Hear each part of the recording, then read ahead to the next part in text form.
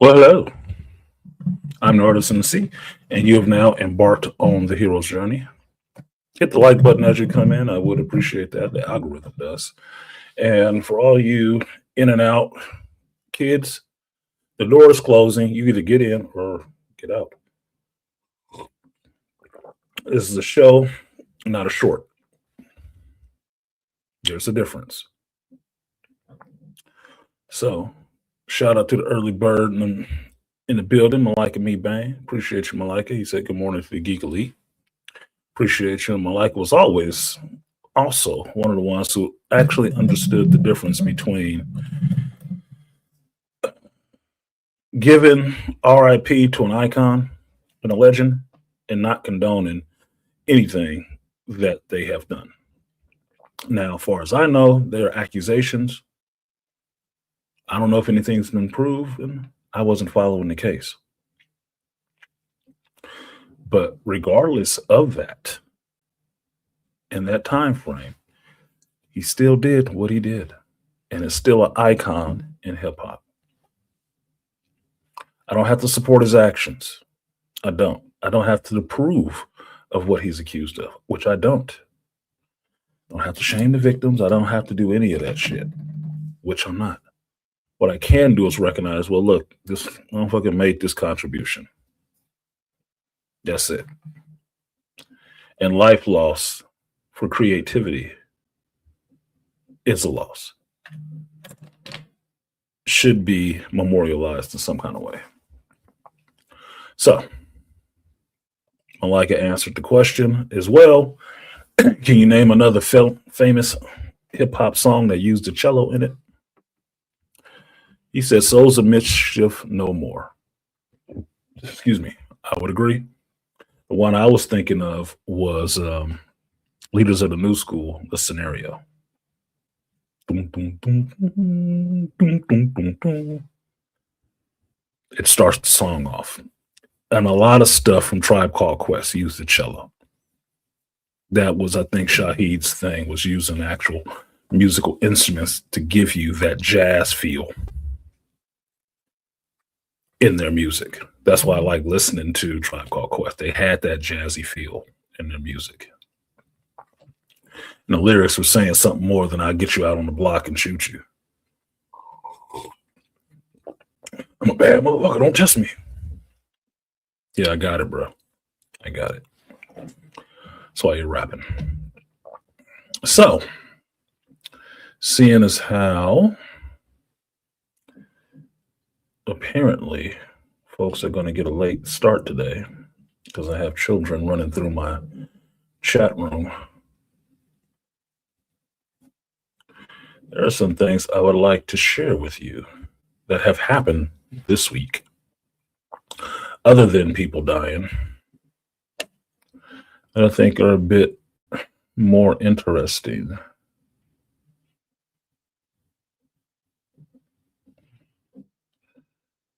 No, I didn't.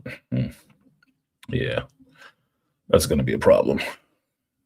I didn't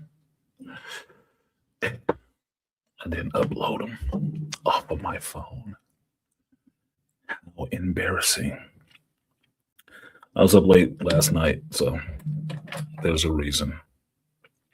Finally got a chance to watch, or I actually sat down to watch The Boys' new season, and I made content for Patreon. So the reviews of those 2 episodes will come sometime today. If you're on Patreon, if you're a member of my Patreon, you already saw it. It came out this morning, early this morning in California times, earlier in your morning on East Coast times. It's already up. The watch along, the review or reaction, it's already up there. YouTube will have to wait for reasons like this.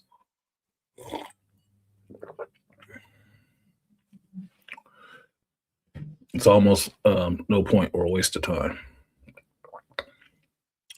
But I did have some choice things to say about those 2 episodes. Not that they were overly bad, just some things I'm not interested in seeing continued. And I will watch as the show goes on. So weird, weird, weird, weird. Damn, I'm so stupid that I didn't upload those goddamn things. See if I can do it real quick. Let's see if I can do it real quick. Because there are a few videos that came out that I thought were very telling.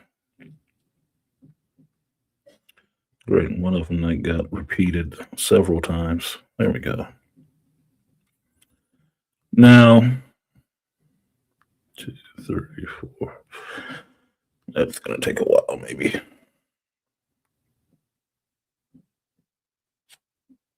Yeah, here we go. So goes the upload. Now,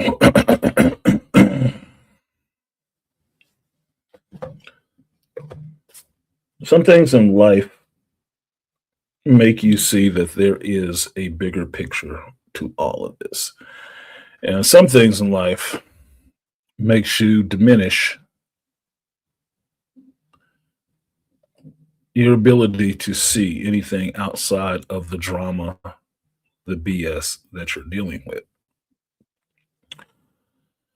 I prefer to see the positive. Not that I'm unaware of negative. I'm not, but that's how I break it down, positive and negative, because those are the two fundamental energies in the universe. You need both to coexist, but too much of one and not enough of the other will not keep you balanced. So I go for the idea that I look for balance in everything. And the balance that I search for primarily is that positive, since I can be swimming in negative all the time.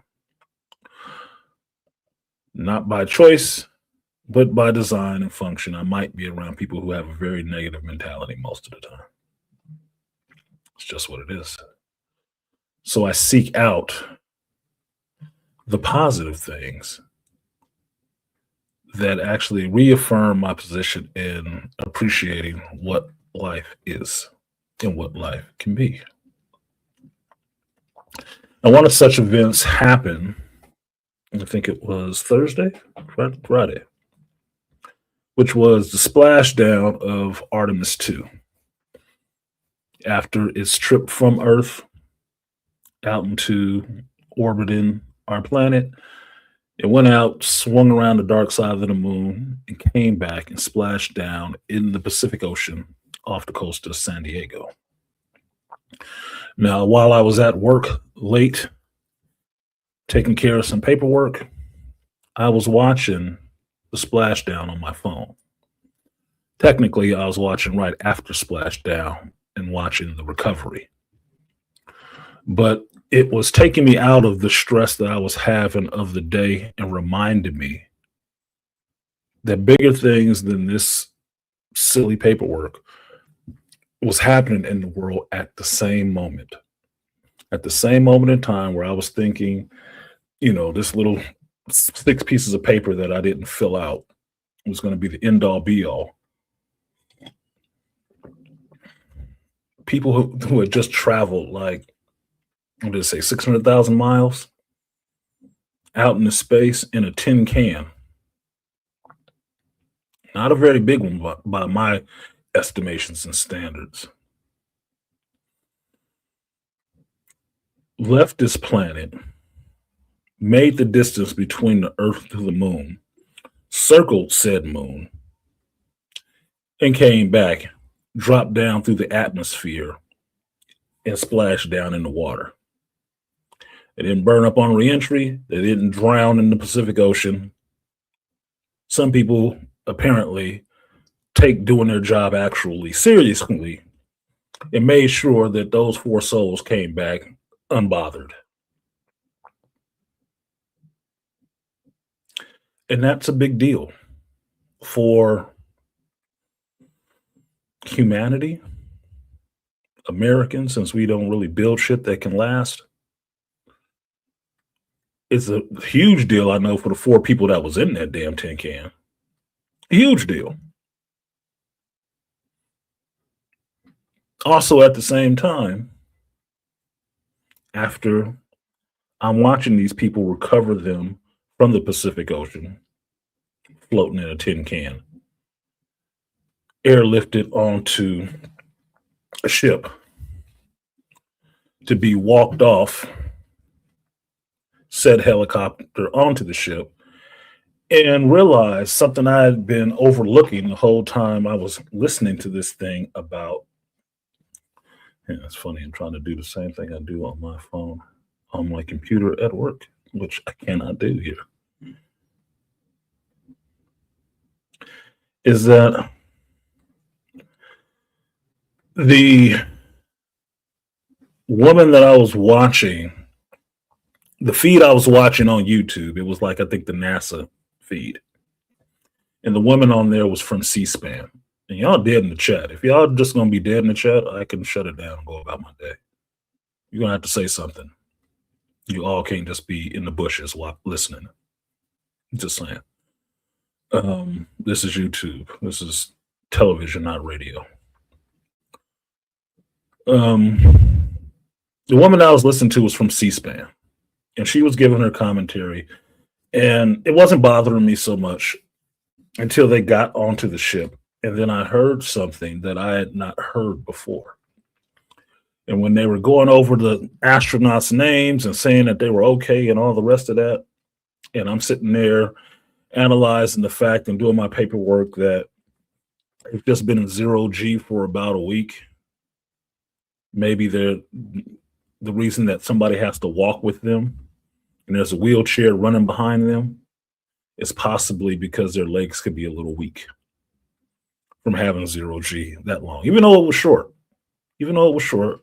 Just make sure your equilibrium and everything is all right. We don't want you face planting on this metal deck as we pull you out this helicopter like you made it all this way to die from hitting his head on the deck. No, it's not what we're doing. We want to make sure they okay so they can do this press conference and hold this microphone and not be bleeding out the nose or anything like that. All right, it wouldn't be that interesting of a video to see them go through all that has something random and accidental happen once they're back on Earth. That would be fucking dumb. Right. So I heard something that I hadn't even realized before because I wasn't paying that much attention to the Artemis. And I think that is NASA's fault. I think that's NASA's fault because maybe I just want to blame NASA. But honestly, I don't watch that much television. I damn sure don't watch that much news. I really don't. Not now, not in recent years. I have watched very little news because I do not feel like taking on all that negativity every damn day in 2 heaping servings. I'm already dealing with the people in the world. I don't feel like watching the dumb ones on television, on the news, showing me some other shit, not even close to me. Maybe that's my position. It's not a really true stance, but I know I have limits. And the news tends to push those limits and fill it up very quickly. Now, what up, Beast? Saying he's interested in their findings. I'm interested in their findings as well. But what I heard was one of the more interesting things outside of what they found. And what I heard this woman say when they were bringing these astronauts back onto the deck of the ship and they were getting ready to get off was that, you know, giving off their names, and this is so-and-so, and this is so-and-so, and this is the first woman to go around the moon and the first person of color to go around the moon. And I heard that, like, person of color? What, they had an Arab up there? I didn't know that. But then I'm sitting here looking at the view of the helicopters. I'm like, that's a black man. That's a black man. Is he from somewhere else or something? I'm not sure. But okay, but person of color is a trigger word for me.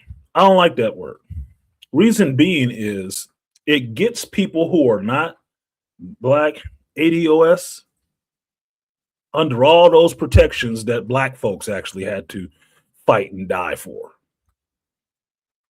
They didn't have to do shit for it. They just get to run under that banner, that umbrella, as a person of color.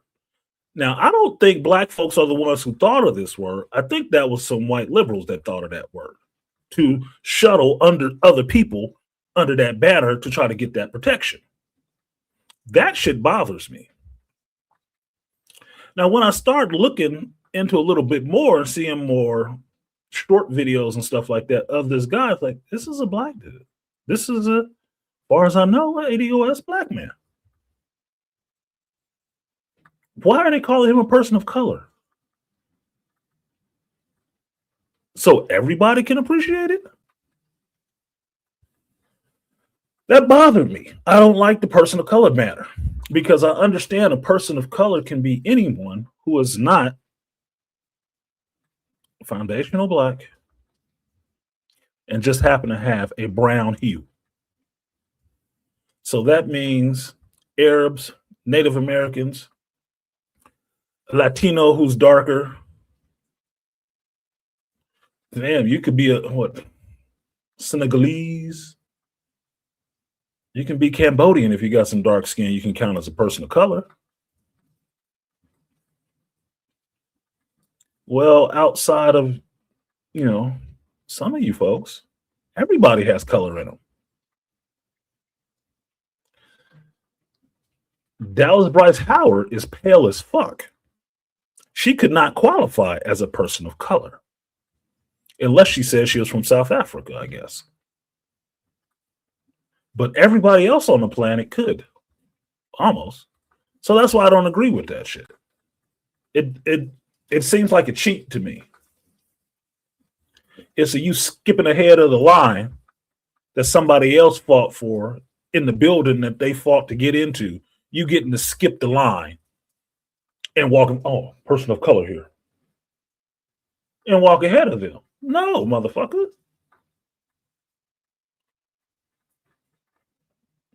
Hey, Trust, yes, you are late. You will be spanked accordingly. Handing out demerits. So that kind of bothers me. So it made me look up who Vincent Glover actually was. It's a black dude. And one of the first interviews I saw of him was some of these press conferences that happened yesterday or the night of. And he said this. Let me bring it. I didn't download it while I was running my mouth. Yeah. It's obviously scanned for viruses. Stupid fucking computer.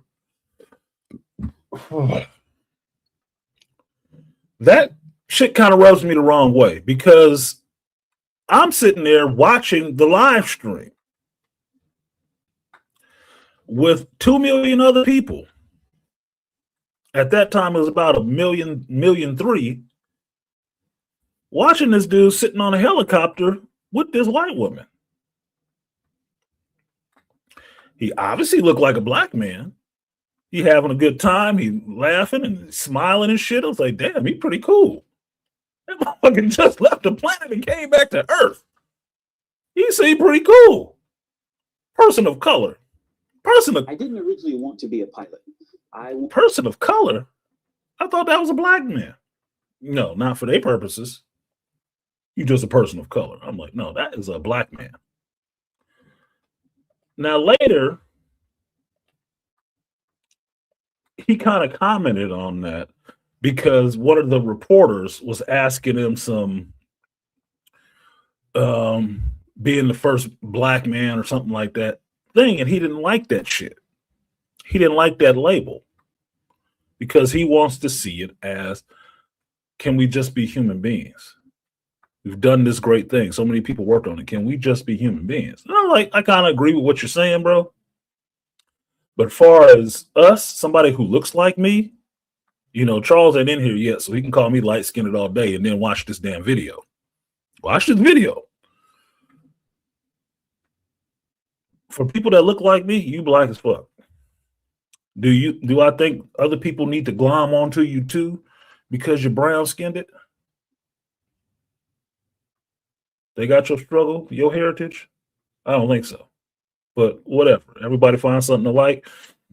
It's a color in the crayon box for everybody. Whatever. Whatever. It happens. So this is a video of this brother, and it's from this site. It's Ely Minutes. Thanks for putting it up. But I thought it was interesting because I know most people didn't even know this motherfucker left the planet. This is one of us. So watch this shit. And the particular thing to watch is what I enjoyed. I think I sent this to Dr. Tiasa, who he gives props to. Really interesting. Here we go. I didn't originally want to be a pilot. I wanted to Navy SEAL, and so my dad was actually pretty influential. He suggested that I consider flying. He said, hey, with an engineering degree and being a Navy pilot, you might become an astronaut one day. Now, why is this part interesting to me? Not because if you blow this picture up, he don't look as light-skinned, supposedly light-skinned as me. You're listening to him talking, he just sounds like an American brother. Now, I don't know his heritage, but that's what he sounds like. Don't look like a person of color, looks like a black man. The other part that's interesting to me is that I wanted to go to Butts. I wanted to be a Navy SEAL. But where he got encouraged to do it in a fashion from his father and to get an engineering degree, which I think I probably could have got. I was not encouraged to do that. I was encouraged to stay away from the military. And my father wasn't in the situation. I also wasn't encouraged to get an engineering degree either. Told y'all before, the way my mind works, if I would have been dropped into a different household who actually valued that shit, I would have been Tony Stark. Could have been Tony Stark. Let's put it that way. Because I told you, out of high school, I wanted to go to Stanford. And Stanford was pushed out of my mind really quickly because it's expensive. Education always is expensive, but it's a gamble. It's an investment in you. Apparently, I wasn't worth the investment. That's how I can see it now. So it was interesting that that's who he gave credit to, right? And the direction he got was, hey, get this engineering degree and be a pilot. I love airplanes. Y'all know that. I go to an air show anytime I can find one. I would have wanted to be a pilot. An astronaut would have been cool as hell to me because y'all know I don't have a problem leaving and going the fuck away. I don't have a problem doing it. None of this stuff that he's talking about has ever not been of interest to me. So here I am, 52, 53-year-old black man from California, looking at this dude who just splashed down off my ocean, and he's telling the story about how he ended up becoming an astronaut and the first black man to swing around the moon.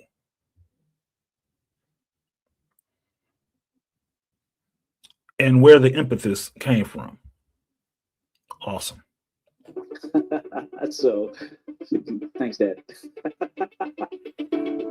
I am NASA astronaut Captain Victor Glover, and I've been in the Navy for 27 years. And for the last almost 12 years, I've been stationed at NASA as an astronaut. And now I'm assigned to be the pilot of Artemis II, our first mission back to the moon in over 50 years. Oh, he was the pilot. I did not know that. He wasn't just a ride along. He the one making sure we hit this curve and swing around this motherfucker. Make this reentry and don't burn up all these 3 white folks in this bitch. He actually had some skills as a pilot. You know, the people that you don't always see out front. Like, I might like the Raptor. I know there's a couple of black pilots that fly the Raptors. I know there's a few black pilots that have flown in the Blue Angels, which I love watching. These are things I know because these are things I seek out to know. And like Beasley is saying in here, the parallels to these four coming back have been made all over the place.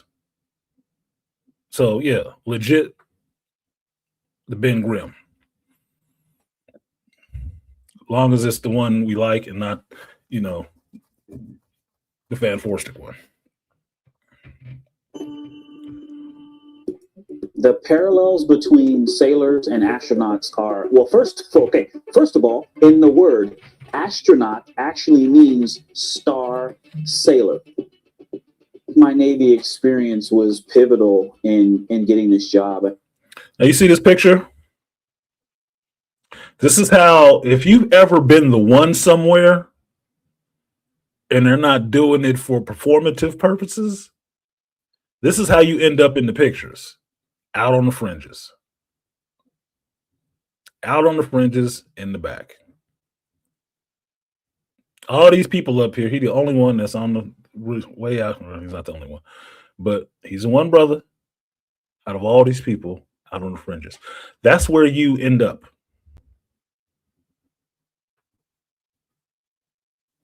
When you earned it. And that's usually, to me, that's usually a telling thing to tell how the person got there and what the organization is really trying to do. If they're trying to get mileage off the fact that your ass is there, they will put you somewhere in the middle of this picture to make sure you're seen. They say, look, we're inclusive. That's when you know it's bullshit. You actually made it there, and you'll be on the backside on the fringes. If you cut this picture in half, you can cut these last two dudes off and nobody would be any more aware. Oh, it wouldn't fit in the publication. We couldn't put the whole picture up. I mean, the skills that I gained from the Navy, being a naval aviator, being a part of teams, working with international partners and in challenging places in isolated and very extreme environments, all of those skills transfer to flying a spaceship. And so I think the Navy was excellent preparation. Piloting Artemis 2, you'll have to ask me after we get back because we're the first crew to fly. And here he is, still out on the fringes. See? Now, Malika's in here. Malika is a graphic designer, right? And Beasley's in here. Beasley reads comic books. What do you know about blocking, Malika? Cinematically, Beasley, what do you know about blocking in a comic book panel? The main thrust is always in the center. Your eye goes to the center. The main image is right here. These three people. He's on the fringe.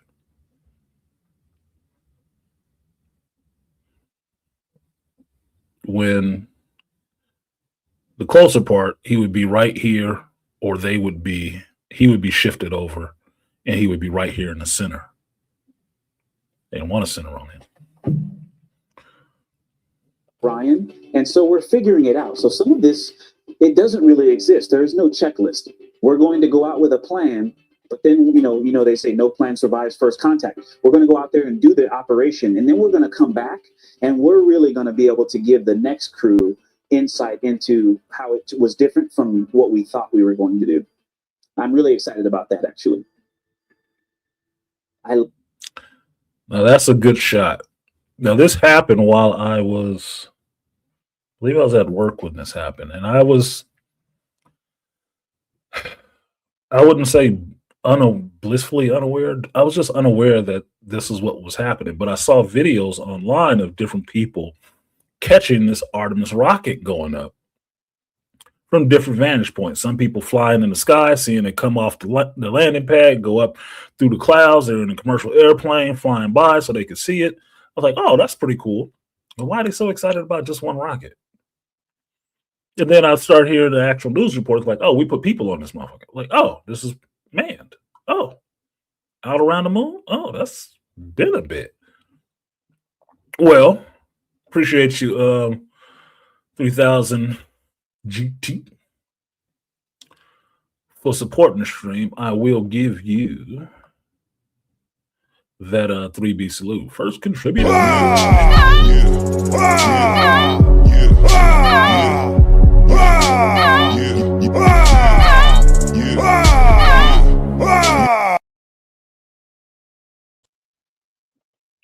Studio on YouTube. I mean, where else am I getting my news on the go? Even news stations have YouTube channels now. And people donate likes. Not too suggestive. So, seeing that we're going back to space, we're sending man people back up into space. Even after, Blue Horizon and shit like that, and Captain Kirk went out in space and all the rest of that shit, that we're sending people up. Okay. And they're going out around the moon. You'd think, damn, why are we doing that? Haven't we done that before? Well, then I started listening to the reports about how long it's been since 72. And I'm like, that's before I was born. A year before I was born. Okay, that makes it significant then. This is something I've seen in my lifetime. I guess I'm going to be dropping dead soon. Possibly before I see them send the next one up. Okay, that's rough. Finger red number 1 is never too late to hit the like button. Yeah, thank you, Trust. I like that picture. Lips and the locks out there. Lips and locks, baby. Lips and locks. So at that point, it became more interesting to me that these people are out there. And then finding out who was on board this, like 9 days. Oh, it's a 9-day trip. Okay. That's something new. They really focused on this. They weren't as focused on something else that happened recently. NASA was busy, apparently. Love that we call great things that humans do moonshots. I love that. And I guess one of the first things that it means to me personally is our generation gets to have our own moonshots, not just referencing back to what we did in the 60s and 70s, but now we get to have our own that we can remember, that we heard, that we smelled, that we felt ourselves. And our generation gets to say we were capable of doing that great thing together as well. When we go around the backside of the moon, we're going to lose communications with Earth. Look at that. He got black babies. He got black babies. He got 3 daughters. You better come pop out a son, homeboy. You got to carry that legacy forward. International Space Station, our friends, our family, everybody, for about 45 minutes. What a beautiful family. Damn, he got 4 daughters. Holy shit. They all got nice smiles, too. Mama got the smile. They got the nice Kool-Aid smile. And the daughters got it, too. Boy! They got daddy head, though. They got daddy forehead all day. Daddy forehead all day. That's a beautiful family right there. That is a nice, beautiful family. Yeah, his wife is kind of... I'm not trying to take her, but I'm just saying. She kind of nice. She kind of nice, brother. Good job, Doc. Captain Glover. Put the glove on her. He don't wear the glove because he got 4 daughters. I would love it if we could all agree for that time. Let's just be humans. Could we just have, when something important happens or when we lose a loved one, we usually do something called a moment of silence. We will actually be in radio silence because we can't talk to Earth. I'm challenging all of us to think more about unity, right? There's so much division. Humans can do anything for 45 minutes. Let's just all be humans and have a moment of silence together. Now, I agree with that sentiment. And my thinking on it is it's only a black dude who would be in a position like this and really try to include everybody. Because while you can look at him saying this, understand what he's going to do when this video was taken, how dangerous it is. You just saw his beautiful family. The lives that would be irrecoverably changed if he did not make it back. He still did it. And in this moment of knowing what he's going to do, he's still trying to push for everybody to be unified.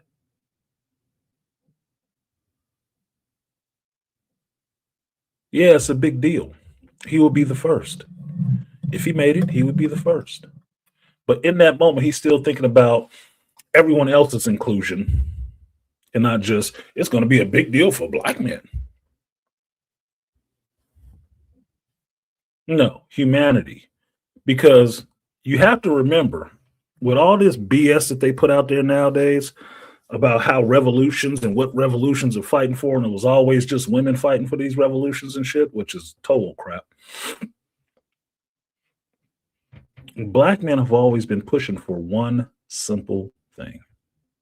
One simple thing. To be recognized as a man and a human being. Plain and simple.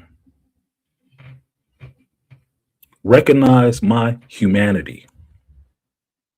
I'm part of this shit. I'm not a fringe. At this moment, I'm not even a person of color. I'm a human being. And when that rocket goes up, they're sending 4 human beings, not 3 human beings in this other thing. This bullshit label. That's not what was going up there. That's not what was piloting that ship to make sure these motherfuckers got it back either. Now, I know somebody that's really got a problem with this could call him the damn chauffeur or something like that, which would just be diminishing him. The 27 years he's been in the military, which somebody, oh, he just being a coon. Or the 12 years he was working at NASA. No, it's a waste of money. Or the 9 days he just spent strapped to some explosives, jettisoned from his planet out in the blackness of space to swing around a planetoid and then come back and land in the ocean. Can you recognize us as being human and having skills, a brain now? No, the first person of color.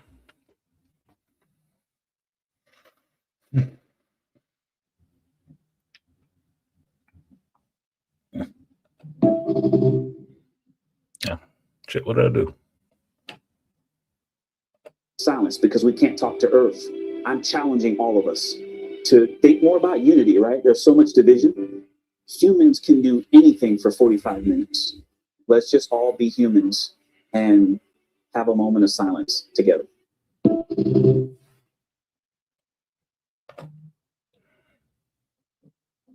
Now, they made whole movies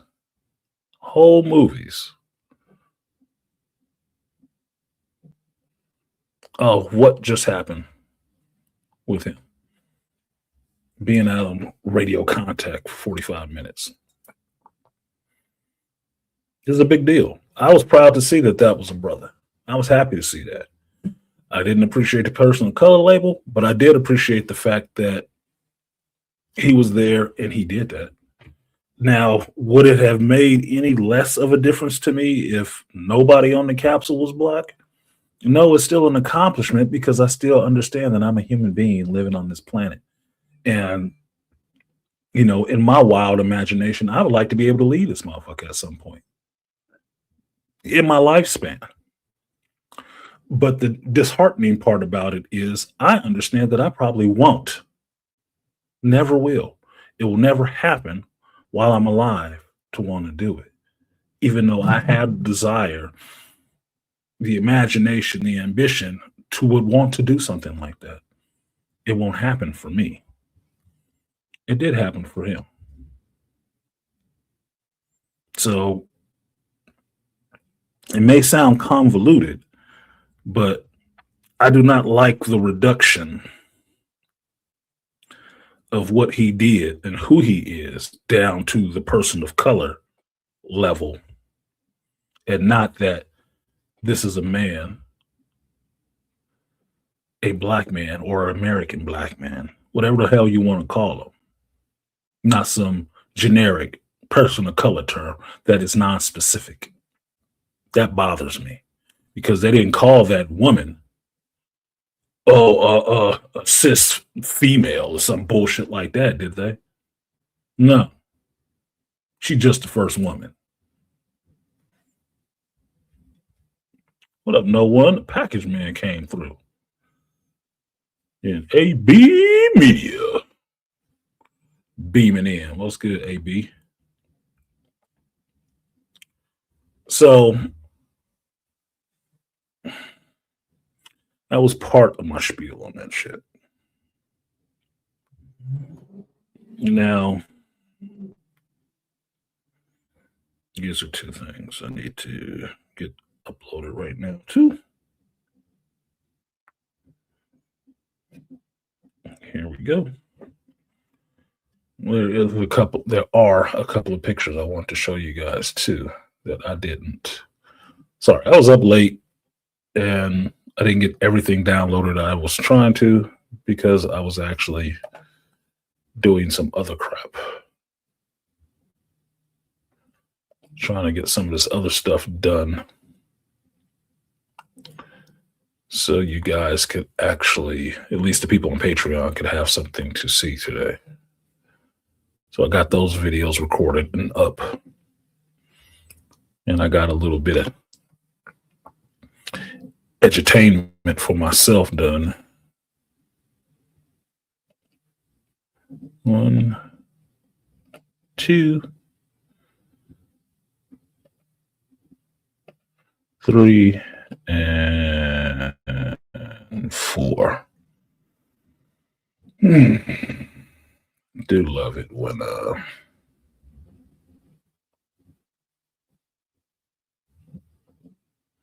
downloads work quickly. I do like that. All right, let's see if this first one came up correctly.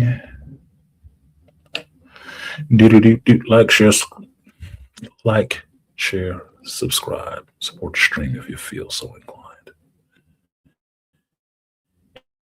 And if you don't, well, yeah, I think you are kind of mistaken on how this works.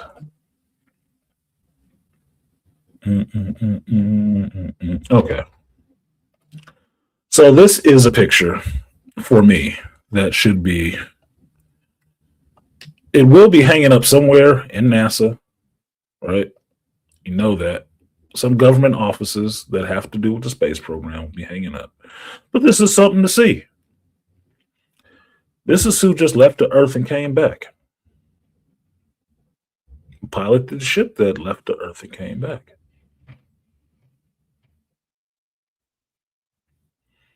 I'm proud of this brother. Don't even know him. Don't even know him.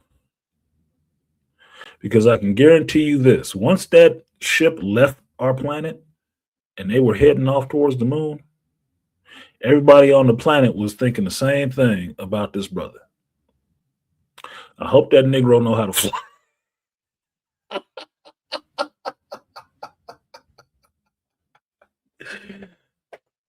And being the professionals that we are, he knew what he was doing. And he wasn't worried. That's why he was all smiles. The mission commander and the other guy, they had very little smiles. This brother, he was smiling all the time. He was having a good damn time. Videos from the capsules and stuff that they were showing, he was having a good time. Like, you might as well. You might as well. Who else gets an experience like this? Who else? And he wasn't some bottom of the basement, what they would call a DEI hire. No. You motherfucker put in his time. He has flown combat missions and stuff. On what I heard, 40 different aircraft? Look, this motherfucker can fly anything. That was his job. You can try to diminish it if you want to, but that was his job, and that's what he looked like. Shit. He halfway look like Pharrell. He halfway look like Pharrell. Because I'm happy. I see that, it makes me happy.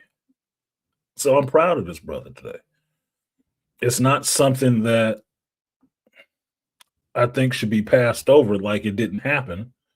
And black community ain't even talking about the shit because they more focused on some other BS that's less important. I thought this was a big deal, which is why I'm sharing it. Because I can hear about women acting badly anytime. But I can't, this is not a regular occurrence.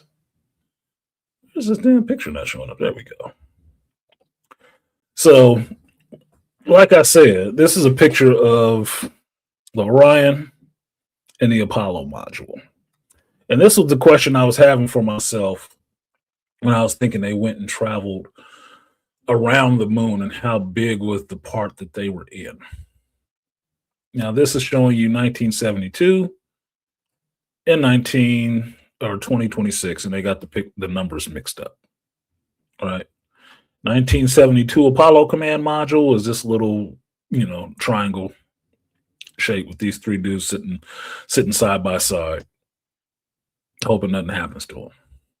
Sitting on a hot tin plate with a cone over the top. This is the 2026 Orion capsule module. A little bit more spacious. They got more room to move around, more sensors. They even got a toilet in there. Awesome. Because that was not the first thing that crossed my mind when they said they were taking a 9-day trip. I know when I get on an airplane for 5 hours, after about 2, I need to go get up and take a piss. And hopefully I've dropped the deuce before I ever got on the plane. They was gone for 9 days. There is some rank shit happening here. That is pretty confined, bro. You're going to have to be real close with folks because you don't get no privacy. Now, my question when I saw this, because I was wondering how big the command module was, because it doesn't look that much bigger than the old stuff. And then I found this picture that's showing the relative size. Like, okay, the old one was about the height of a full-grown adult male. The new one is about 2 or 3 times that height. Okay, big deal. The inside is a little bit more spacious, but they still got 4 seats that they're sitting in. Okay, cool.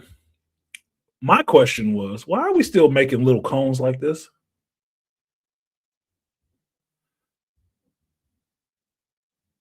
Is it too expensive to make something you can actually fly now? Maybe the size of a jet? Do we keep having to have shit like this now? Now, I understand that this capsule was the final part of a bigger piece that went off towards the moon. I get that. So they can move around and stretch out and do flips and do their interviews and all the rest of that shit. I get that part. Can't they make that part come back too? Or is that a little bit too much of an ask? I'm just asking. I'm just curious. Science, space has always been my shit. And ship design has always been my thing. Why can't you just make the whole thing come back? Or will it sink in the water once it lands? Do you need the buoyancy from this bottom section or what? Let us know. I'm just curious. Appreciate your package, man. He coming through, dropping off the 5 spotter. A little 5 spot. Appreciate you, and I will give you the booty shaking. The 3B salute. Appreciate you.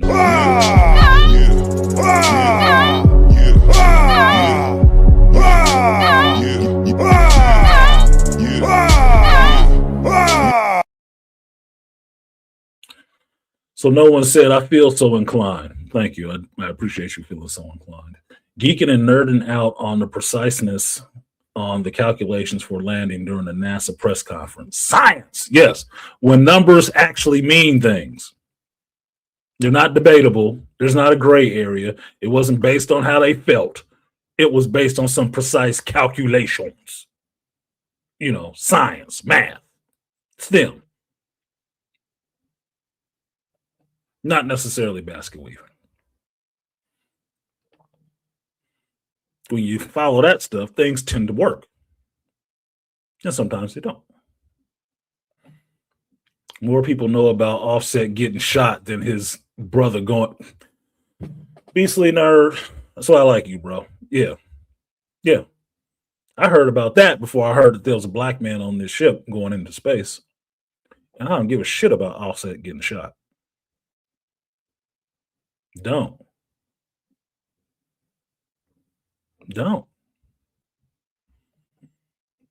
But a lot of people do. More than they give a shit about this.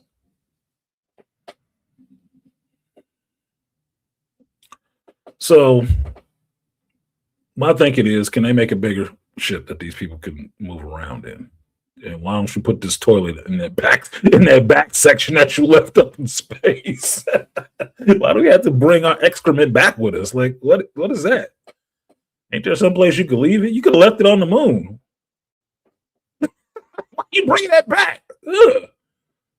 I want your shit. Your space feces. I don't need that back here. Yuck. We probably absorb some different types of radiation and stuff. No, don't bring that back. Bro, leave it out there. It's fine. Some alien, some asteroid, meteorite or something will pick it up on its way through next time. A bag of poop on the windshield. Like, we don't need to have that back. Let's just leave where we found it. Yuck. Now, this next one is a video. And I can't remember exactly what this video was about. I don't know why YouTube is so delayed. I got stuff off the screen over here, and it's still on the screen here. It has stopped sharing already. Oops. Okay. This delay is killing me. The shit float in space. Everything floats in space. Yes. Your poo will float in space. And just be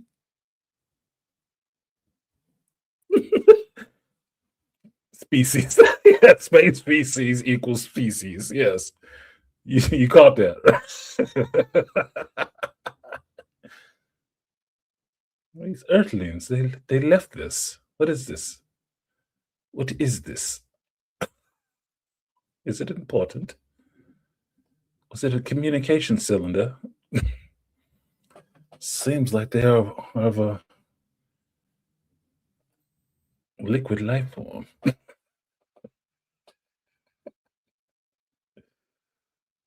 Now, y'all will forgive me because this is stuff that I enjoy. Why is this video not coming up?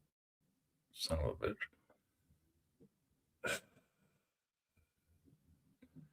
Maybe my computer is getting invaded because things are working way slow when they should not be working that slow.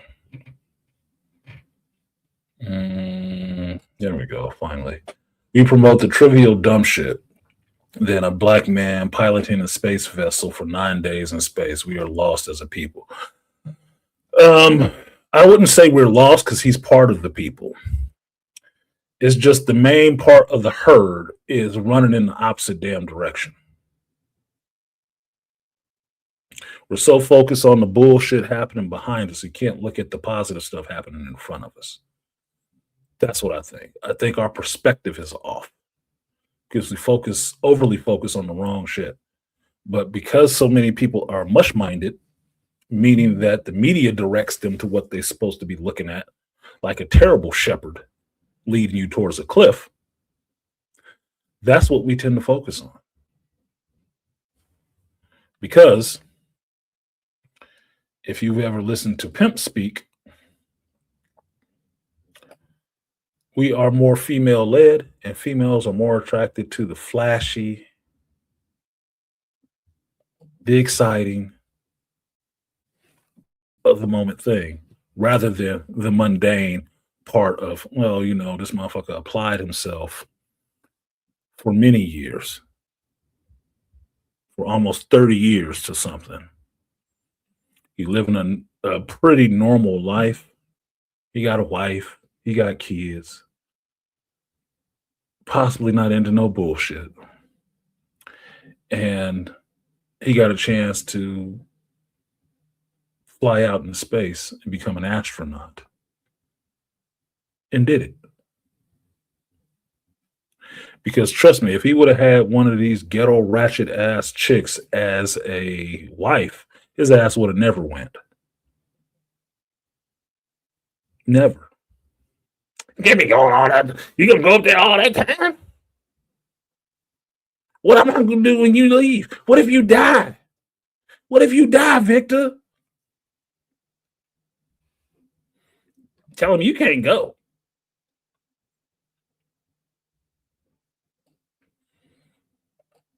What up, Art? Why is this other video not coming up? God dang it. Come on. Can I get an open video, please? Jesus. Yeah, he would have never made it up there if he had a woman like that, a female like that. But apparently, he has a grown black woman. Imagine that. He must got him like a trust. Because she was fine with him leaving for 9 days. And I would like to believe, what up, UFO? She wasn't banging his neighbor while he was gone. They got a full family, 4 daughters, and the mama cute and them shape too.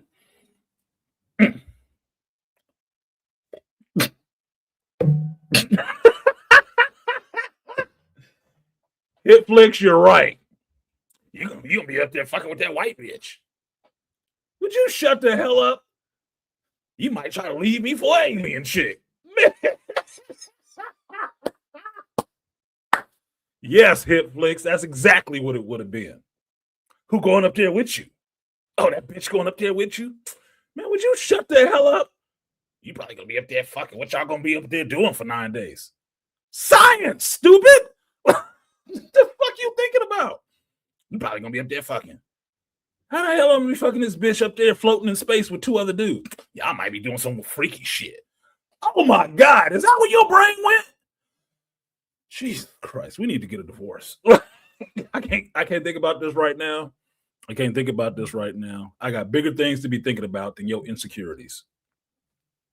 I'm your greatest good.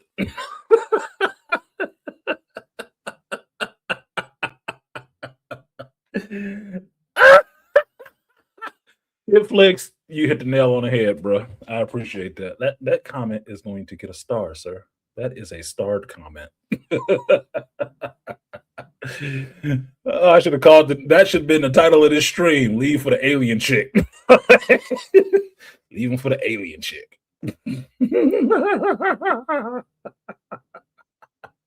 Come on, baby. That's 3 T's at once. Do it with the mind. I didn't even have to take off my clothes. I could just feel it, and it came out of me. She was telekinetic. You ever had it with a telekinetic alien? You ain't even got to do no work. They just pull it out of you. Fucking stupid. Oh my God. People. But the fact that I'm not the only one who can see a conversation like that happening proves to you how fucking common it is and how uncommon his wife must be. Yeah, 0G cheating. No shit. Green chicks have always been fine. In comic books, you ain't seen too many ugly ones. Not in comic books, my dude. Oh no, there's green chicks you want, man. I want to hit that. You fuck the green bitch? Goddamn right. She get it just like any other woman. And depending on the green chick, she may want it. Intergalactic, intergalactic, intergalactic, intergalactic. Okay, finally came up. Finally, the video finally came up. Trying to show you this video so I can prep you for showing you the picture I'm going to show you next. All right, finally, after all these attempts. I don't know why everything is dragging so slow. All right, so this is the video, the other video I saw, and it's a side-by-side comparison of the Artemis 2 and the Apollo missions, right? And I like this video. Now, roll back 10 seconds.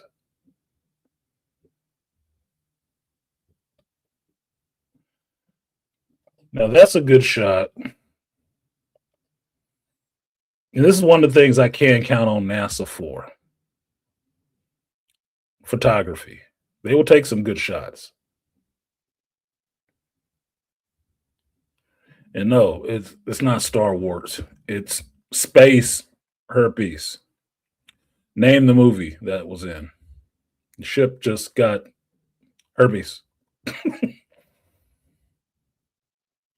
Oh, now you're not gonna play. Fucking stupid.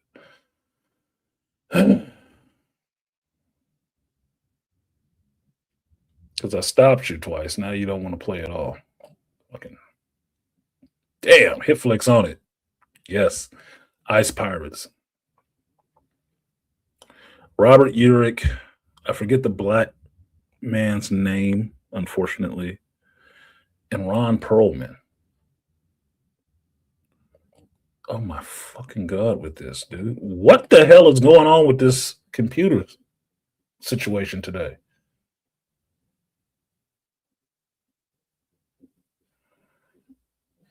Doesn't want to upload it. Doesn't want to play it. And then when I stop it once, now it just wants to shut it down completely.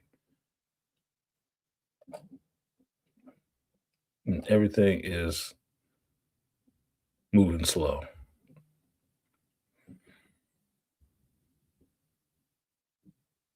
So stupid.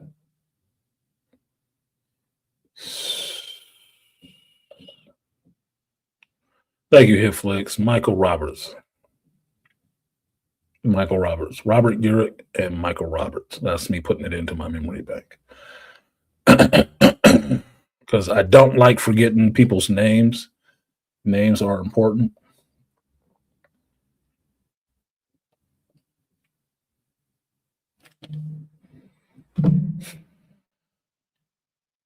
This is acting really dumb. Anyway, let's see if I can get this other picture up. See if that'll work. Since this video situation is being an issue. Now, what I wanted to show you was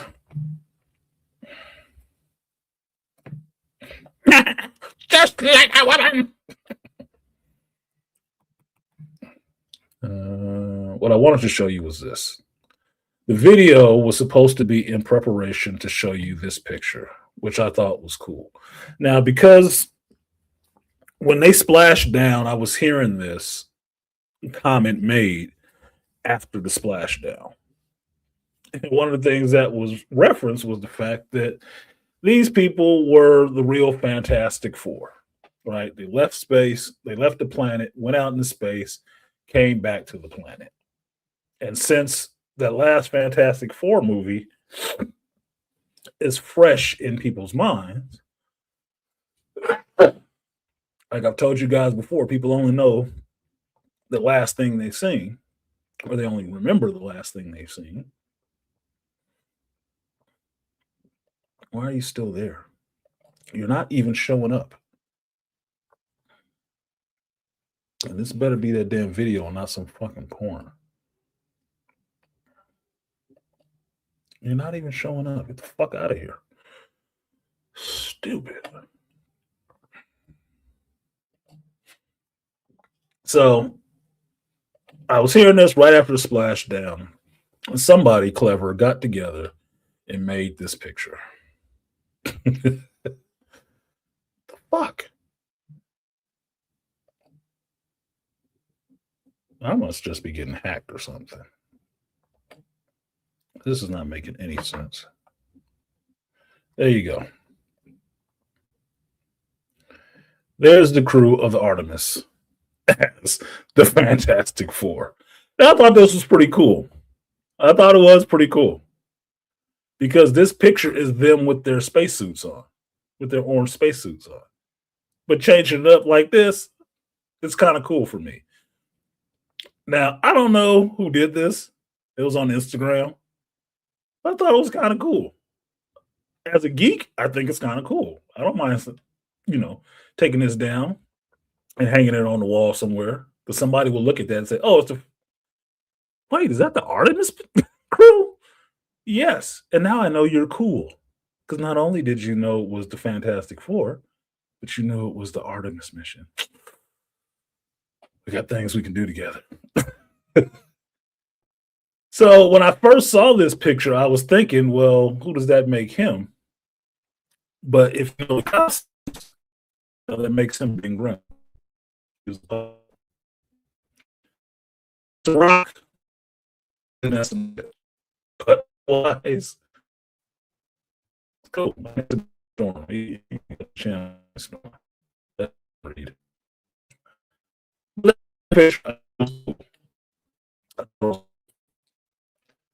Cool bit of geekdom leaking through and people being creative, having some fun with stuff.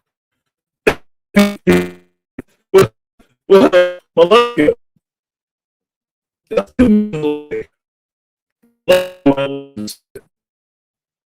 yeah, that's the Artemis 4. Why is my computer dragging? I swear to you. You can be throttled.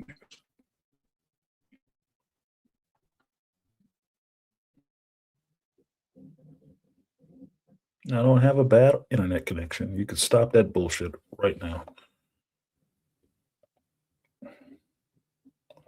Been acting up since I tried to download that damn last video. Yeah, the Artemis 4. They got two more to do, or one more to do before they get there. Michael B. Jordan, Human Torch. Yes. Yes.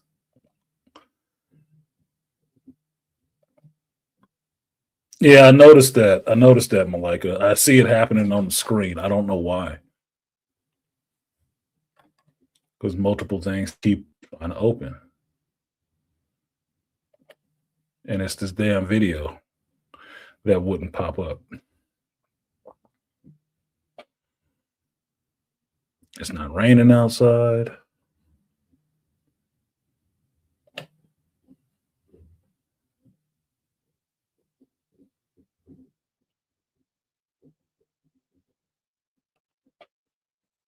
don't know what that is. I don't know what that is.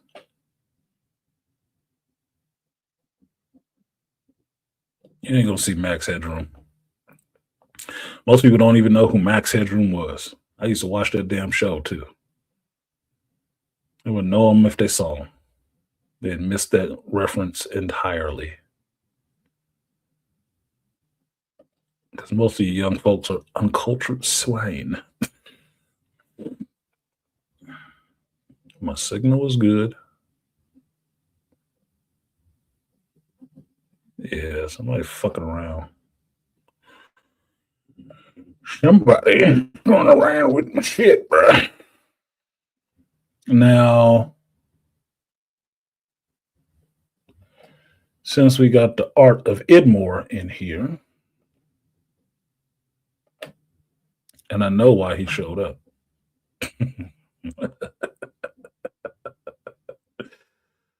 I know why he came through, bro.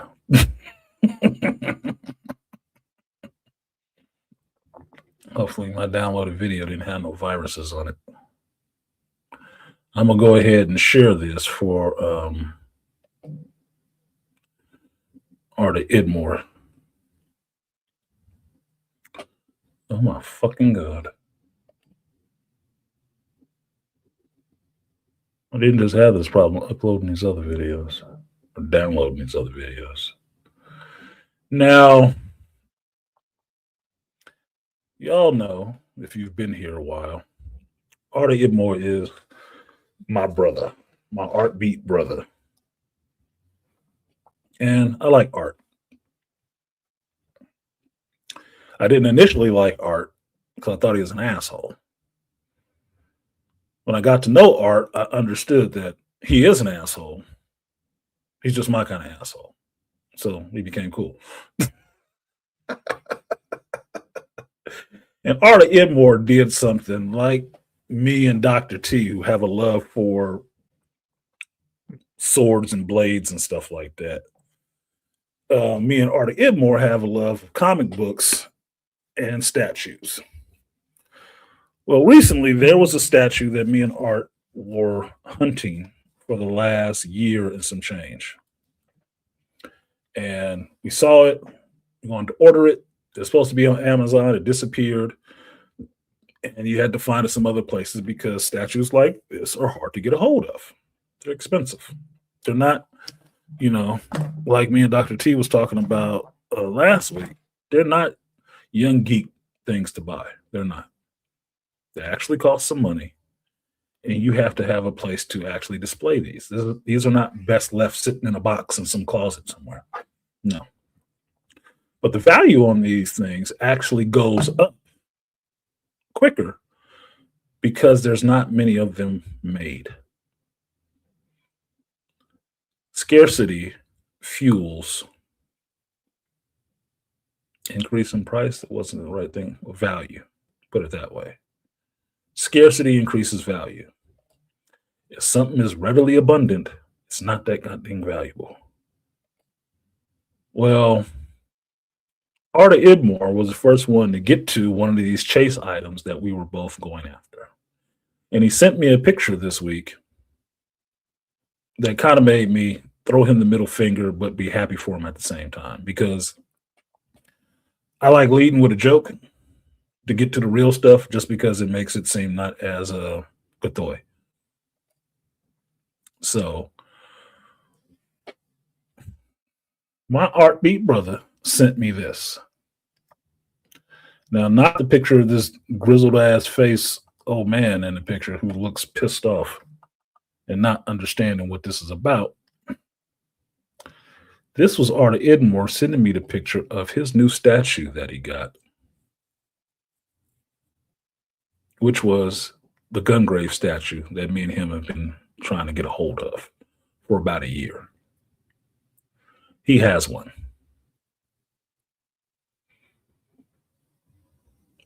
And thankfully, he sent me the picture because most of my friends know I like pictures. I love pictures. I love seeing pictures, especially pictures of people doing things and obtaining things that they said they were going to do. I'm a fan of accomplishment. If you're accomplishing your goals, I'm your biggest supporter. If you're sitting there wallowing about not accomplishing your goals, I will be your biggest motivator. But if you want to keep wallowing and not progress, then I'll be the first person to look at you and like, well, you're doing it to yourself. I don't have no time for that. So this was a goal that Artie Idmore had set for himself. I had set for myself. He achieved it first. I'm not jealous of him doing it, even though I told him, flipped him off first. I don't mean that shit. I am not disappointed that he got the shit before me. It just means I got to listen to his ass bragging about it. I wouldn't brag. I'd just show it to him. But if I got it first, I'd have did the same thing. I'd have sent him a picture. Man, I got this motherfucker now. It's going to be T'Challa and Brandon Heat.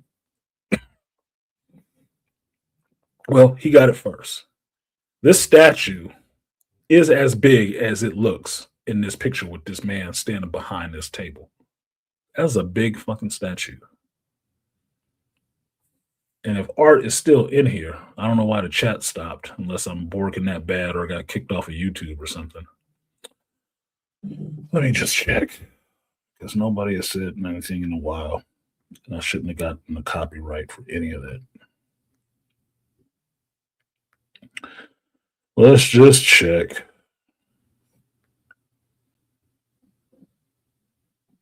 No, you guys are still there. Okay, well, you gotta stop talking.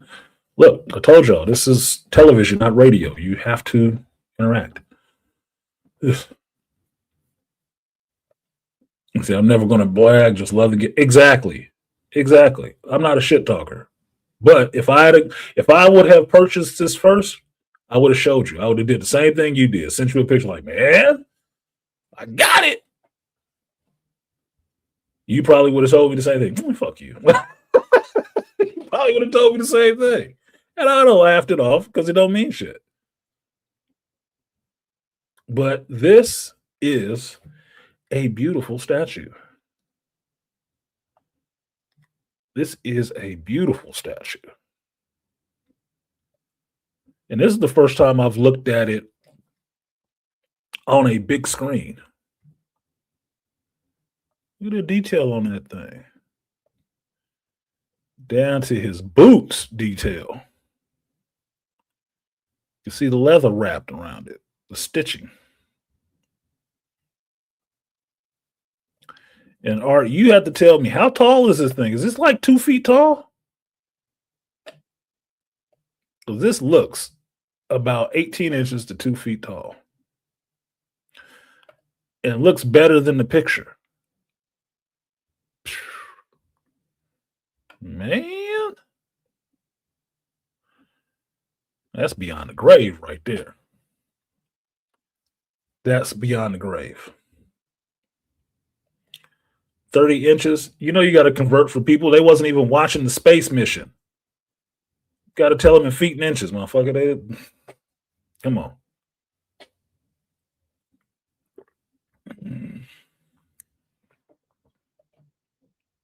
From the bottom of the table to the top of his pistol. You saying that's 30 inches? Man, that's shorter than my dick. Ain't that long. No greater feeling than being able to partake in adult hobbies comfortably. I'm right behind y'all. There we go. 2 feet 6 inches. Thank you. Thanks for the carpenter. I'm not calculating it for people. 2 feet 6 inches. That is like the distance from your ankle to probably your knee, up into your thigh. That's about 18. About the distance of an arm. Like from your shoulder to the tip of your finger is probably about 2 feet 6 inches. That's a big goddamn statue. Now, the one thing I asked Art, because I know how he is, I've seen his stack of statues before. There's just a bunch of boxes sitting in a corner. I'm like, man, you better chill out and start. I hope it was funny. About half a baddie tall. Yeah, the right size of the part. Half a baddie. But I told him before, you better have a good shelf to put this on. You better have a good shelf. This is not something that you just put on a shelf. You have to have a display case for this. Because all that detail is beautiful until you have to dust it. I love my Black Panther statue. I love my T'Challa Black Panther statue. It sits where I can see it, so I know I've entered Wakanda when I come home. But the irritating part about that is trying to clean it with the little microfiber rag. His claws. I thought I broke one of them bitches off one day because it hooked on it. Like, oh. Terrifying. Terrifying. All them little detailed pieces like that, like this leather and this clothing and stuff, get you an air compressor. Dust off, a little can of dust off to clean them off. Because that's going to drive you crazy trying to clean it without breaking it. This is not a gift for a kid. These are not kid geek toys. It's not a toy. It's something you have to look at and appreciate. Now, I don't even think Artie Ibmore has actually watched the Gungrave anime. I don't think he has.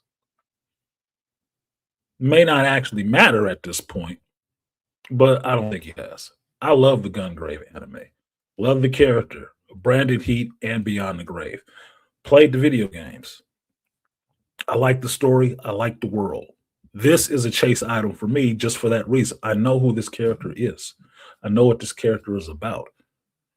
And for as dead as Beyond the Grave is, and as little as he talked, the living person of Brandon Heat didn't talk that much either. But he was loyal than a motherfucker. Loyal as shit. And he put you down about trying to hurt his friends. He sacrificed his own love to do things out of loyalty. And I can respect that.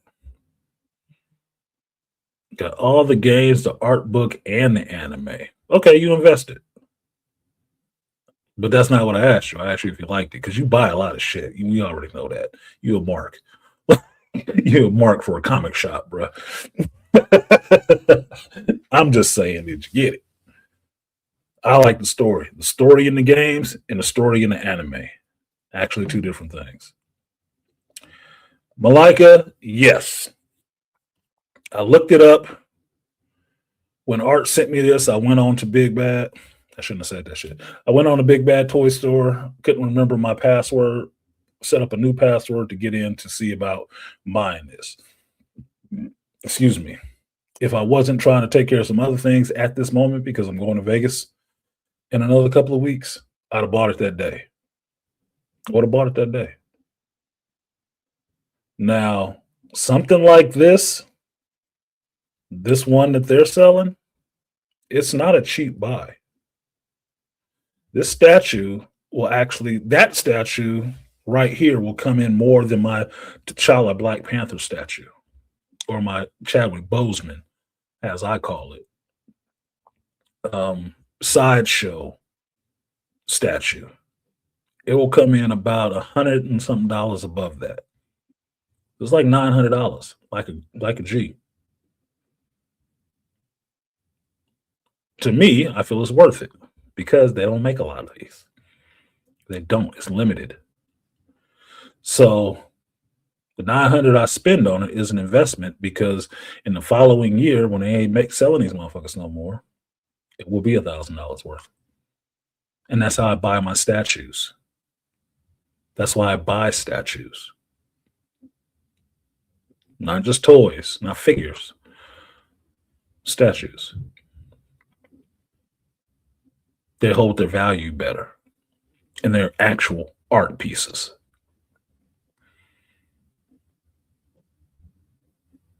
So you can't unload them the same way.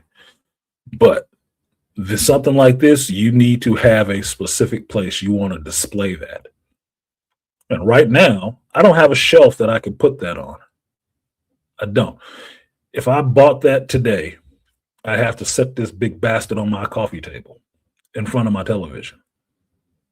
Now I have a little stand I could put it on next to my guitar. But I live in earthquake country, my dude. I need this to be sitting somewhere stable. It does not need to move. And I might want a glass case to put over it because I don't want to be dusting it motherfucker all the time either. But that is on my buy list. There's a couple things on my buy list, and I told people before, the things I like are not cheap. All of them are expensive. And I give a fuck. Or should be, because then everybody ain't got it. But that is definitely on my buy list. So I'm banking on the fact that not a lot of people are willing to throw up this much money for a statue like that because it's nothing you can play with. It's nothing you can take down to the pawn shop and quickly sell. And you have to be a fan of this series to even know who the hell that is or any of the stories surrounding that character. But I can say I was proud of my boy for getting this. I was proud of him for getting this. Like, man, that is awesome. Somebody I know got one of these. That's a cool ass statue. So because I like that character, I will get that statue. So congratulations to Art for that. I appreciate you sharing the picture with me. Let me see that you actually got that. Look. I don't have no hate like that for people achieving stuff that I might want to achieve.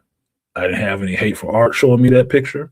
I didn't have any hate for my friends sending me a picture of the Maldives. It's all out there for you to get a hold of and do. If you stop wasting your time, you can do the same thing too. It's not that big of a deal. It will be up there. BBTS didn't promote it, but it got released. Yeah, because it's had so many false starts. That's why. Remember, it was on Amazon for a minute, then it disappeared. Then it was up there again. So, kind of not worried about it, but I'm going to wait a minute. It's not leaving my mind anytime soon. I can tell you that much. So, I'll get it when you do. When I do, you'll get a picture. Just like Dr. T. I know his Master Sword is showing up sometime soon. You have his unboxing. Now, Art fucked up because Art unboxed this damn thing at his job. But when you buy statues, that's the first thing you want to do. You want to open it up. You got to make sure it was not damaged in transit or anything. Now, the good part is Art told me that they packaged it impeccably. Nothing was damaged. Good.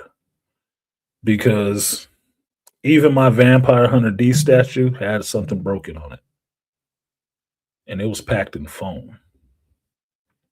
Now, it could have been from opening it or whatever, but the first thing you do when you buy a statue like that, before you've even left the store, if you're buying it in a store, you open it up immediately to make sure nothing is broken, that it made the journey without being damaged. After that, then you can be happy. Then you can be happy. Then you can take it home. So he opened it at work, but that's where he got it delivered because a box that big, you don't want sitting out on your porch. No, mine, I'm going to have it delivered to work. And they're going to look at me crazy like, the hell is that? I said, something I didn't want sitting out on my damn porch, waiting for one of my neighbors to bring inside. Like, no, bro. Not with these porch pirates out here. Hell no. We'll drop it off at work. I'll drive him home. He'll commute home with me. So that was a good buy. I hope you have a good show for it. He said he was going to do an unboxing on his channel. And I said, yeah, because we want to see your big sausage fingers again. This is me teasing my homeboy, because if I didn't like him, I wouldn't give a shit. He ain't took it serious. He didn't even respond to that shit, asshole. Look, these jokes are well crafted. Finally aged. You need to respond to that shit. But congratulations. I'm happy for you. I am happy for you. I like seeing people get what they want, especially black men. I like them seeing get what they want. I don't know what the hell it is. It's not hurting anybody. It's not hurting anybody. It doesn't take anything from anybody. So why would I hate on somebody achieving that? Just because I got it? I didn't get it? I am not a female. No, I don't hate other people's success. I actually encourage it and applaud it. So good job on Art. He said, are you working? I didn't ask you. I don't care. You always working. Industrious little bull. Do it. Hands full, but not with the stuff I want. Your wants list will always outpace your needs list. I'm selective on the things that I buy that I have to keep because I'm at the point in my life where I'm trying to trim down on a lot of this stuff. It's like my brother asked me why I was giving away comic books because it sounds so odd to him. Why are you giving away comic books? Man, I don't need these. getting rid of all of them. This is just a bag of free comics nephew might like. What do I care? No. Some shit has to go. I went to my storage place yesterday, and the only thing I'm looking for is my 2 pair of Adidas. I'm like, which boxes these motherfuckers in? I need them black Adidas and them white Adidas because it's getting springtime, man. I want to be out there fresh. And I don't remember what box they in. But I saw a lot of stuff in there that can just get thrown away. This is what it is. I'm at the point of downgrading and Spartanizing my life as opposed to increasing the amount of stuff I have. But something like that is a chase item. It will look cool. And at the very least, if I drop dead, I think one of my kids will probably keep it. Probably. Maybe. Art don't have any kids, so he got all the money and the time he wants to fill up a house.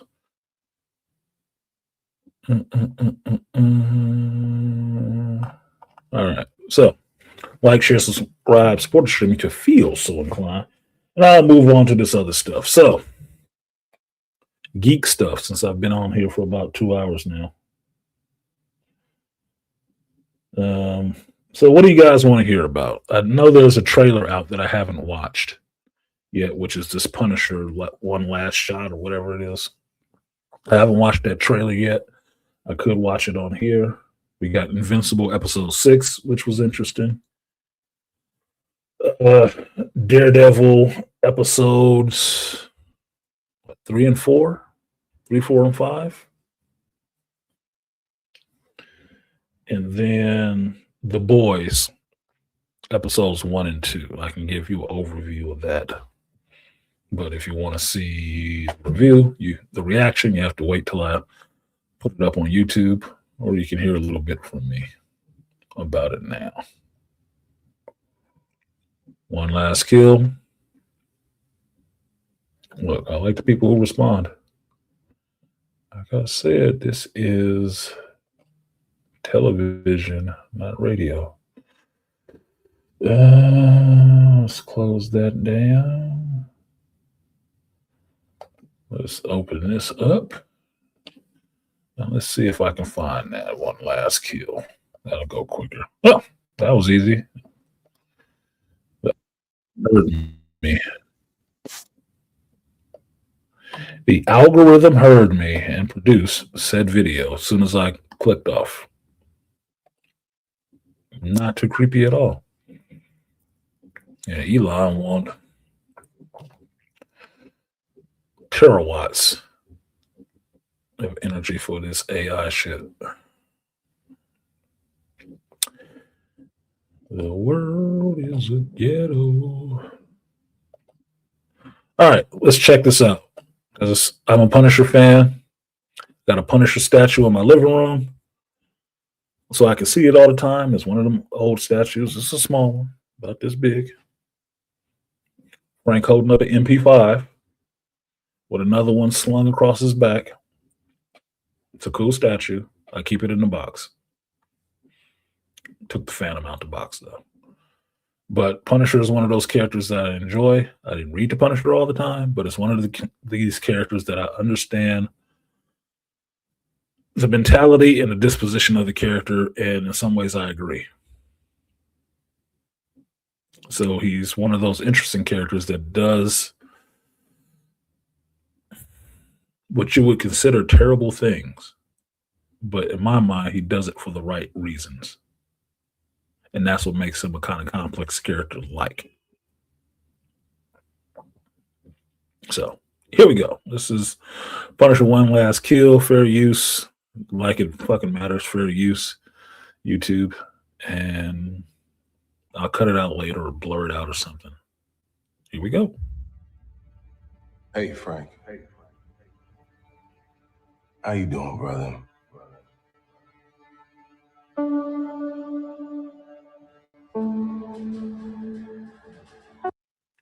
To me. I would turn off the audio, but then there's nothing for you guys to hear. So.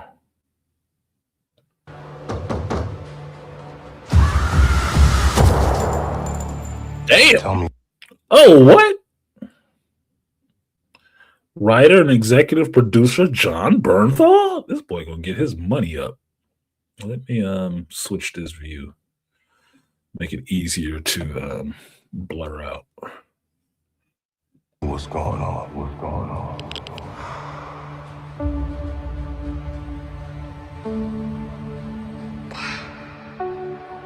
Think God's gonna forgive us for the things we've done?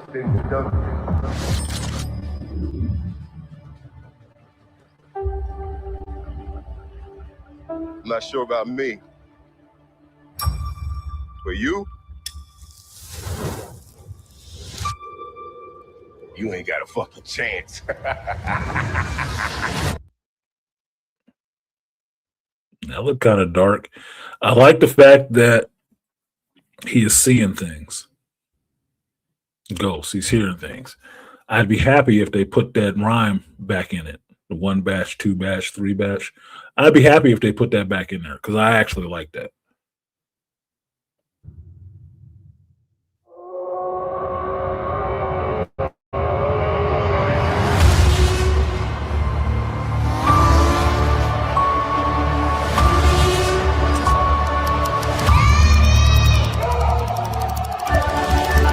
That motherfucker running down the street with a baseball bat, that's a problem. He's not sliding in the home, buddy. That's all you got? That's all you got? That's all you got?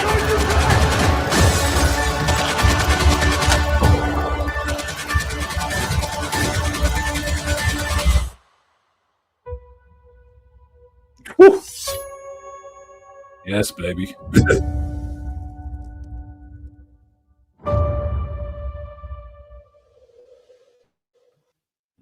Okay. Yeah, I'm down for that, man. That will be worth, I'm sure that will probably be worth me keeping my Disney Plus subscription.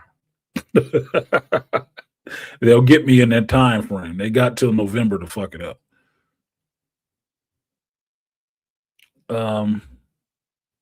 Yeah, that looks good.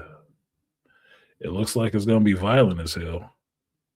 And I can tell you this, I like that John Bernthal is taking some ownership of this character in the sense that he is willing to executive produce or argue with people about the playing of this character.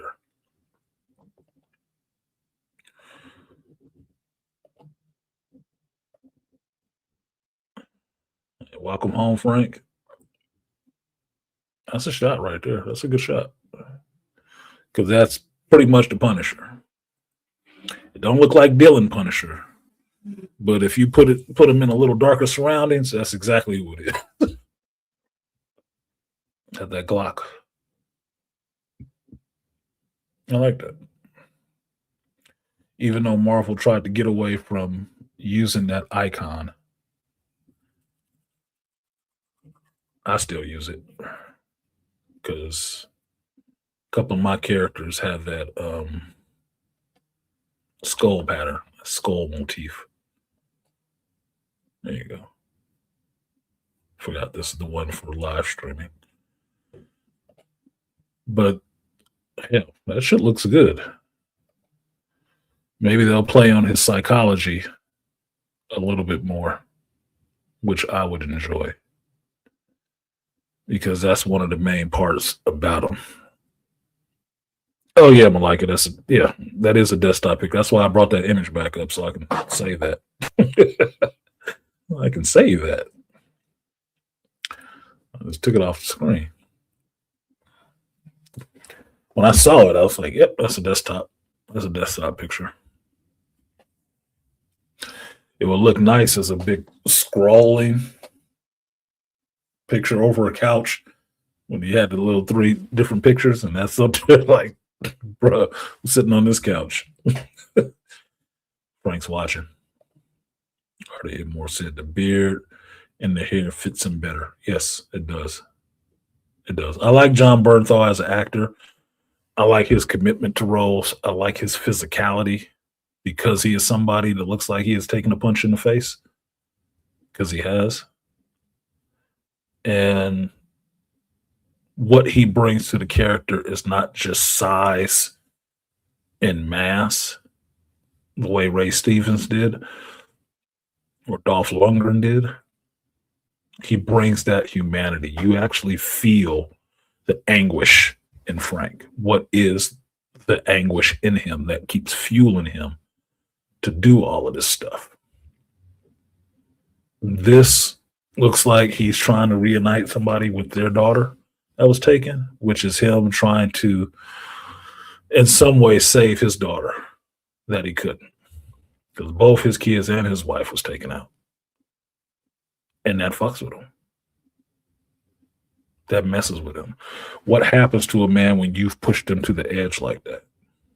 You can get something back that you can never deal with.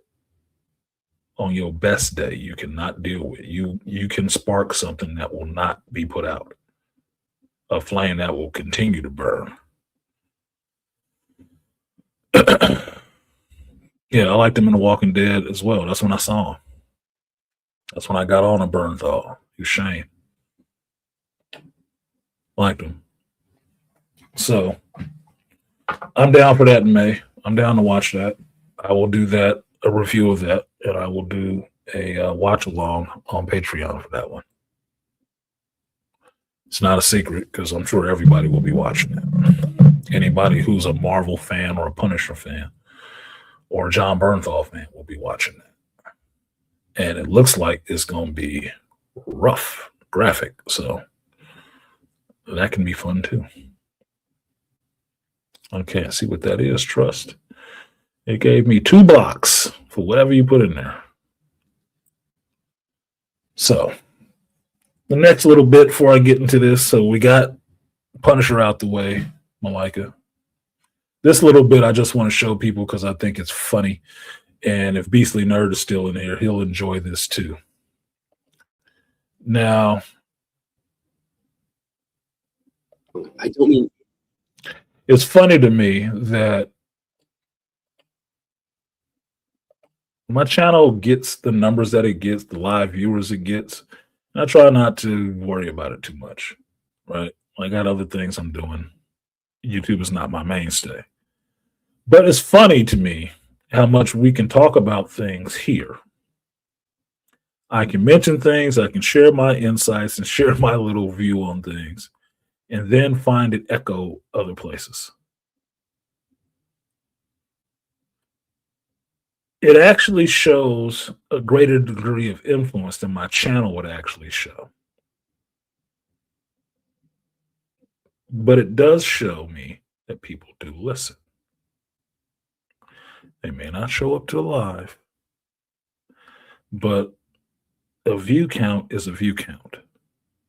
And it's somebody. Now, I try not to get so pissy about it anymore because anybody on YouTube is striving for some recognition for their ideas, for the thoughts they put forward, for the work that they do. That's how it works. That's why I keep telling you guys, it's television, not fucking radio. Otherwise, it would be, in my mind, just a podcast. You would just listen to it on some other device, and you'd never see what the fuck these people look like whatsoever. No clever editing, no clever editors, none of that shit. You would just listen to them talk. The fact that it's on YouTube is you have to drive that engagement with people. Right? Fine. So something like this, driving around on errands. Thanks for telling me. Fuck. You have to watch this part then. You should get memberships, gifted subs exposed to cloud watchers. I don't even know how to do it. What are you doing with this picture up there, Art? The fuck, dude? What the hell is going on? Okay. Gifted memberships. I don't even think I can do memberships on my channel yet because I haven't hit that threshold. I'm not having anybody over here trying to boost my numbers. I'm not worried about it. It is what it is. It is what it is. So When I saw this, I laughed because me and Beastly Nerd had just talked about this and made this joke last week when we watched the Supergirl trailer. He made this joke, and we were having a good laugh on it because it's something we've joked about before. Now, when you watch this, Beast, tell me what you see. Now, I grabbed this because of the thumbnail they had up there. But it's something that me and Beast have talked about several times. I've heard a bunch of other people talking about this. Me and Beast have. And the reason I know I haven't heard a lot of people talk about it, because I listen to other content creators. I just do. I will subs to them. I will see what they got to say to make sure we not saying the same shit necessarily. And who has what position. Pieces on a board. I tend to pay attention to that kind of thing. So this is funny. 3 ladies who could play Supergirl. I'm like, oh, really? Do tell. There are 3 ladies who can play Supergirl better than Millie Alcock. And what do I see on the thumbnail that just came up? Are you watching, Beastly? What is this? Who is this? No, I didn't hear anybody saying this. I've never heard anybody say this. It's my opinion, but I've never heard anybody say this. But here this guy is, I am Tom, with 2,007 likes on this video. Somebody that don't even show their face. And what does he have up here? Sydney Sweeney as Power Girl, or Power Booze, as me and Beastly calls her. Okay, there's an influence. Don't get me wrong, I don't mean any hate here. So the first actress is Zendaya. Zendaya is strong in roles that require emotional depth, confidence, and a bit of edge. Supergirl isn't just about flying and strength. She's a character with trauma, losing Krypton, and the pressure of living in the shadow of Superman. Zendaya has already shown in projects like Euphoria that she can carry heavy emotional scenes, which fits Kara's personality really well. The second actress is Meg Donnelly. Meg Donnelly was a top finalist for the live-action role of Supergirl in James Gunn's DC Universe, but she eventually lost the... Hey, don't use this. I keep seeing people using this scene and putting other actresses and other characters in it. I hate that. Don't take this from my girl, Jennifer Connelly. My young crush since Labyrinth. Stop doing that, man. Stop trying to rewrite my memories, assholes. And if you don't know, this is Opportunity Knocks. Part to Millie Alcock. Despite the disappointment, Donnelly, who previously voiced Kara Zor-El in animated projects, described the screen testing process as a dream come true. And you almost got it. The fact that I even got an audition and they liked it was just like... Now, if you guys don't know, the talk show that she's on is... Now I'm going to forget his damn name. Oh, my God. It's Lex Luthor from Smallville, that actor. This is his show, his YouTube channel that I watch sometimes because I like him. As a person, he's fun. Bonkers. And finally, the third lady is MAGA Barbie. Previously, fans and digital artists have heavily fan cast and visualized her as Power Girl for 2 big reasons. If you know, you know. But Sydney Sweeney as Supergirl would likely be well received, especially by fans who want a version closer to the comics. There are 3 ladies. So there you go. There you go, Beastly. There you go. Now that chick that they named, the picture they have up there look a shitload like Sydney Sweeney. Get the fuck out of here. Exactly. Sydney Sweeney should be Power Girl. Thank you, Malika. Michael Rosenbaum. I don't know why I was blanking on his damn name. Watch that damn name come up on the show for 7 years. Totally blanked on it as soon as I had to tell it to you guys. Like, fucking hell, dude. Yeah, if Zendaya got cast for a Supergirl, yes, white boys would be mad. Yeah, because they don't like her. Some black dudes would be mad too because she got too much of a boy body. Zendaya gonna have to have a baby for black dudes to start really liking her. She's just gonna have to. It's just what it is. So, Tom, you're gonna have to give her that spider webbing.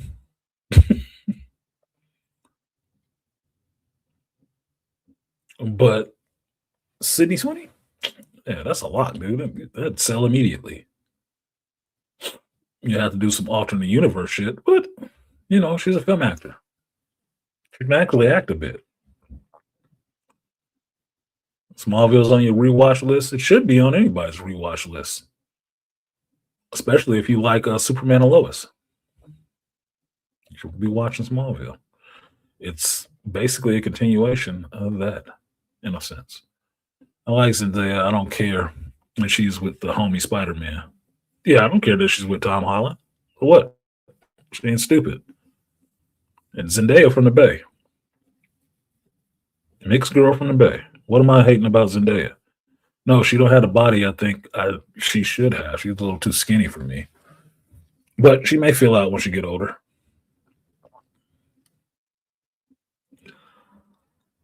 But for my money, me and Beast were the ones talking about Sydney Sweeney as Power Girl. She should be Power Boobs. Because that's exactly what some geeks call Power Girl. Power Boobs. That's the whole point of that opening right there in her chest. Show off her boobs. The fuck not? Do they not know how many statues and action figures would sell if Sydney Sweeney got cast? Come on, Beastly. You know they don't like the male gaze. I mean, they like male gaze, but not the male gaze. Come on. Get it through your thick head. You damn objectifier. Dudes are mad she don't choose black men. I'm not mad she don't choose black men. Somebody gotta fuck her. I don't. Dude, that's a choice. It's a preference. I don't give a shit. I don't give a shit. She's an actor. She's not somebody I'm trying to date. There's a lot of women that don't choose black men. But there are also a lot of women that do. If that's the woman you're attracted to and she's not attracted to black men, that's just the way the fucking thing goes. What you gonna do about it? Be mad? You're supposed to be a man, not a female. Okay, don't hold a grudge for some shit like that. She's from California. You know what that means? I told you guys, Zendaya and my daughter are about the same age. They went damn near to the same school because they were across the mountain from each other. The type of people that Zendaya was around most of the time were white folks. She's mixed. Parents are pretty well off. She was mostly around white dudes. It's not surprising that she's attracted to white dudes.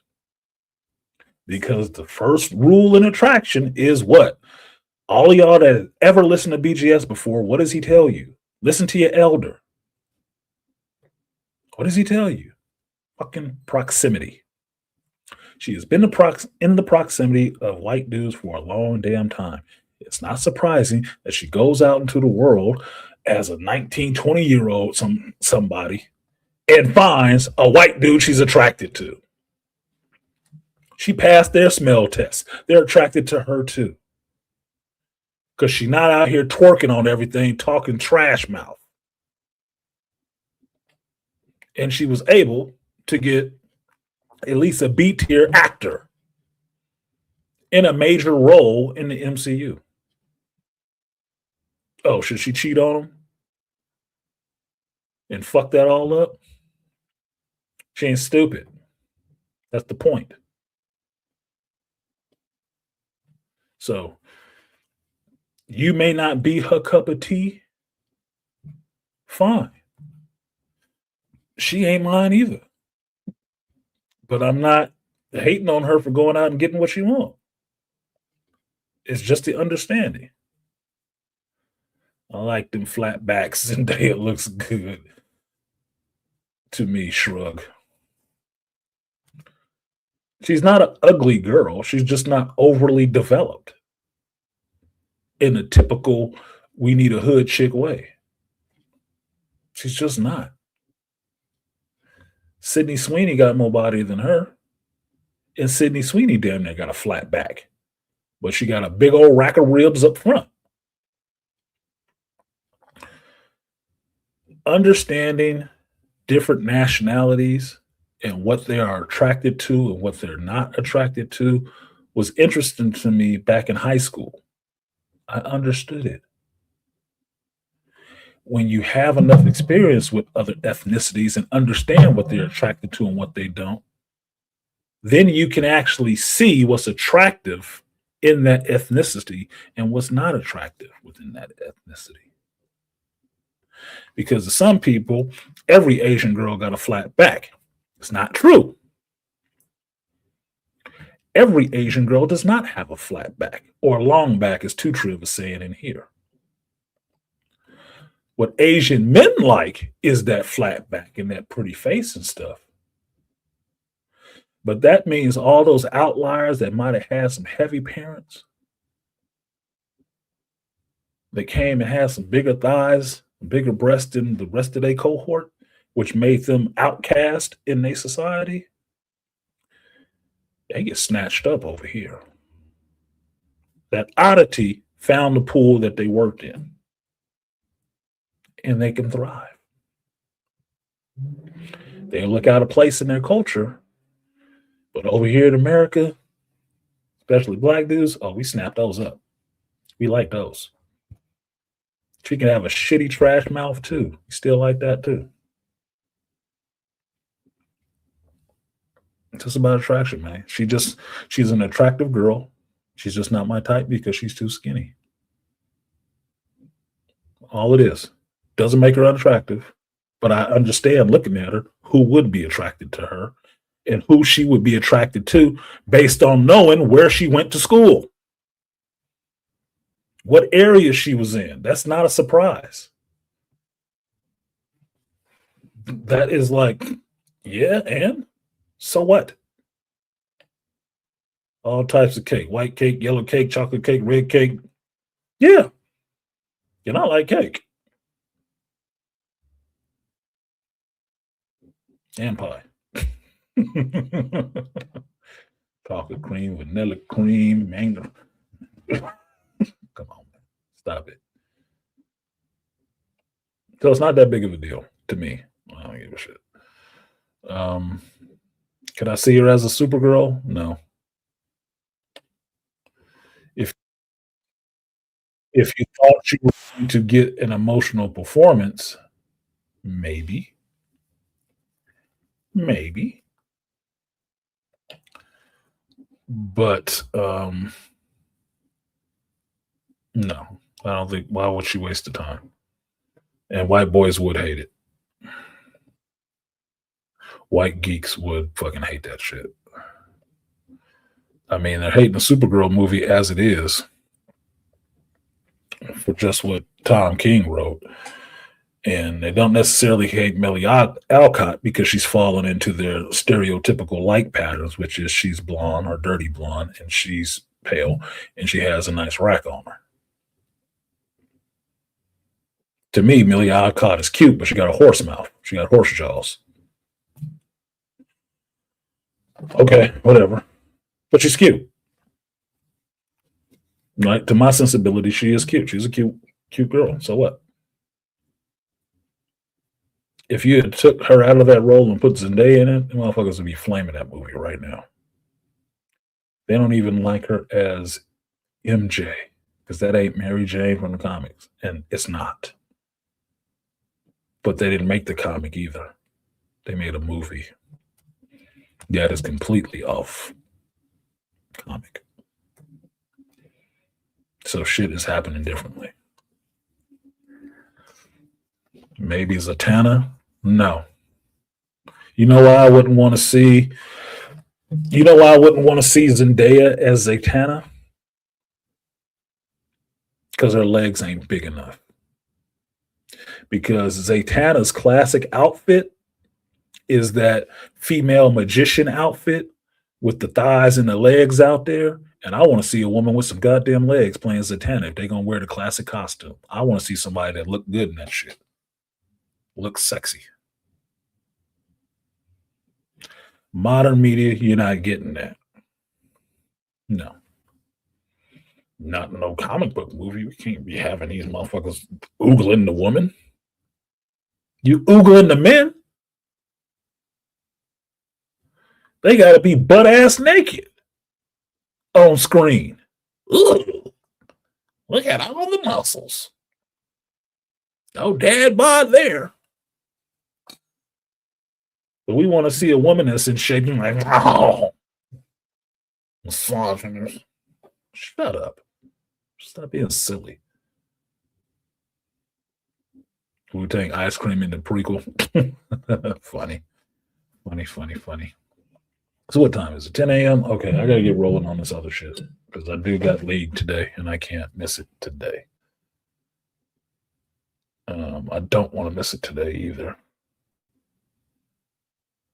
Here's this other song that I want. And all these Aaliyah songs. Oh, here it is. This is the other song I want. This will get back to the wind it back around to hip hop and understanding that hip hop is major and anybody who does it well should be recognized. Zatanna has thunder thighs, almost like Power Girl. Yeah. Zatanna and Black Canary got thigh meat, baby. And I want a shapely woman who can act doing that. Just what it is. I want her to look just as attractive as the woman in the comics. I don't need you changing her costume up so her legs don't be out there. Why? I feel uncomfortable. Then don't. The role's not for you then.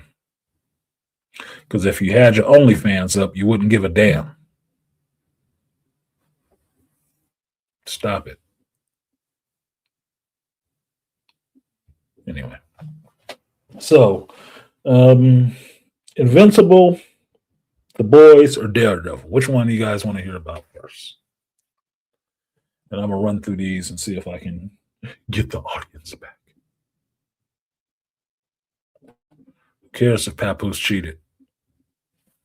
Wasn't Remy Ma cheating? You get what you get.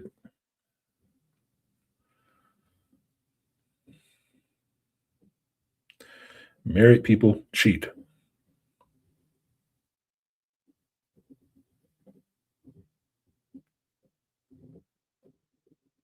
And I'm not saying all of them, but a lot of them do. That's the only time it's called cheating, really. Well, no. Cheating is what boyfriends and girlfriends do on each other. Married people adulterer. Words mean something. You're an adulterer.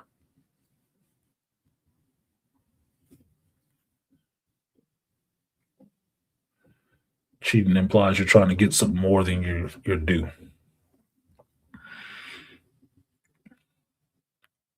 Which is, you tried to get more pussy than I was offering. You cheated on me.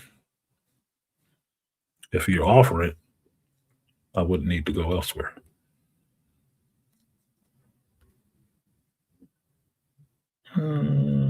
Booking.com. Sorry, I just got a shitload of alerts on my. Jobs don't own us or define us. No, a job is what you do for work.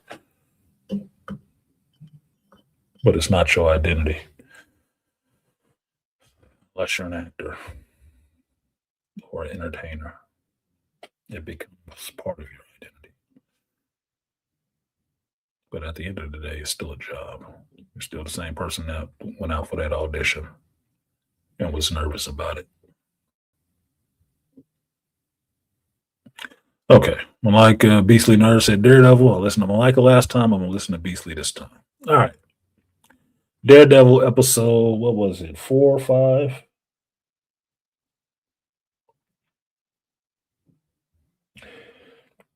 I watched episode 2, 3, 4, and I think the last one was 5. Why am I blanking on that? Somebody help me out in the chat. Caught up to what is current in this show.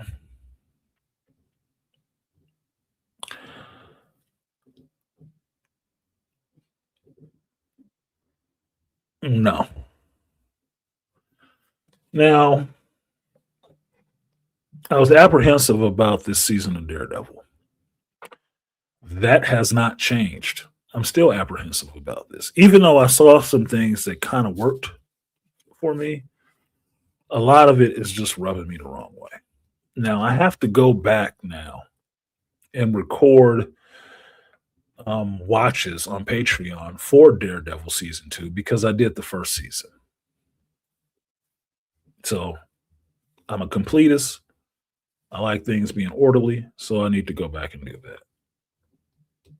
So if you're watching on Patreon and you see that, understand my reaction will not be what it was the first time I saw it. It won't. It will be subdued and sedated. It just is what it is. Because I watched it on the fly, not really deciding if I was going to watch it at all. Like, oh no, that should rub me the wrong way for a season. I really don't feel like giving them another watch. I watched the first episode. It wasn't growing on me. It wasn't making that much of a difference to me. Now, watching let's bring this up. Yeah, I can bring this up. That'll be fun. Watching the second episode and third and fourth episode, I start being a little bit more entertained in some ways by this show. Now, is the show really good to me?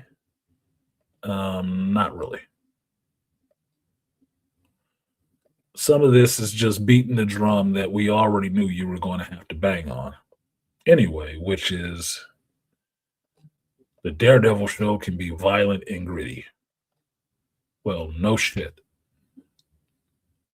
But I'm not giving you a pass on the Daredevil show being violent and gritty, which we all know it had to be, if the story is not holding together for me, if the story is not bringing me in. Now, a couple of things that are working for me. I do like the black costume. I do. Only problem I have with the black costume, it doesn't have the red hand wraps from a comic book, because I like that version. Black costume, red DD on his chest, and the Muay Thai wraps on his arms and hands with red wraps. That looked stunning. Looked awesome to me. This one, the red suit painted black. Okay, you kind of on the run, but like another commentator said before, we've already done that. We did that on Netflix already. You just want to run back and do your spiel on it? Okay. Let me give you some run back time. Now, from episode 2 to episode 4, the most interesting part that happened in this last week was Bullseye showing back up again. Outside of the first episode where he saved Daredevil from getting his fucking identity revealed and his gray matter opened up. You took a break, you didn't see Bullseye, and then this last episode, you see Bullseye come back into the picture, and he gets more of a role in this episode. Now, I like Benjamin Poindexter. I do. I like the character of Bullseye. I do. Bullseye is one of those main villains for Daredevil. He is a problem because he is really skilled. The part that's bothering me that comes across in the skill of this whole thing is that most of what Bullseye does in this show is CG'd. And that's a little bit of a disconnect for me.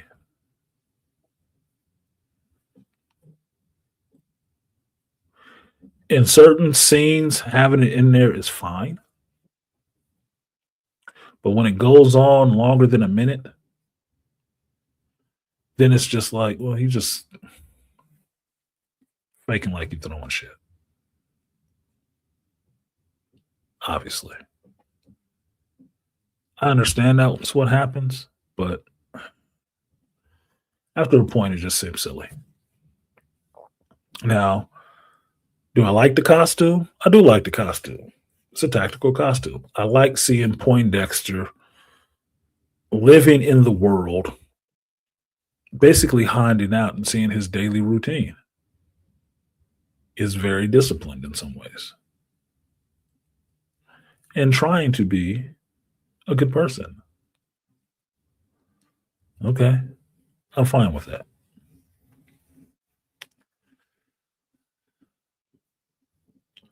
Having a scene where you can see how dangerous this man is with anything is perfect, because the best scene for me was when he went to the diner, sat down at the counter, and he's just looking at all the stuff that's there. And you're seeing what he's seeing. Like, I got all these weapons around. I don't need to carry a gun necessarily. And he doesn't. He can kill you with anything. Because accuracy is that on point. And I like that. I like seeing Dex again. I do.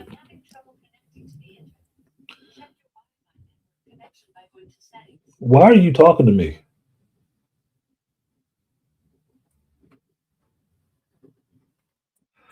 That thing ain't mentioned anything in days, and now I got Alexa, somebody tuning in to listen to me again. Shut up.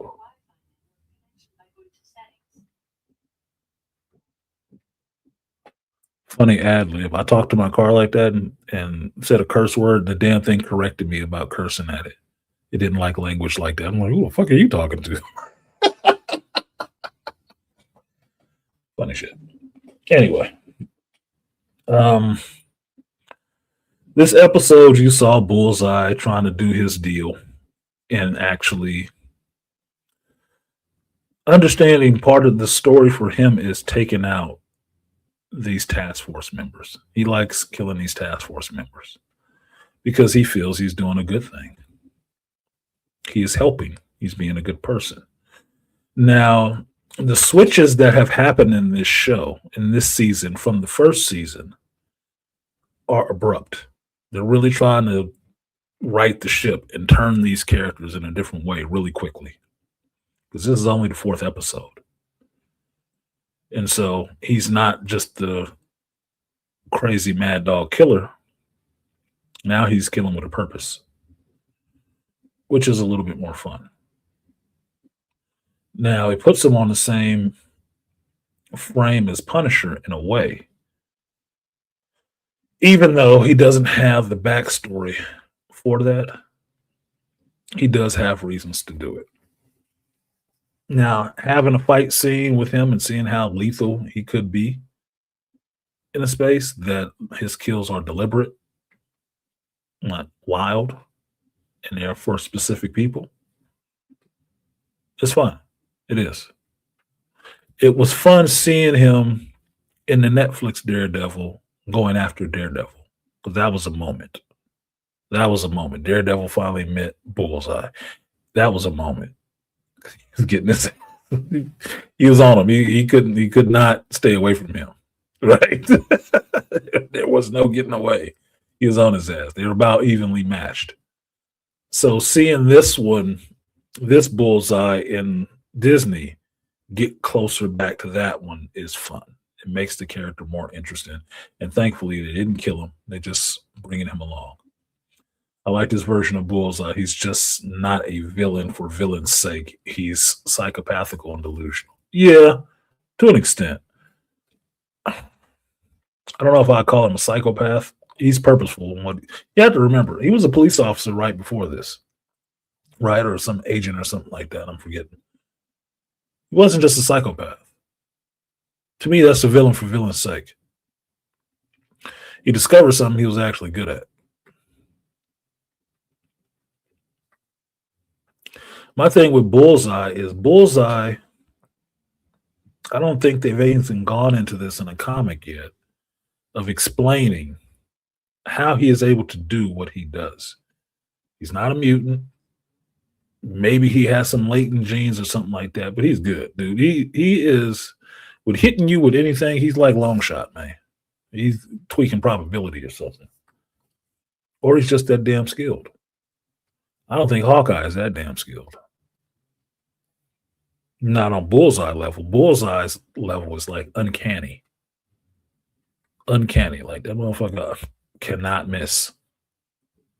I will not lose. Like it's a problem. I don't see him as a psychopath because he's not actually crazy. He has his own delusions, but I don't see him as being psychotic. No problem with committing a homicide, no. But him functioning in the real world like they were showing him, that doesn't seem to be psychotic to me. Regardless of that, he is trying to get at Mayor Fisk.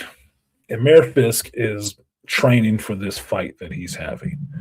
It's an exhibition fight against a boxer, the Manahorn. But it's really a plan to draw in these vigilantes so he can take them out.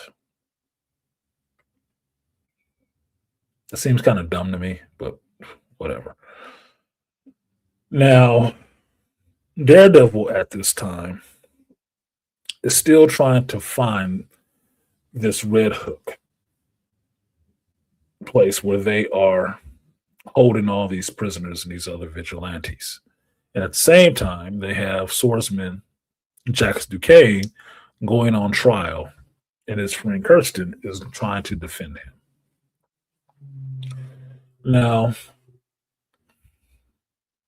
all of this legal fegal fadabble is surface level shit.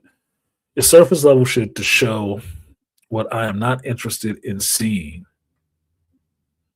in shows right now, which is the corruption of government, and that the person in charge is a terrible leader likened to Donald Trump and what we have now.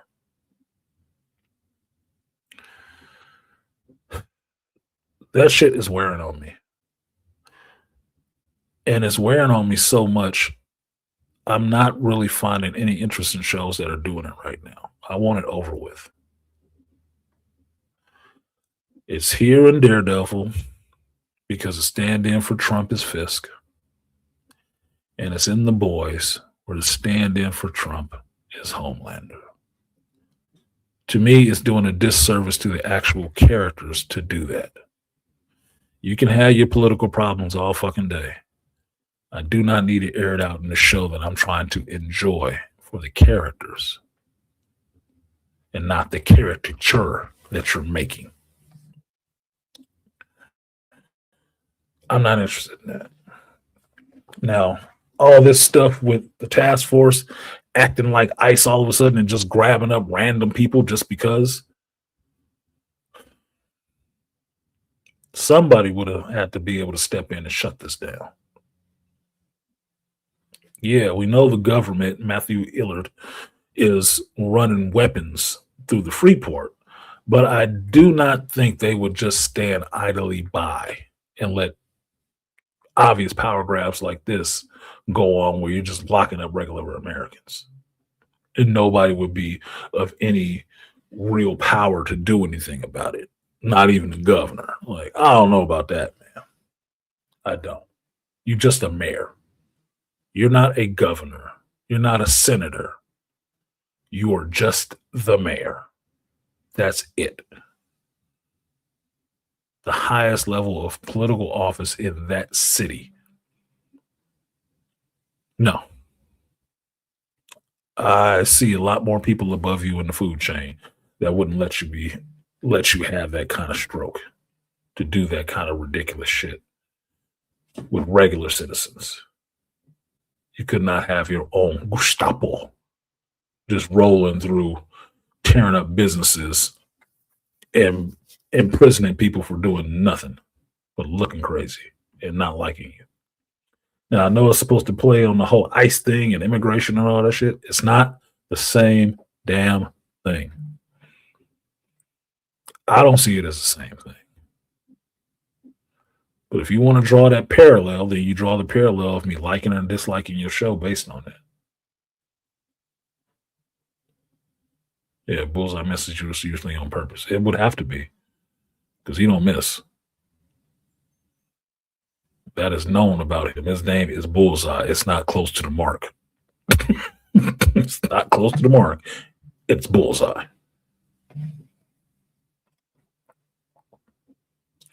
So eventually in this show, yeah, especially since you still have other super people in the universe. Exactly. Now, the wrap up of this show is that Daredevil and Bullseye do end up at the same place at the same time. Bullseye showing up to take out Fisk. Fisk in the ring, beating the shit out of this boxer, having sent Vanessa away because he didn't want her there for what he was going to do, the plan that he was executing.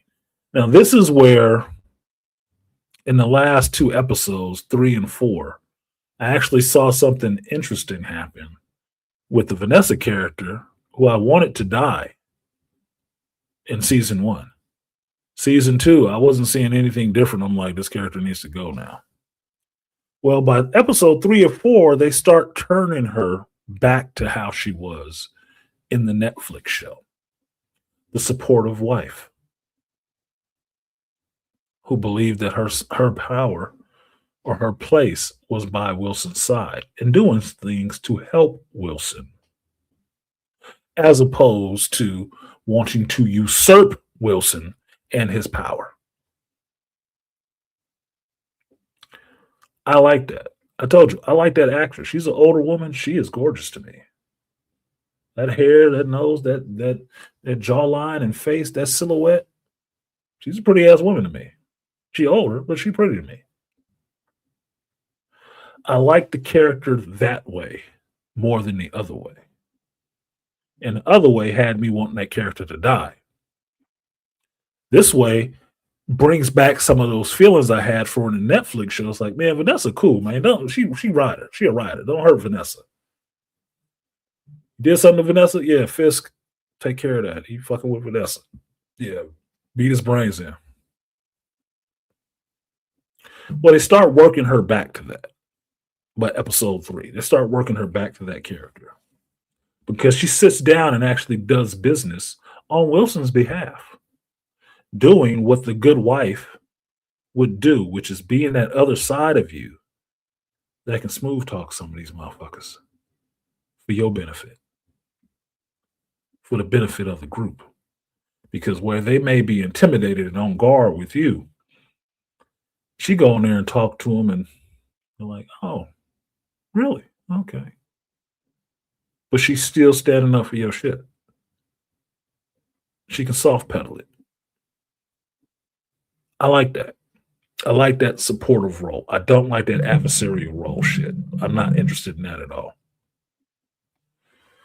Now, because Wilson's Achilles heel in some senses is Vanessa, he knows that about himself.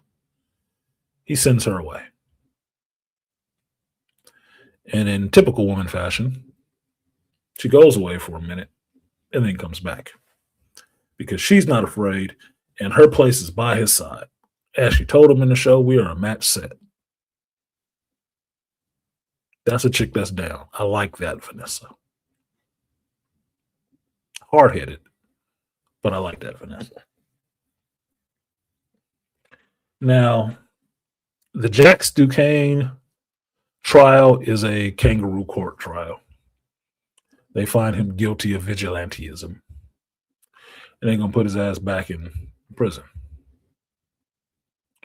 Well, because Kirsten was his attorney, and Kirsten was taken to the Red Hook holding facility, and Daredevil has a connection with Kirsten, he is able to talk her through understanding what the layout inside that building is from a blind person's perspective, because she was blindfolded when she was taken there. And all he had to do was let her tell him about the sounds and what she heard.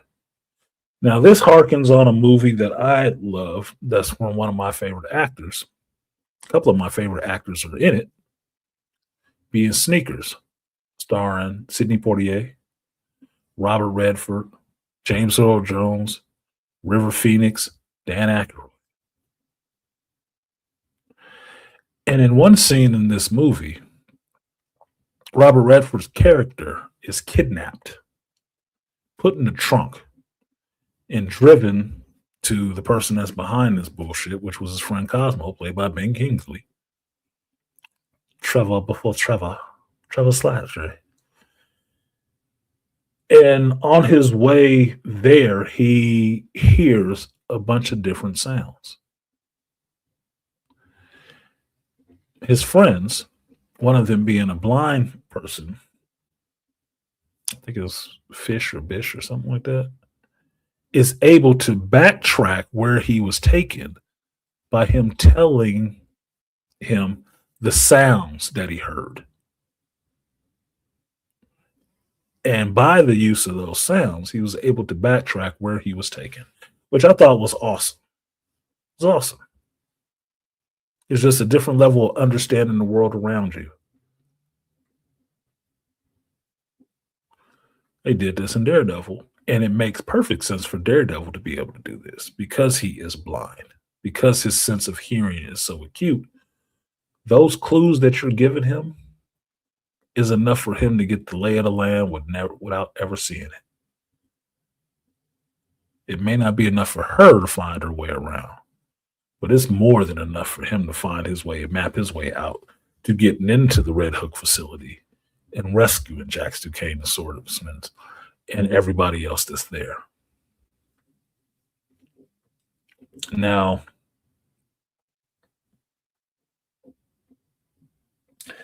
by doing this,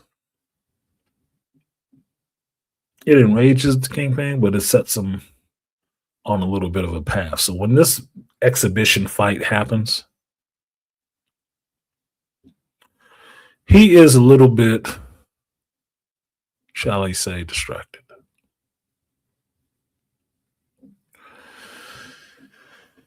When the fight starts and he's beating the shit out of this dude in the ring, Bullseye shows up.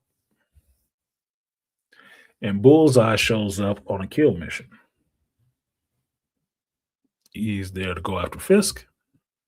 But more importantly, he is there to go after the person who has showed up to this fight that was not supposed to be there, which is Vanessa.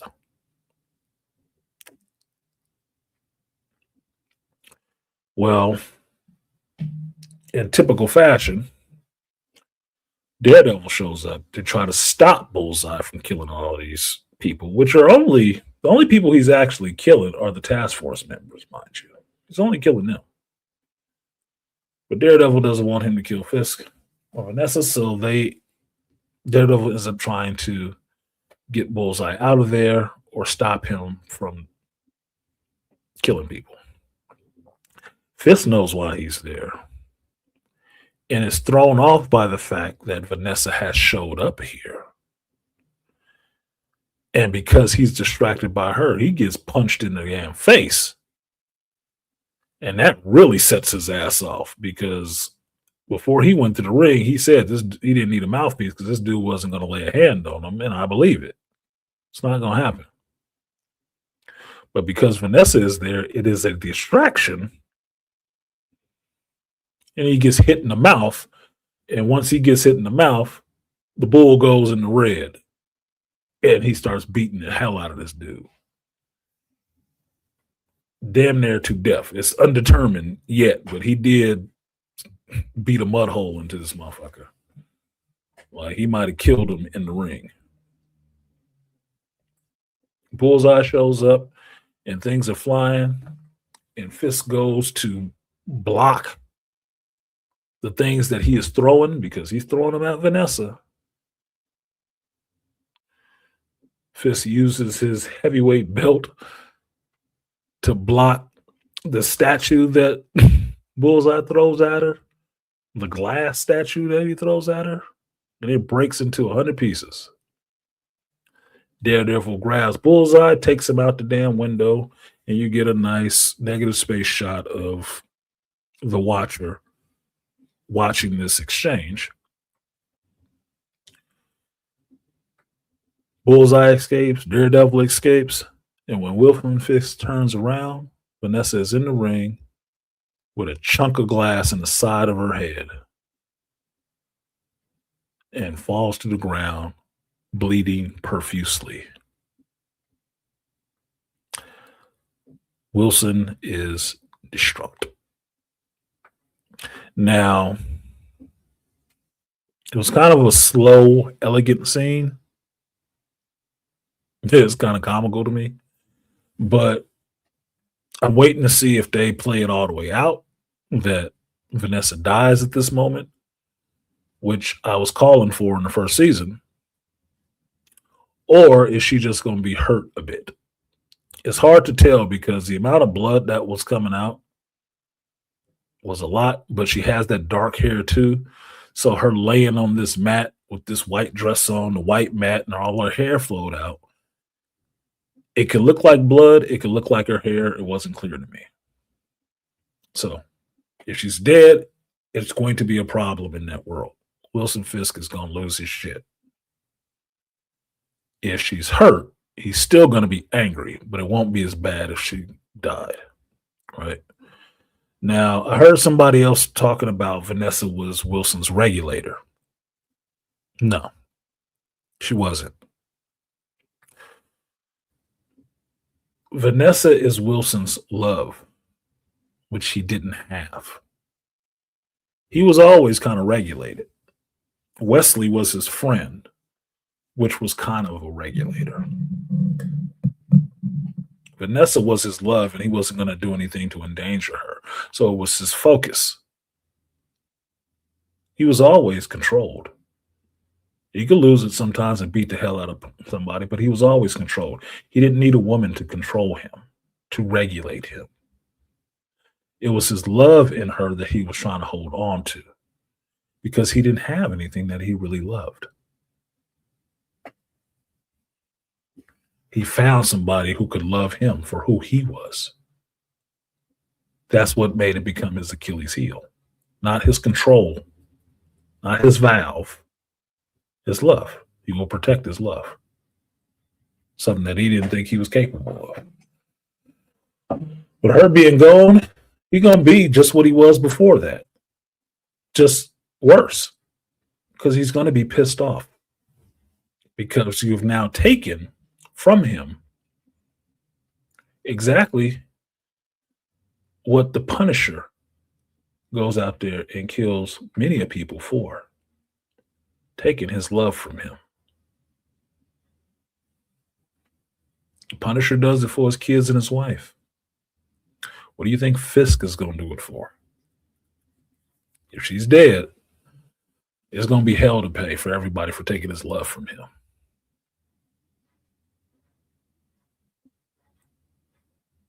There's nothing that he needs to care about anymore. You don't have to be a better person for her. No, you don't. He can be the same dude who was crushing a dude's head in the car door.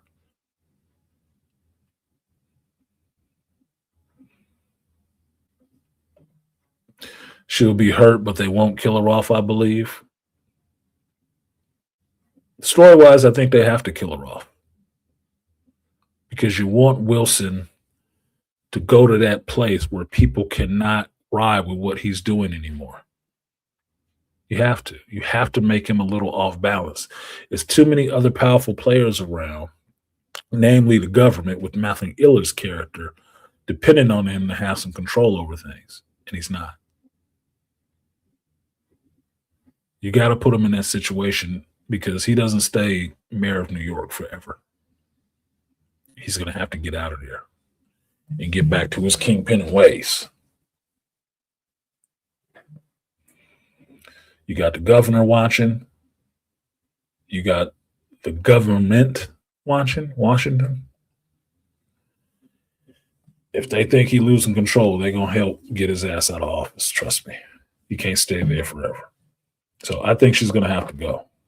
She's going to have to go. And at this point, I'll be disappointed when she goes because they were finally getting her back to being the Vanessa I liked. That would be more dramatic. That would be more of a story point than just letting her continue. There would be any stakes then. So I think she's going to go. Now, it was a good episode in the sense that there was action happening, but the action with Bullseye, like I said, after a minute of it going on, looked really fake to me because they CG and all his throws and stuff like that. Whatever. But it was cool to see Bullseye get an episode where he got to, show how lethal he could be. Like we didn't know that shit. He only shot Foggy.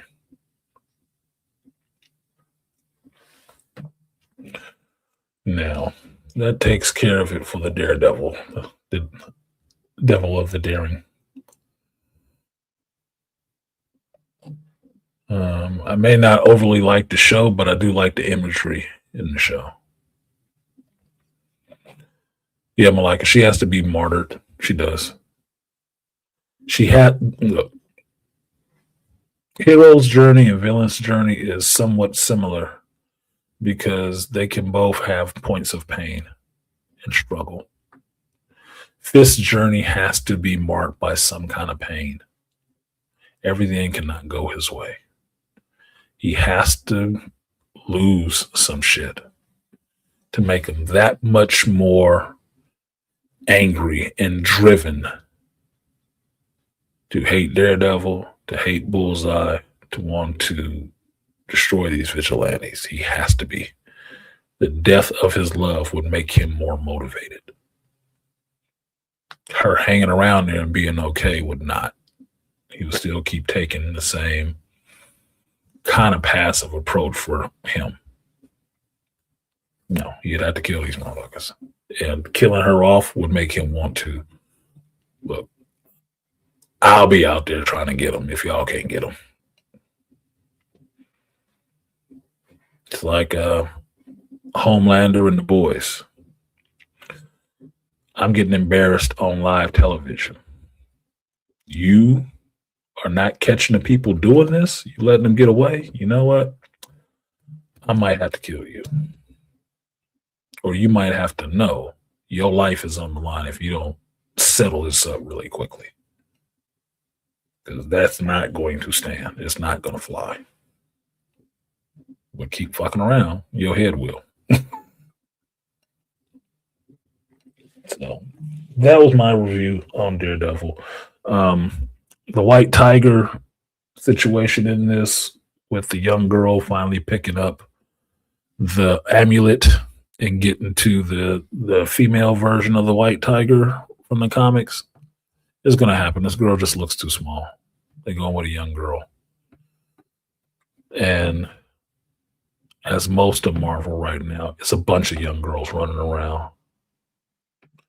Maybe she'll be in some version of the Avengers, Young Avengers, whatever. We already knew. Just waiting for them to get there. Big deal. Another young female Latina on the team with America Chavez, a young female Latina. Oh, well. They all look the same. They all look the same. So I guess we'll see what develops in that. That's it for that. Since I talked about Homelander, I'll get to the boys. And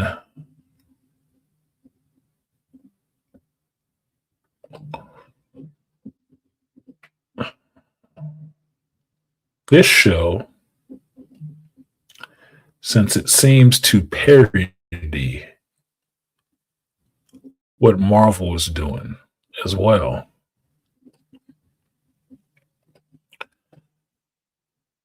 in 2 episodes, it's interesting,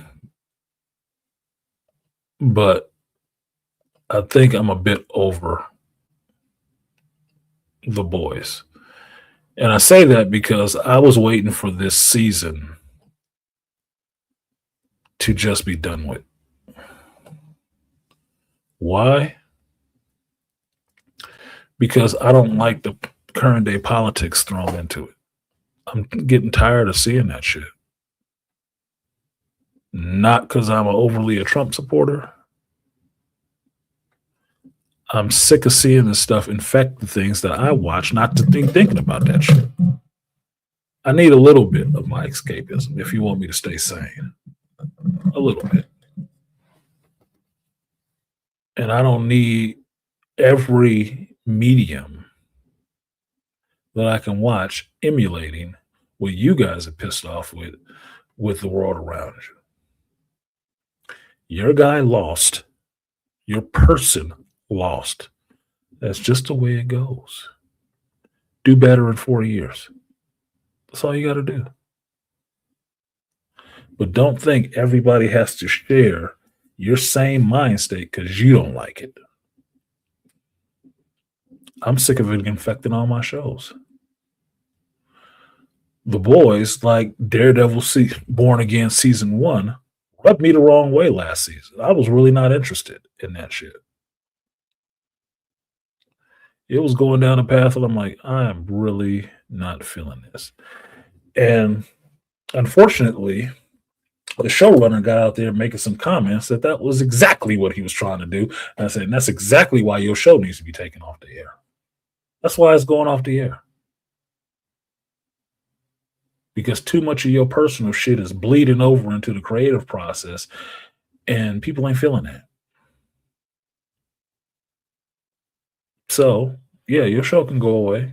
And apparently, they have nothing better to do in their final season than to give me more of that shit that nobody was liking, and a lot of the stuff that just makes it a mockery of itself. In 2 episodes, I saw stuff that I've already seen before. And at this point, it's just seeming gratuitous.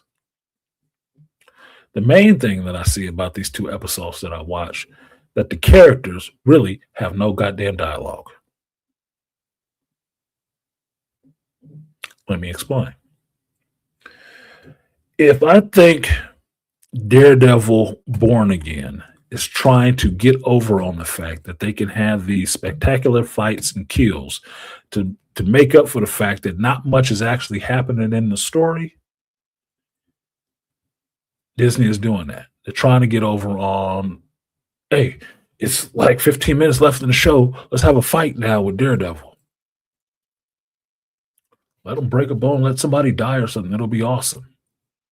I'm not considering that awesome. What is the fucking story? What's the story? I tuned into Daredevil because I know Daredevil fights and beats people's ass. I always assume some of their bones are being broken. Because that's what he does when you fight somebody hand to hand. Obviously, he's not knocking them out every time he hits them because they keep getting up. So some other things are happening. But I'm not giving you a pass on the creativity and the writing of your show just because you showed me some breaking bones. Fuck you. Show me some decent story. Likewise, in The Boys, I'm not giving you a pass for showing me gratuitous sex and gore. I've been watching this show since season 1. I get it. It's the thing for the show. That is not the main part that I show up for the show for. I show up for the story. If you don't have anything more for these characters to say and do outside of always having some ass humor or dick humor jokes, you have nothing to say. If that's their whole dialogue, they have nothing to say. The characters aren't interested. What the hell am I watching this for? Because that's what I'm seeing. One of the most irritating parts of this show this season is the fact that Kumiko talks. And she sounds like Starlight. But the only problem with that is that this is a Japanese woman and she sounds like a white girl. with a trash mouth. I don't find that interesting at all. Can she go back to not speaking? Because the only thing coming out of her mouth is some sexual joke or something. I don't care. I don't care. That's not good writing. That's not compelling writing. It's not moving the character along. It's not doing shit for the character. It just makes her sound stupid. Like a kid in an adult's body being able to talk for the first time. Not that damn interesting to me. Now, the other thing I'm having a problem with is the modernism thrown into it, which is supposed to be in our current day and time. I get it. But my superhero that I'm supposed to be rallying behind, Starlight, is sitting up vaping the whole damn time. And I'm like, why am I watching this bitch puff weed? Because trust me, she ain't smoking nicotine. I doubt it very seriously. She's not vaping nicotine. She vaping marijuana. Why am I watching that, and why is that on the screen as something I'm supposed to be seeing? From the character that's supposed to be the hero, leading the rebellion, fighting against this smiling prick right here who's supposed to be Trump Hitler. I don't like what she's doing either.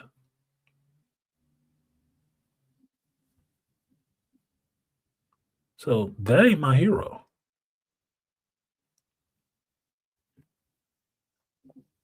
Now, what Homelander is doing can be wrong. It is. What she's doing is wrong too. I don't like that. It's not doing shit for me. It makes me know that my superhero is altering her perception of reality. So she ain't in her right mind either.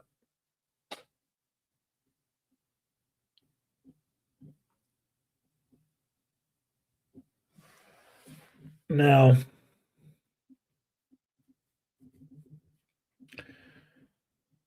what I've seen in 2 episodes is predictable BF. BS. Typical. Trump, immigration, and what was the other one? Religion. I'm not liking all of that religion bashing that they're doing in the show. They just keep taking a fresh shit every episode on Christianity. The 3rd episode got into just really disrespecting the black church. Because if you didn't know, the only person not to make it out the comeback episode of the show was A-Train. A-Train got his neck broken episode 1. And in episode 2, they started with his funeral in a black church with this new religious leader that took over the church after Stretchy Ezekiel died. And this motherfucker is like a parody of a black preacher and James Brown. With the sideburns, the mutton chops, the pompadour hair, the cape and shit. I'm like, oh my fucking God. Really? Yes, Lion, it is cringe it's cringe as F. It is cringe. I'm watching this stuff and they sitting there talking about the Holy Ghost and stuff like, dude, I've been in churches like that. What are you doing? What are you white folks doing? Like, dude, I'm sick of this shit. I'm sick of this. So everybody that I'm supposed to hate in this shit is either a Christian, male, American.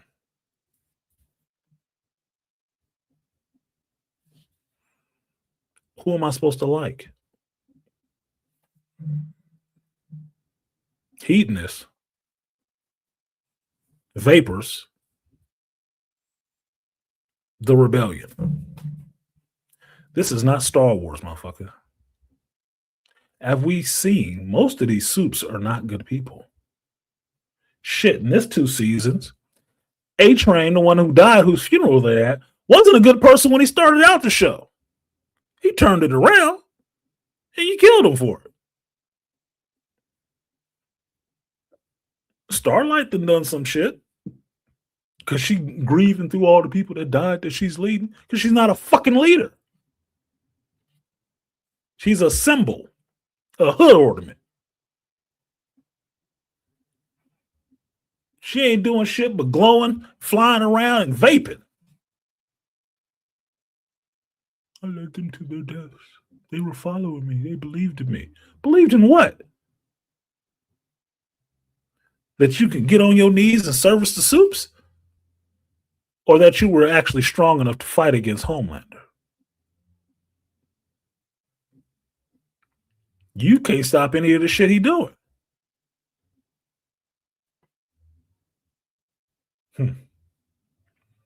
Talk about long backs.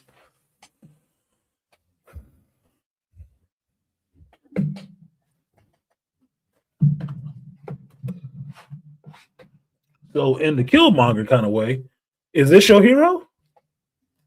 What mine?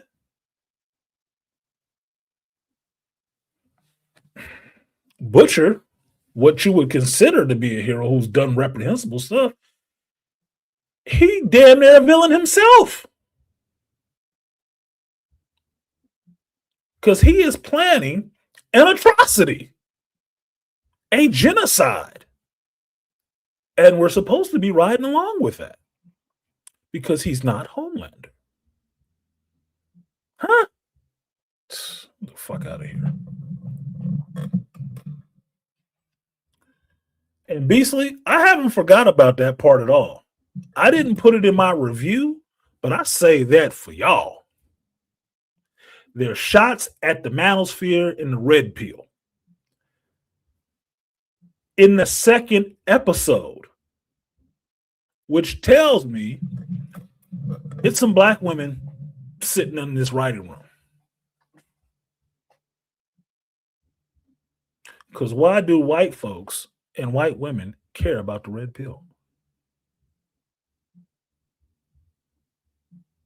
Now, true enough, they got Deep making a mockery of the shit, but Deep has been a mockery in this whole show. He is the comedic foil in the whole season of the show. And I was really thinking about this when I was doing my review last night. Is this actor proud to say he's been in this show? Because this character has gotten to do some reprehensible shit and has just been getting shit on for 4 seasons. 4 seasons. He's not even taken seriously. He is a joke. The last joke that I saw in this, because mind you, it was midnight when I was watching this other episode, was him sitting up there, legs spread eagle, selling an ass, what is it, bleaching or tanning kit for your a-hole? I'm like, what the? Whose humor is this? I don't know gay men who make this much gay humor, or ass humor, I should say. What the fuck? I really did was watching. I was like, what the? Oh my God, dude. Whatever. And the reason I'm saying whatever is that's even far for the show.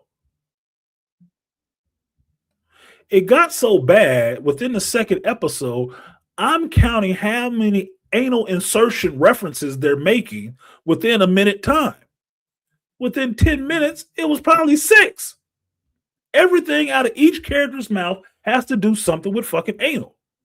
I'm like, where's the dialogue? Was there even a script? Or were y'all ad-libbing all of this shit? Because every character is talking the same.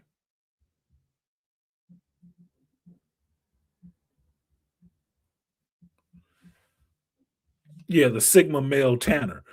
They don't understand what a Sigma male is. I'm a Sigma male. I am not anti-woman. There's a couple of women, one in particular, I would like to take down today. They wasn't bullshitting. No, that's not what it is. So the shit that they have Deep saying on his podcast, It's just shots at what I said was the manosphere. It might just be the red pill. It might just be the white side of it. But the talking points he was bringing up was some black manosphere shit.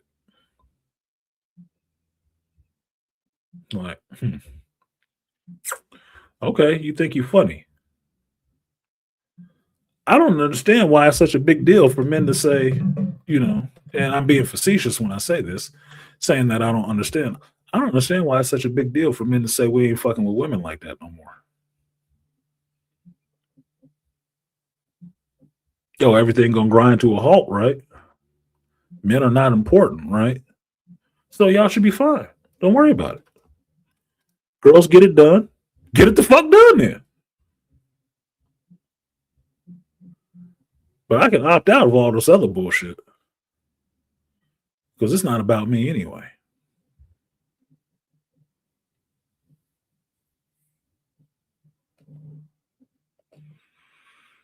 Part of the line says it also tells me that the manosphere is getting to them. It's been getting to them. If we were so minuscule and didn't matter, why are you plugging us into your show? Exactly. The next thing they want to go after.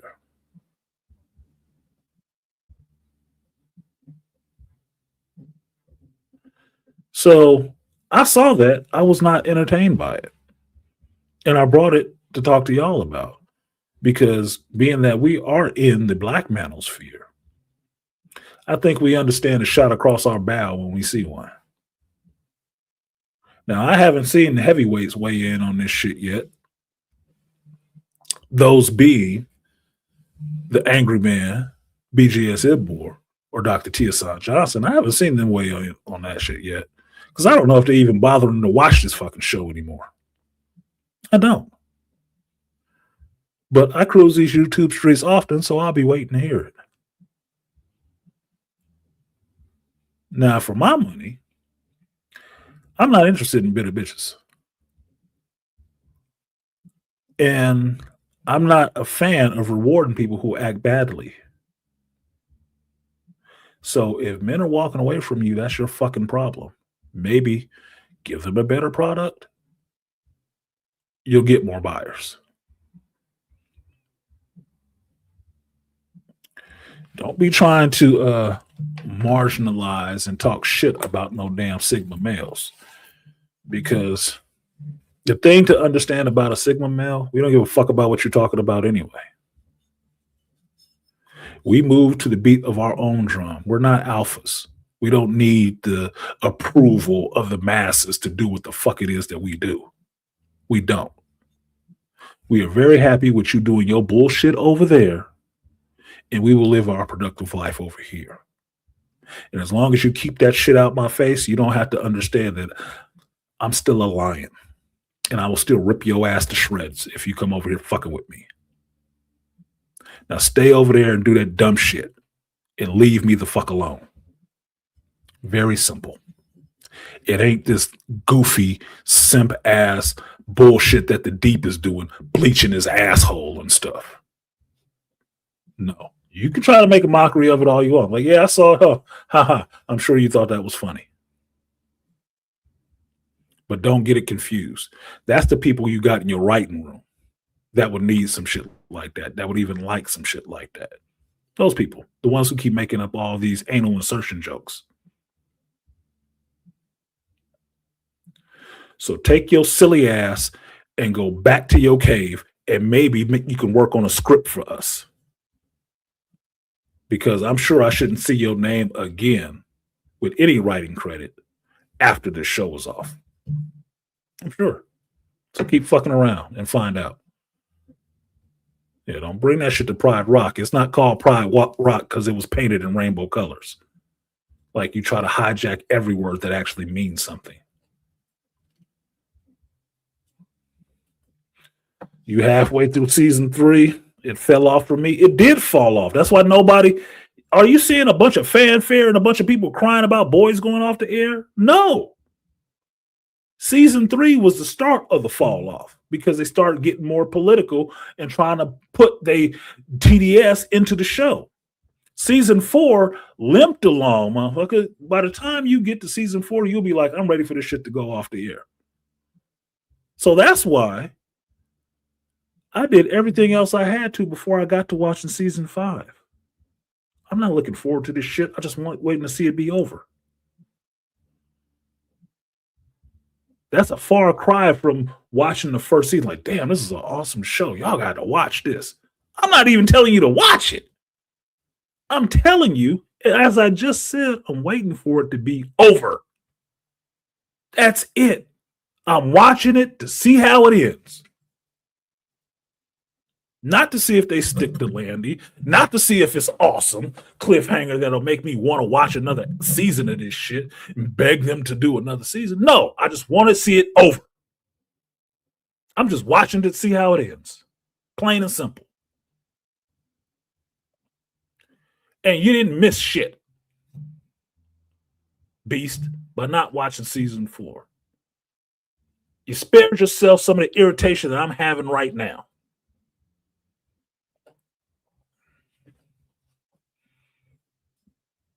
Yes, that's the best thing in the show.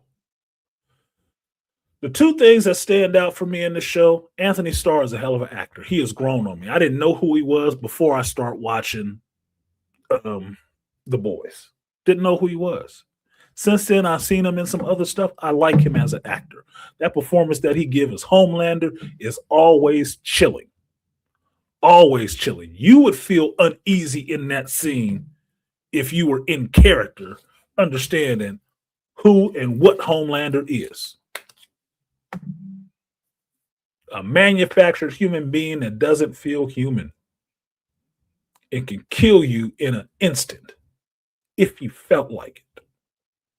He thinks of you as lesser than him. All of you. And he has the sensibilities of a fucking child. That's too much power for one man.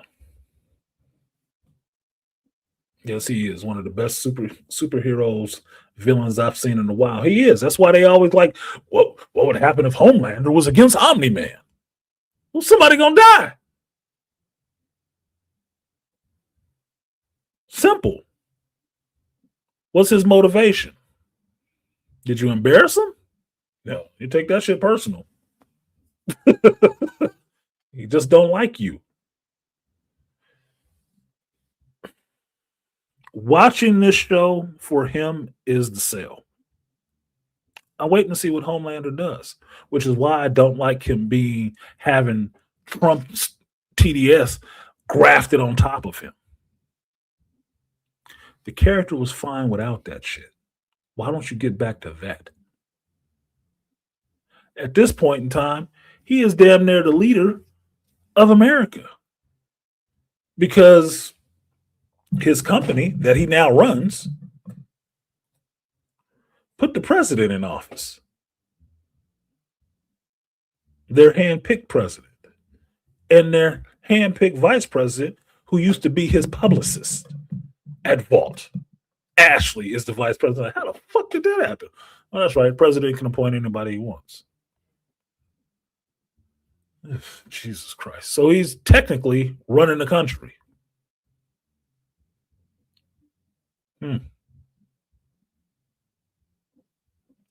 With his own internment camps as well. Just like the Kingpin in the MCU.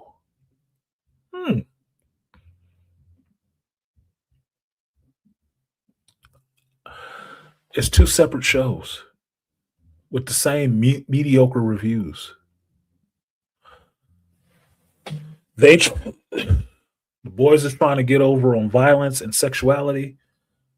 Daredevil was trying to get over on violence and political themes. I'm sick of both of them.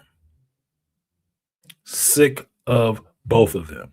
And watching these motherfuckers back to back is a bad idea. I don't suggest you do that. Definitely take your time, your days in between both of those so you can filter some of that out of your system and then watch the next little piece. Don't do them back to back. I do not recommend it.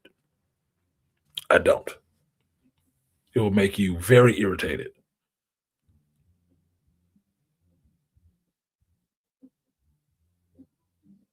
Yeah, the most powerful, influential, yet the most insecure. He is. Look, the second episode, he do his Tony Stark Iron Man 2 thing, where he show up to a convention of the shareholders, and then they release Starlight breaks in and release the video of the Flight 37. You know, the flight he took Maeve off of and let crash, and all them people die. He watched that video. He turned around with laser eyes like he about to laser the whole crowd. I'm like, these are the shareholders. What are you fucking doing? He embarrassed me. You don't need all that power. You do need to go. A fucking child. I'm embarrassed. So all these people got to die. And I'm sitting there racking my brain or just questioning myself as like, why would this Flight 37 video even matter now all these years later? I mean, didn't he just kill a crowd of people last season? A supporter who hit his son in the head with something? Didn't he just kill that motherfucker on camera and everybody supported it?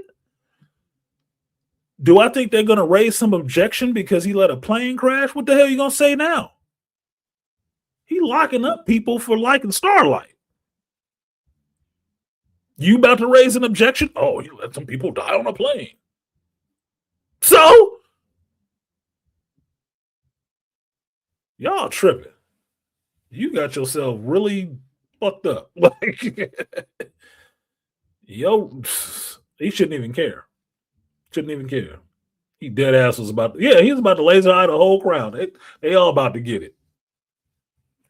He wasn't delete that footage. He was delete them. Fuck the footage. They got to go. They saw it. They might think differently about me. They got to go. Bruh. There was some shit going on, and he was not on the Karen train.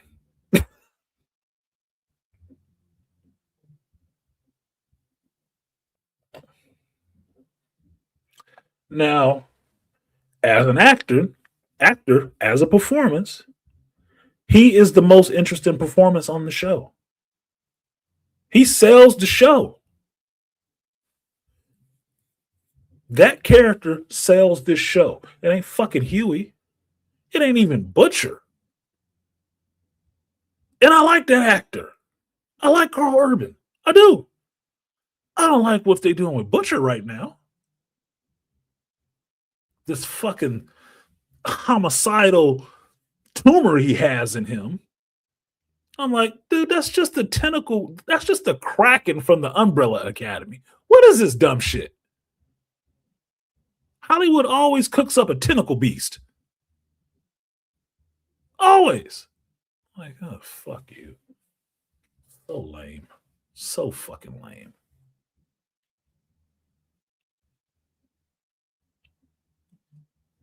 But this is where the storytelling is going. Now, by the second episode, you get the obligatory sex scene where everybody gets to fuck. Huey and Starlight get it on. And then Frenchie and Kumiko get it on. The only difference is you get to see Kumiko getting fucked, and I'm sitting there watching. It's like, oh, she's the only one who hasn't done a sex scene on the show, huh? And since the white girl's all concerned about her body now and how people are looking at her. No, y'all get to fall below a table, but the Asian chick get to be straddling and riding somebody. This seems like terrible timing story-wise, but okay, whatever the fuck, dude. Moving on. And right after that, we get right back to the asshole humor. Like, now, one of the best parts of the second episode is the return of a character I do like, and I know my boy JT likes, because I like the actor and the character is fun. The time frame he's from, and that's Soldier Boy. Homelander gets lonely, and he cracks open the pod with his frozen dad in it, the dadsicle of Soldier Boy, and pops him out. So now Jensen Padalecki is back on the show, and Soldier Boy is back in circulation. And Soldier Boy is just funny to me. Now, the dialogue for Soldier Boy is lessened because he just makes a lot of penis sucking and asshole insertion lines. He does. That's all he does. One of the characters even calls it out. Like, man, you say that a lot. You really fixated on that. Well, you know, Soldier Boy got some tendencies. Yeah, Kumiko can get it. She's cute. She's cute. She can get it.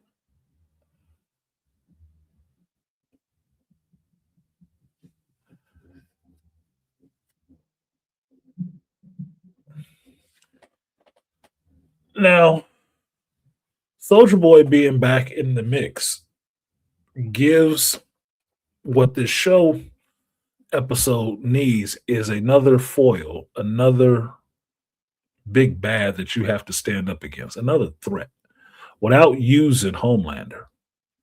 Because make no mistake about it, Soldier Boy is probably stronger than Homelander, maybe. And what Billy is cooking up the whole time is this soup killing virus. Now, the interesting part about it is the thing with a virus, once you've worked with it a little bit, you got to test it. You got to test it on somebody to see if it actually works. You don't just throw it out there and hope. So, our team picks some low-level soups that they are pieces of shit, and they go out there to use this virus on them. You know, some social media kids. You know, some streamers, some Instagrammers, that kind of shit.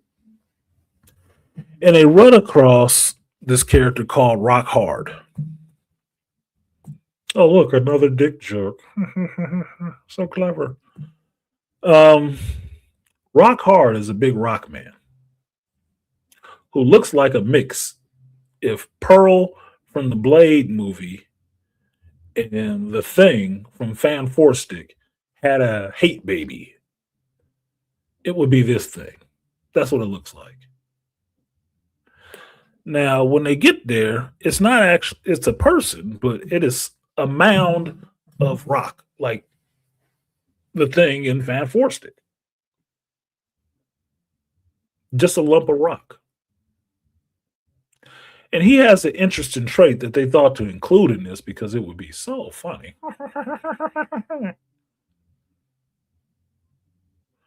That this human being that was turned into a rock from the Compound V has to watch rock porn. He's watching videos of volcanoes spooging. And he spooges. And it shoots out like lava and pools at the base of him. And then they realize that all this mass around him is all Rockman chode. And I'm like, oh, get the fuck out of here, dude. Gross. Just fucking gross. Who even thought of that shit? Is that a character from the comic? I don't think so. I don't think so. I think that's one of you writers thinking you real fucking creative. What a fucking waste of time. Like, really? Oh, and to put another finer spin on it, the rock creature talks like Stephen Hawking.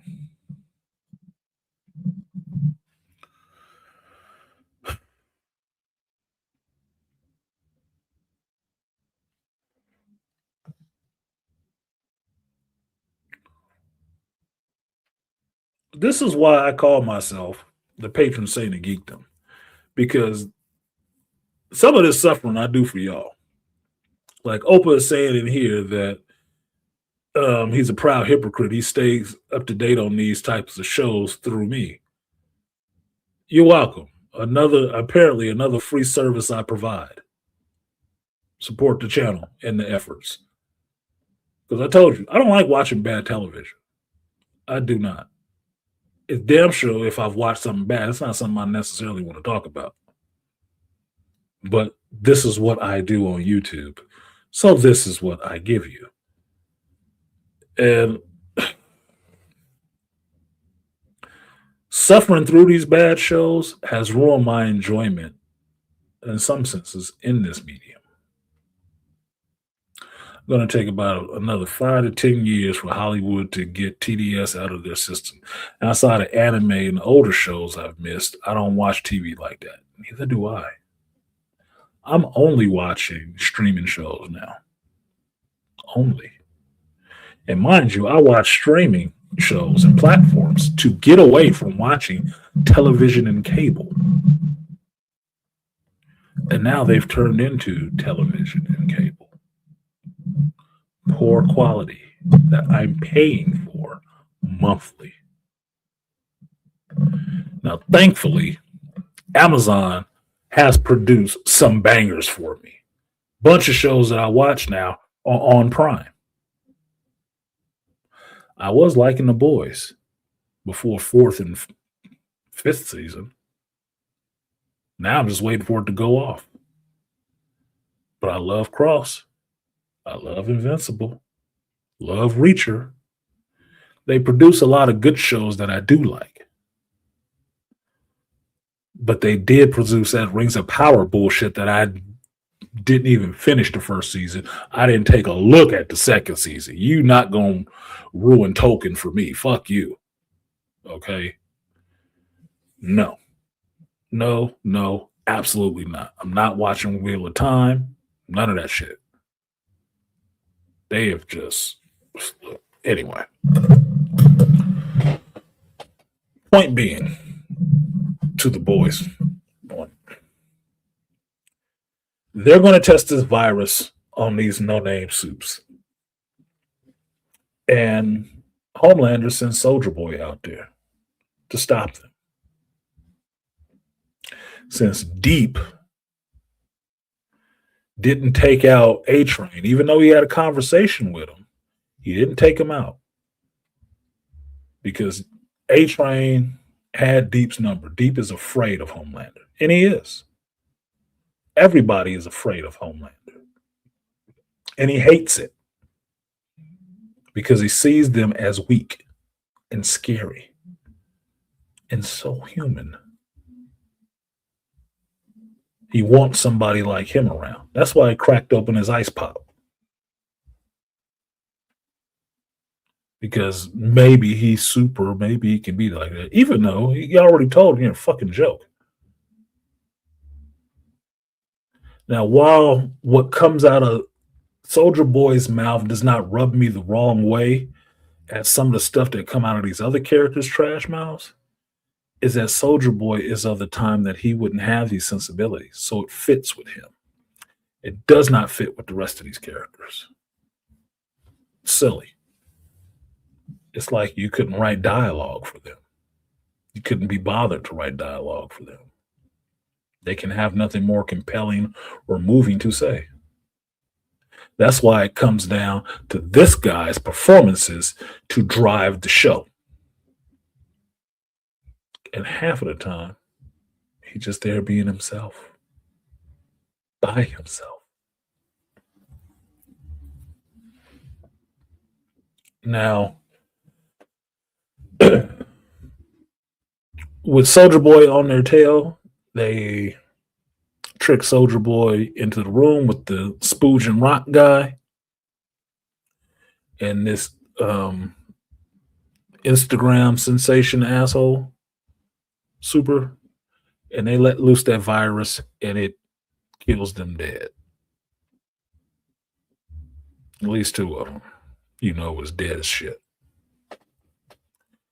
Now, while I'm watching this, my thinking is that Soldier Boy might not die from this because he got that OG pure strain of Compound V. That might not take him out. May not. He goes out, they body bag him up, but I'm like, I don't know. I'll hang around and wait. I want to be real damn sure. Because They had to freeze him to slow him down and stop him. I don't know. He might be working on some of that Captain America Vita formula where it just purify everything. You thought the same? You'd be a dummy if you didn't. Now, meanwhile, back at the crew, they find out that the virus is not transferred to humans, so humans should be fine with it. And that when they release this damn thing, it's going to take out all the suits. Non-discriminatory. Frenchie's worked on it. Newman's husband has worked on it. The virus is set to go. Make no mistake about it. Supers, bad or not, releasing this virus is a genocide. And I'm just trying to understand how the show is pivoting to this is what we're supposed to be on board for from the heroes. Now, I understand where the virus came from because I watched Gen V, which is a good show. They were going down this bullshit path too, and they pivoted really quickly and got off of that shit. Good. Because you was going to tank your show too.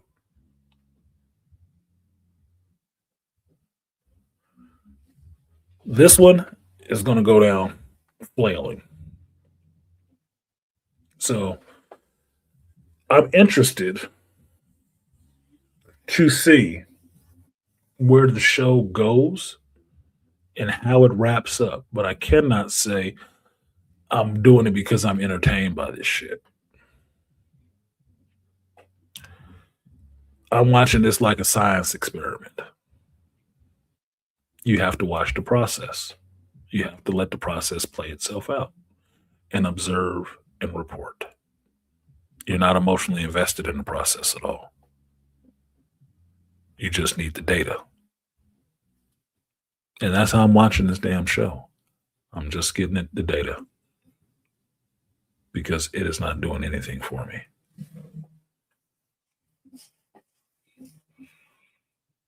All the sexual references and stuff are wearing thin. You're not dazzling me. There is no shock factor anymore with you guys doing this shit. It's not. So maybe you could actually get to telling a good story for your final season and not just trying to give me things to distract me from the fact that you have nothing to say for this final season. Outside, we hate Trump. Yeah, I got that. I got it. What about the boys?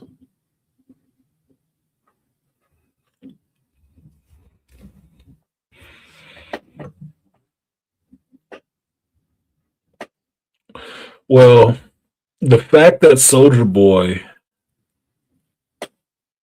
sat up in his body bag was not surprising to me. What's going to be surprising is how he survives. Because he's too big of a character, a fan favorite character, to bring his ass back for one episode and take him out like they did A-Train. They want Soldier Boy in this season. Now, if he comes back as a mindless goof, that would be something. But I would think the amount of power that Soldier Boy has, he could heal from that shit.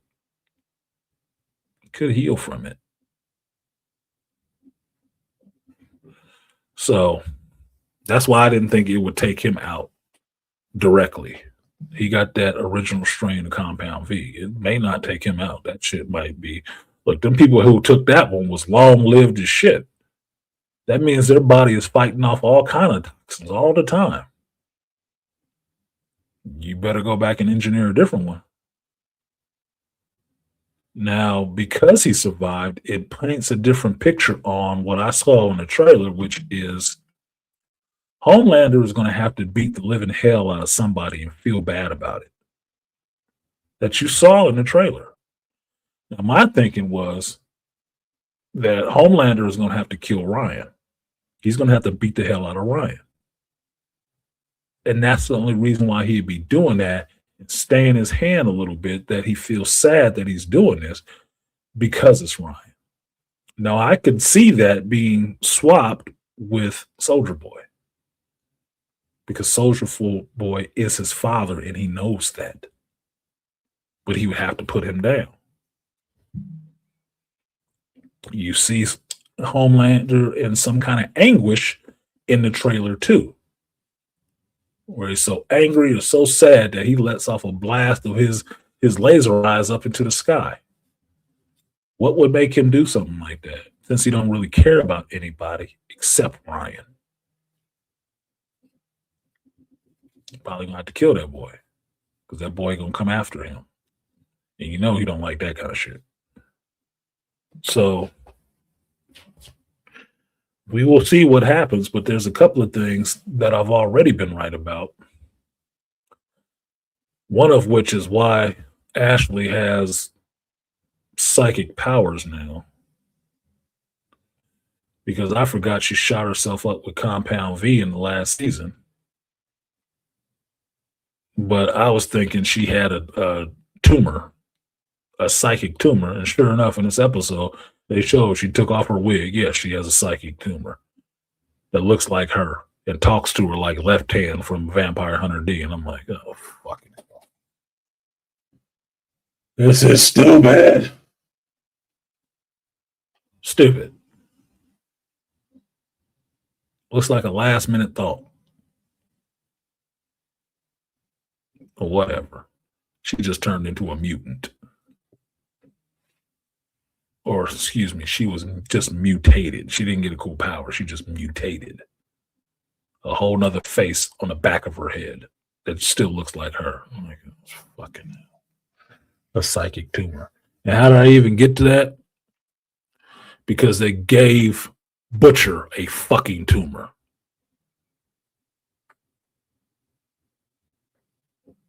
Why wouldn't they do that again? And sure enough, that's what it was. Yeah, because they're not creative. Sad part is all the gross, sexual, morally depraved white men are violent man children, patriarchy bad crap. It's actually toned down from the comics. Example, Mother's Milk origin and powers. Mm-hmm. Yeah.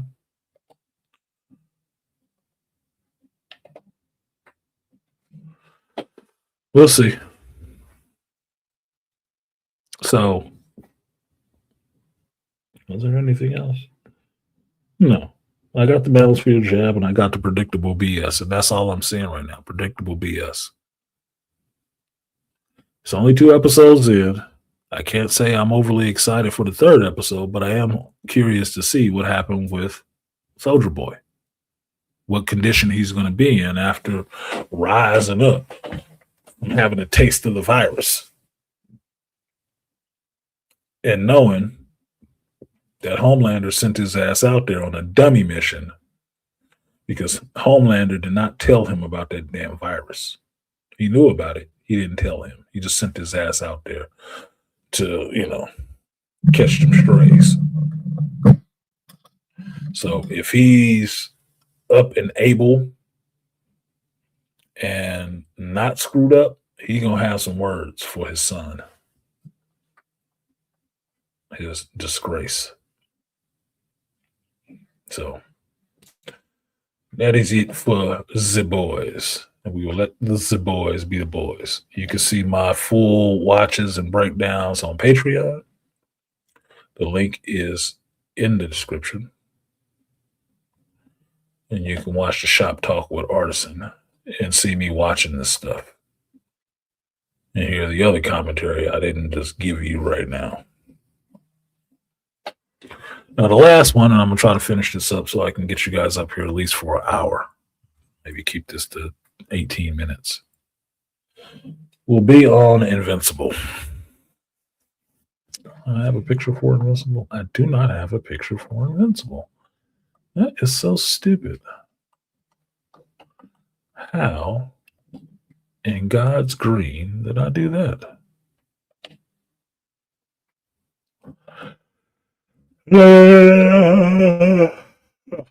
Like, share, subscribe, support the stream if you feel so inclined, because I like to have breakfast. And I have not ordered breakfast yet.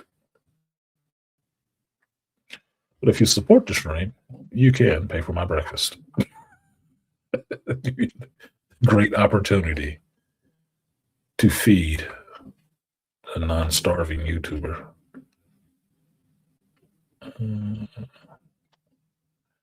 I ate late last night anyway,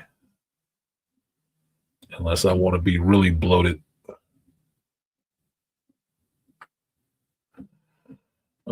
I shouldn't need to eat a bunch of anything again. Multiple files here. Multiple files. How did that happen? Oh, there it is.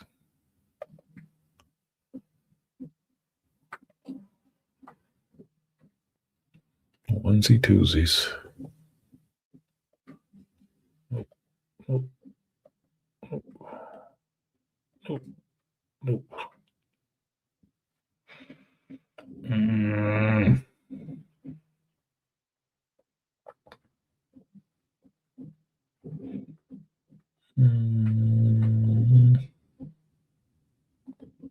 Did y'all hear about the Jonathan Majors thing about him falling out the damn window?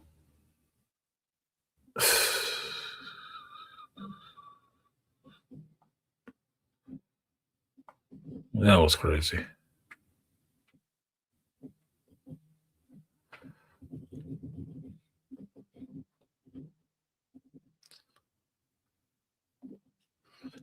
That was a blip on the radar.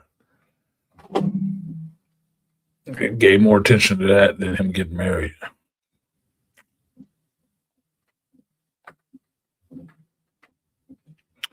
I cannot believe I do not have a picture of Invincible. That makes no sense. Weird.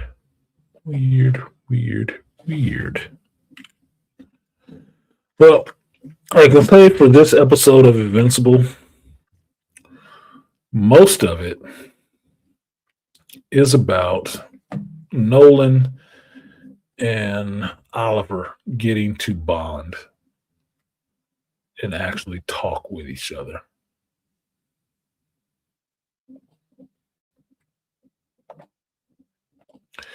And understanding that while some time was wasted and situations were not ideal, they have this time now while Mark heals to actually work on their father-son bond, which I kind of liked. Right? Now, there we go.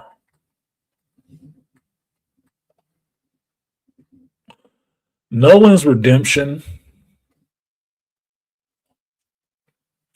Yeah, they made sure to show all his cuts.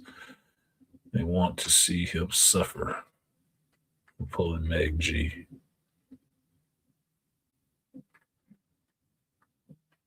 What are you talking about?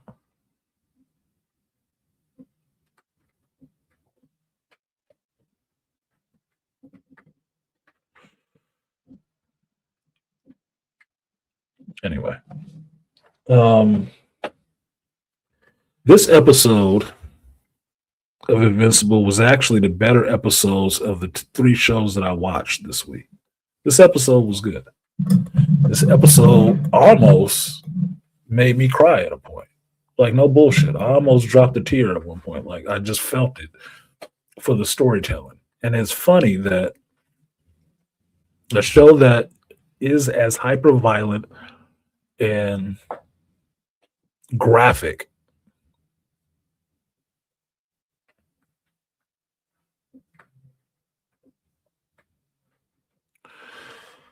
it still has good storytelling. Okay, Jonathan Majors. I didn't see all his cuts and stuff like that from the window fall.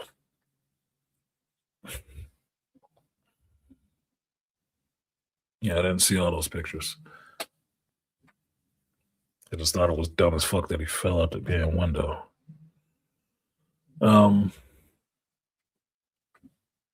Most of this episode takes place on a planet that Mark defeated Conquest on. And you see that Nolan and Oliver are having to survive on this planet and look over Mark's body while he heals. Now, human beings heal. Mark healing and taking months to heal as a Viltrumite or half Viltrumite from the grievous wounds that he suffered is a damn miracle. Now, I was watching some other video where a guy was explaining why Viltrumites can take injuries like that and survive. And it's because long as their heart is not damaged, they can survive. And I'm like, oh, okay. Fine.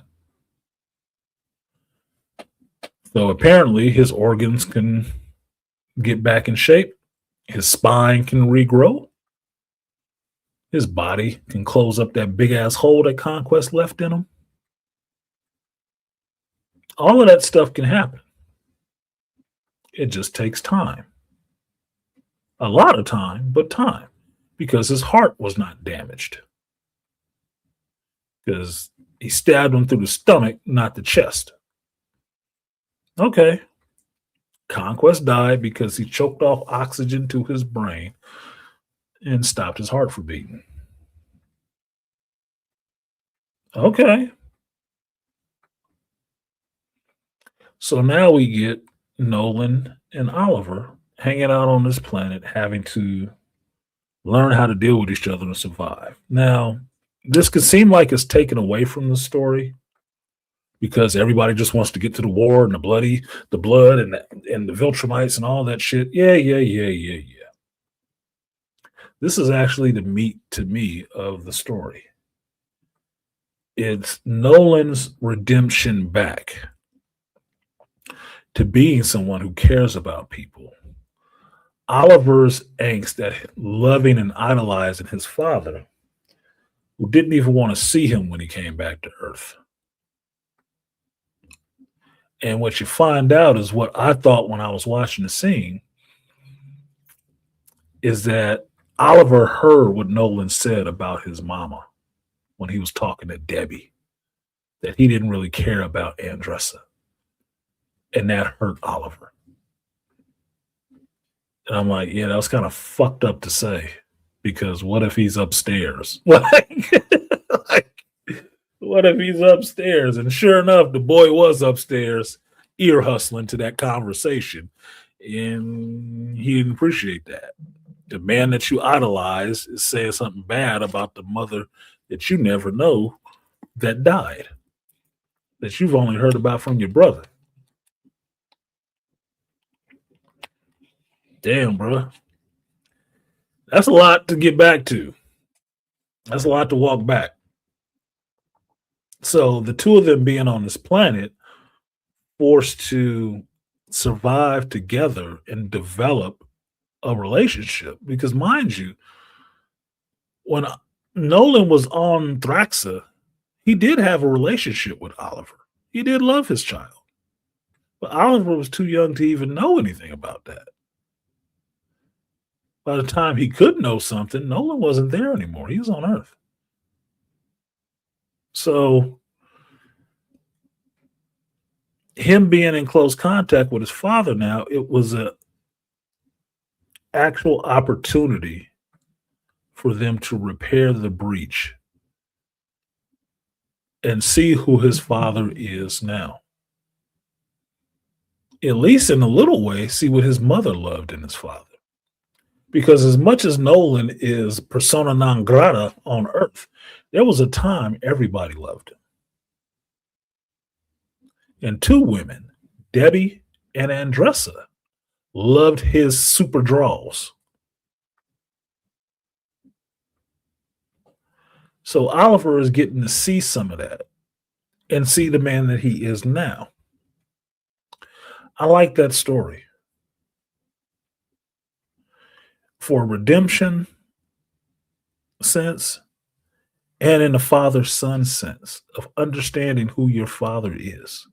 And maybe not who he was, but who he is now. Oliver wasn't there for all the rest of that shit. Mark was. And Mark is giving his dad a chance. Oliver is doing the same thing. And Nolan is having a hard time because it is not easy. It's not like you can just punch your way out of it. He's having to learn from a race that doesn't care about shit like this. He's having to learn. So I like seeing him have to go through that growth and fail and whatnot. Now, while on this planet for months, he and Oliver actually develop a relationship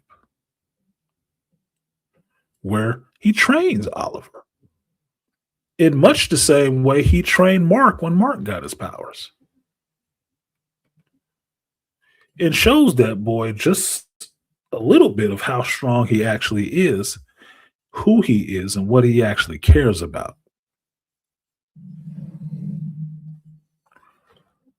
And what you can say is he does love his boys. And that's not a bad thing to say, because in any television show or movie you can see in the real world right now, you can see women love their daughters. Even if they got a son, they love their daughters more. Sins and redemption of the father. Yes. That even as a Viltrumite and not a human being, he is a flawed person with competing desires to do right by the people that he does care about. Because mind you, Nolan does care about Viltrumites. He was one of the ones taking all the bodies that died after the Scourge virus. He was one of the ones taking the bodies up there. He's seen his parents die from that shit, or at least his daddy. These are his people that he is now turning on and helping possibly genocide, because there's another virus in play. Sense and themes here. But beyond all of that, stuck on this planet with one of his sons recuperating and his other little mad purple son sitting here with an attitude with him, he does what he can do, which is try to train this boy how to fight better and make sure his recuperating son is fed and nourished back to health, and works on his relationship with his youngest son. By the time they leave that planet, they are a unit. The G unit, if you will, because they all Graysons. If you missed that one. And Oliver is following the lead of his father, where his father can call a play and Oliver execute. I don't need your help without all that shit. Now, the scene where I almost cried, where I felt the little tear wanting to come, and mind you, it's not that I was about to actually cry. I just felt the emotion to where this would be where you would cry. Right? Was after they came back from hunting and getting these eggs, and Oliver has taught Omni-Man that, look, she can't make more eggs if you kill her. Showed his father how to stay his hand to get the benefit of what he wants without killing everything to get it. Now they're working together. Oliver's distracting the bug. Omni-Man can go in and grab the eggs so they can take the eggs and feed Mark the protein he needs to survive and heal up completely. They're working together. No one don't have to worry about Oliver getting his ass beat. he's now able to trust the boy that he's okay. He can handle himself. But when they come back from that little mission and Mark is gone and that panic and dread sets in, I was panicked too. Like, oh shit. They follow the footsteps and Mark gets back to a grave that Omni-Man erected for conquest. Mark's last thoughts are fighting conquest. When he gets to that grave, he believes that's his brother or his father. And he is perplexed about how to process this shit and kind of crushed. But when Oliver and Nolan catch up to him and Oliver calls out to him and he turns around, that scene right there hit me. And he tells him, he's like, when they hug, he's like, oh shit, I thought you were dead. I saw this. I thought you were gone. He's like, no, you killed Conquest. Bruh, Dad did that. It's a relief. They've gotten him back.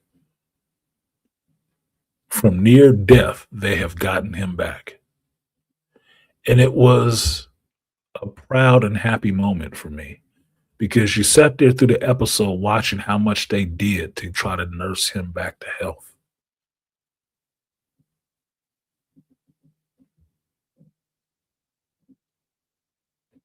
And the relief on their faces and his that both parties were okay. Mark was back. He was okay. Oliver and Nolan weren't dead. They were okay. It's a relief. Yeah, Mark put in that work. He did. He had to with Conquest. Told him what was what. He did that shit. So that was the choke up moment in the episode for me. It was a good moment. And like part of the line is saying, well written episode. It was very well written. Because mind you, nothing is real in this show but the dialogue. And they have better dialogue in this animated show that happened in 2 live action shows within 4 fucking episodes. Better dialogue. Definitely better than The Boys. That is sad to me that the cartoon has to be better than your live action shows in written dialogue that characters are saying. That is pathetic. Pathetic. Now, the rest of the episode leads to the Viltrumites losing ground, being shown that they can lose. It's not a lot of them. They can lose. For all their power and all their forces and the people that they can marshal from the planets they took over, they can still lose. And they start losing to the coalition. Well, in a gambit, to get around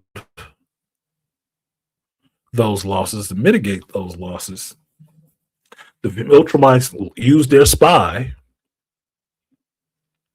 and get into the planet, and they start raising the damn planet. And the Viltrumites come out of their ship and start killing these people wholesale. Wholesale. And Alan and some of the other people that are there on that planet, I'm forgetting the name of the planet. They go in and they start fighting Viltrumites.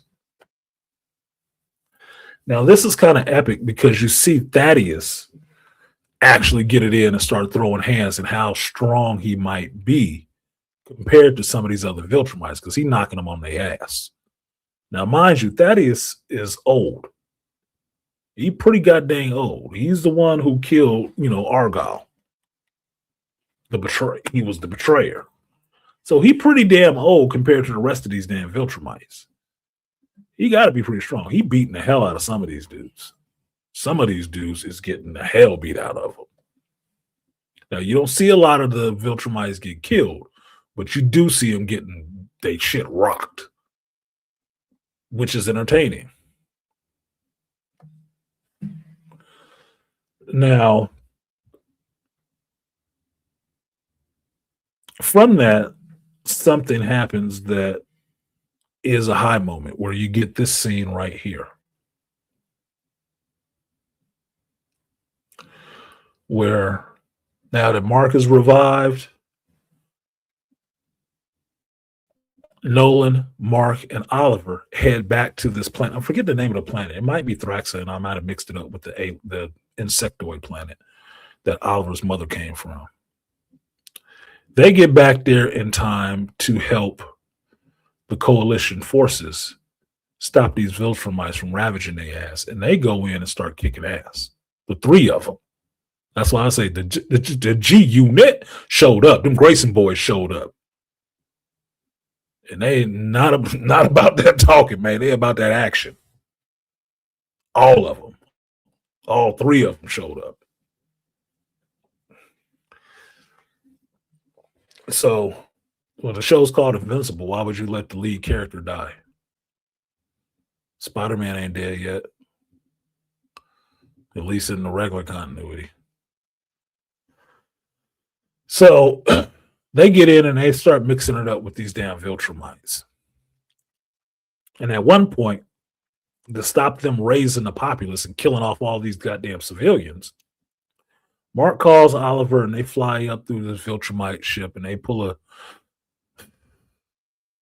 a Captain Marvel in-game move, even though that should have been a Richard Rider Nova move.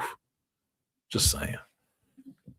And they fly through the Viltrumite ship, breaking it in half. And by breaking it in half, Thrag emerges from the ship. Now, it took me to this episode to realize that Thrag's voice might be being cast by Lee Pace. And if you don't know who Lee Pace is Brother Brother Day from the Foundation series and Ronan the Accuser from the Guardians. I believe he was also the prince in Hellboy 2, The Golden Army. Lee Pace is a good-ass actor. I like his voice. I like him as an actor, seeing him on screen. He gives a lot of performance. He can be terrifying, too. Just like Anthony Starr. Lee Pace can be terrifying. Because Brother Day on the Foundation, bro, you need to watch the hell out. Because he will smile at you. And he cut like a bag of dope, too. Now, Thrag emerges from the ship.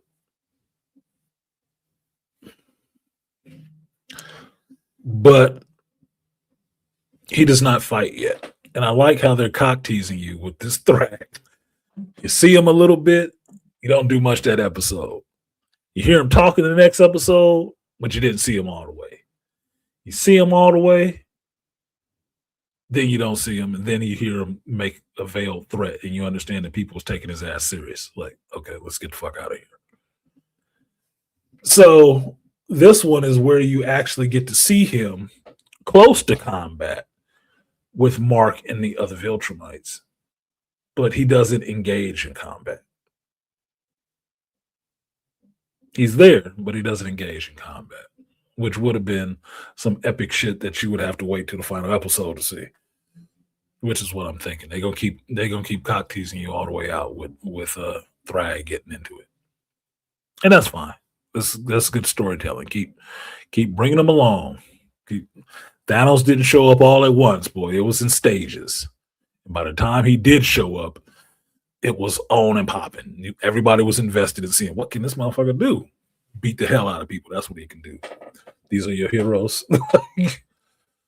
So Thrag escapes, but he do call a Viltrumite posse up. He said it one time, Viltrumites. And them motherfuckers broke whatever they was doing and got the fuck up there. Anissa as well. They on board. Regent didn't even say go. He just called Viltrumites, and they posseed up like they was getting online and getting ready to stomp the yard. Like, bro, they got on program and fled the planet. Now, I like seeing all my heroes come together. None of them are really questionable heroes except for Nolan, but Nolan's on his redemption, so he's straight. But all my heroes have come back together, and that's good. You got to see Thaddeus throw some hands, and he unblooded his hands. Viltrumites just get bloody. It don't matter. So you know he ain't a slouch. Nolan's back. Mark is back. Oliver's back. It was a good episode. It was a good episode. You understood the stakes, that they are pretty high. And a lot of these people got killed behind this one traitorous ass motherfucker. So table's gonna have to be turned.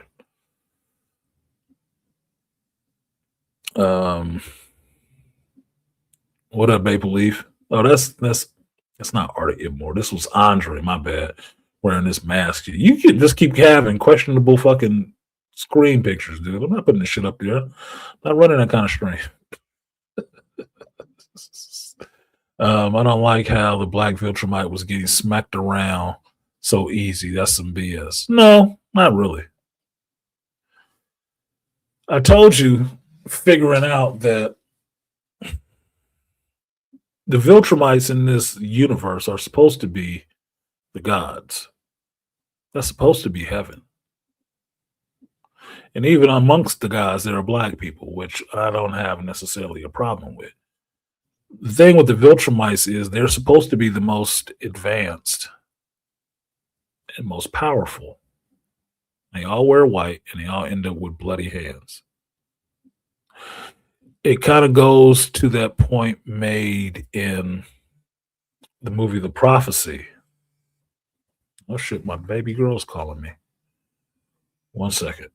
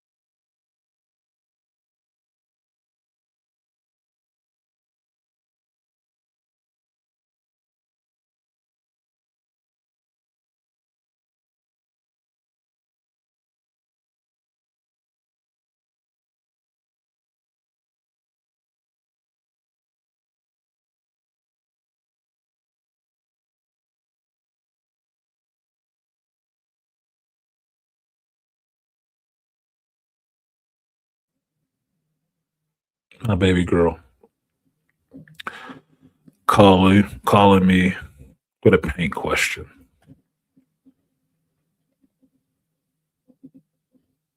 I love her and I miss her at the same time. So my smile is because I love her and liked hearing from her out the blue. To be of some use to her to ask me a question about painting, because her and her boyfriend moved to Seattle for his job and they're painting their new place. And I told her I missed her, which is an outpouring of emotion for me, which I will now have to stifle off because I do miss my baby. I miss my son too. I try not to dwell on it as much, but I do miss them. Do love the hell out of them. Never let it be said that men don't love their children like women do. Bullshit. A father loves his children. I'm just more able to let them be off in the world without me than I am to need them up under me like a mother hen to feel comfortable. No, daddy duty's never, there's always looking after. Watch that movie, The Weatherman, with Nicolas Cage, and you'll get that line out of it. There's always looking after. I know Charles was loving the hell of that episode. What was that?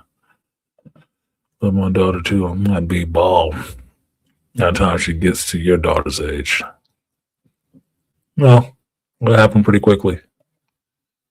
I'm telling you, the time in between my daughter was 3 and standing on her tippy toes with her big ass braids on her big ass head and standing on her tippy toes in her red onesie to turn the doorknob till now being this beautiful grown ass 5?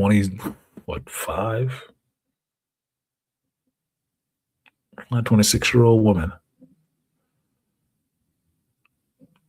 is almost like a blink or a heartbeat. That's it. It happens so fast.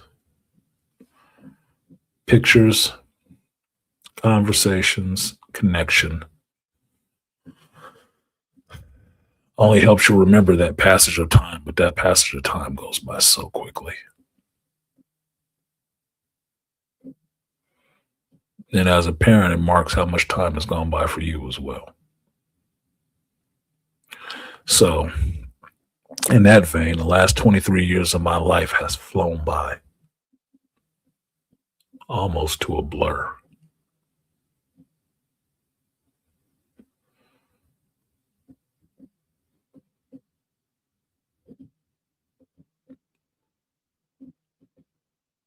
In a morose way, it makes you wonder how much you actually have left. If that much of it can go by so quickly.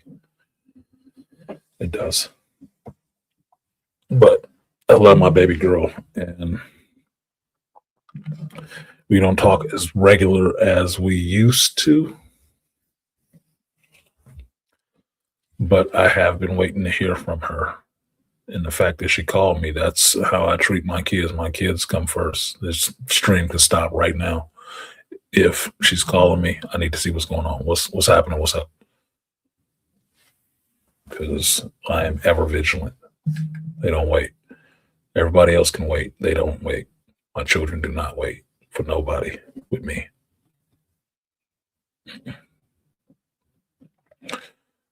Happy birthday to your daughter. 10 is a good age. Fucking puberty is all over the place, bro. Like, yeah, you're going to have some gray hair. You're going to have some gray hair. Because knowing a bit about you and your daughter has to be a part of you and she's your daughter, Oh, you're gonna be in for it, nigga. You're gonna be a little bit in for it for this puberty session. This is gonna be entertaining. Take a lot of pictures. Remember these moments because you're gonna have a time. Postpartum depression. No, it's not postpartum depression. I don't think men get that, not because we don't carry the babies. It's because men always know your kids are going to go away from you. We're never trying to keep them from going out into the world. We're not. We know that's where they got to go. That's where the rest of the growth is going to happen. That's where you see if what you were teaching them actually works. It doesn't work standing up under my wing. It works if you can get out there and fly on your own. Men understand that from the jump. Women are the ones who have a hard time with that shit. Because even mama's baby don't want to put him out until he don't want to listen to her.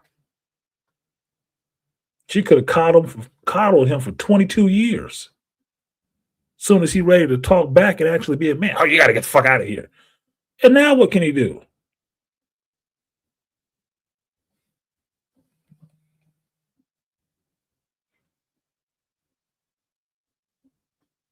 You only mama's baby until she can't get what she wants from you. Then you just that other Negro in the house. My ex's daughter has been calling lately, and I get to give her advice and laugh while I remind her of all the mess I had to deal with, like hiding vegetables under the bed because they're yucky. Yeah. So hear my baby girl talk to me. I can remember some of that stupid shit she used to do. But that's part of what makes her her. Took it in stride. She survived. But I love hearing from her. It makes my heart feel good hearing from her. My son called me right now. I'd feel the same way. Just the same way.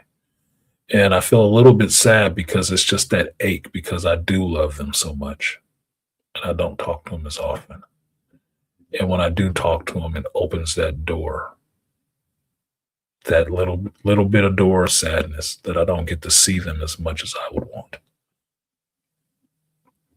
Listen, believe it. My kids live closer to me, like within 30 minutes travel. I'd be seeing them all the time. I would, especially now. I got nothing but free time. I'd be in their fucking face. Not trying to run their life, but just being able to be around them. Because that is a part of my life. Like having a comic shop, buying comics, having good times with geekdom. That is a part of my life that I love. And though the line has been thin, it hasn't been cut. So it's like an artery closing up a bit. The closer you are to the source, the more it pumps again. Then it has to thin again. So I liked her calling me for that. She had a painting question. It's good. Makes me a little sad, but it's okay. It's manageable. It's just because I love her.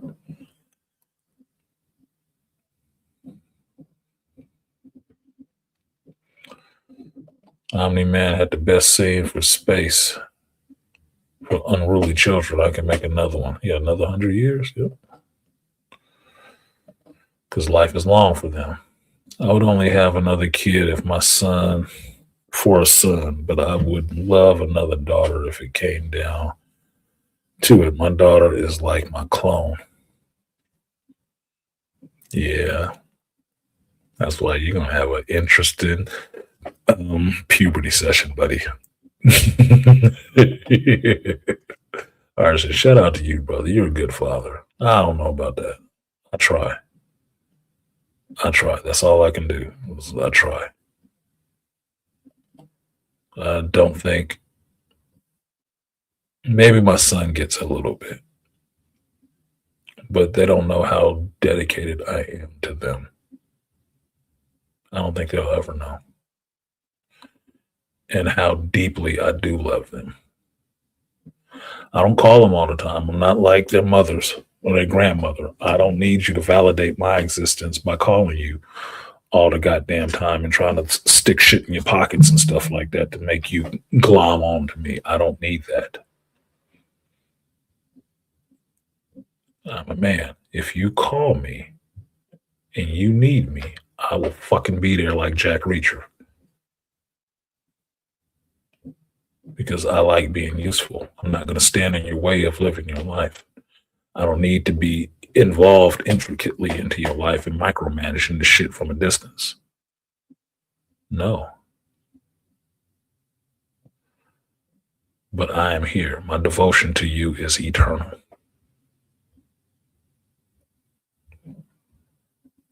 And nothing has changed from the time I had to wake them up in the morning and feed them food out of little baby bowls and let them have a sippy cup so they'd shut the fuck up. Nothing has changed from that moment till this one for me. Nothing. That devotion has not changed. That loyalty will never change. Those are my seeds. And I love them dearly. And I feel dearly for anybody who want to hurt them.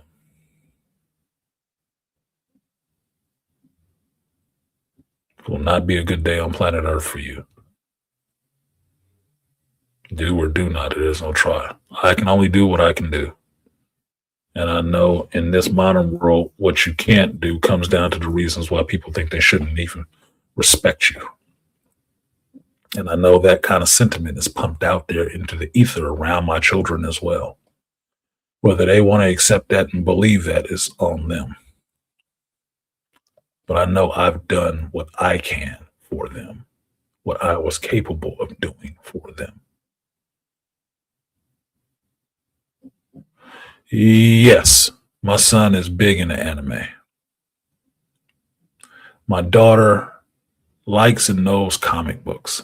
She was raised in a comic book store, just like my son.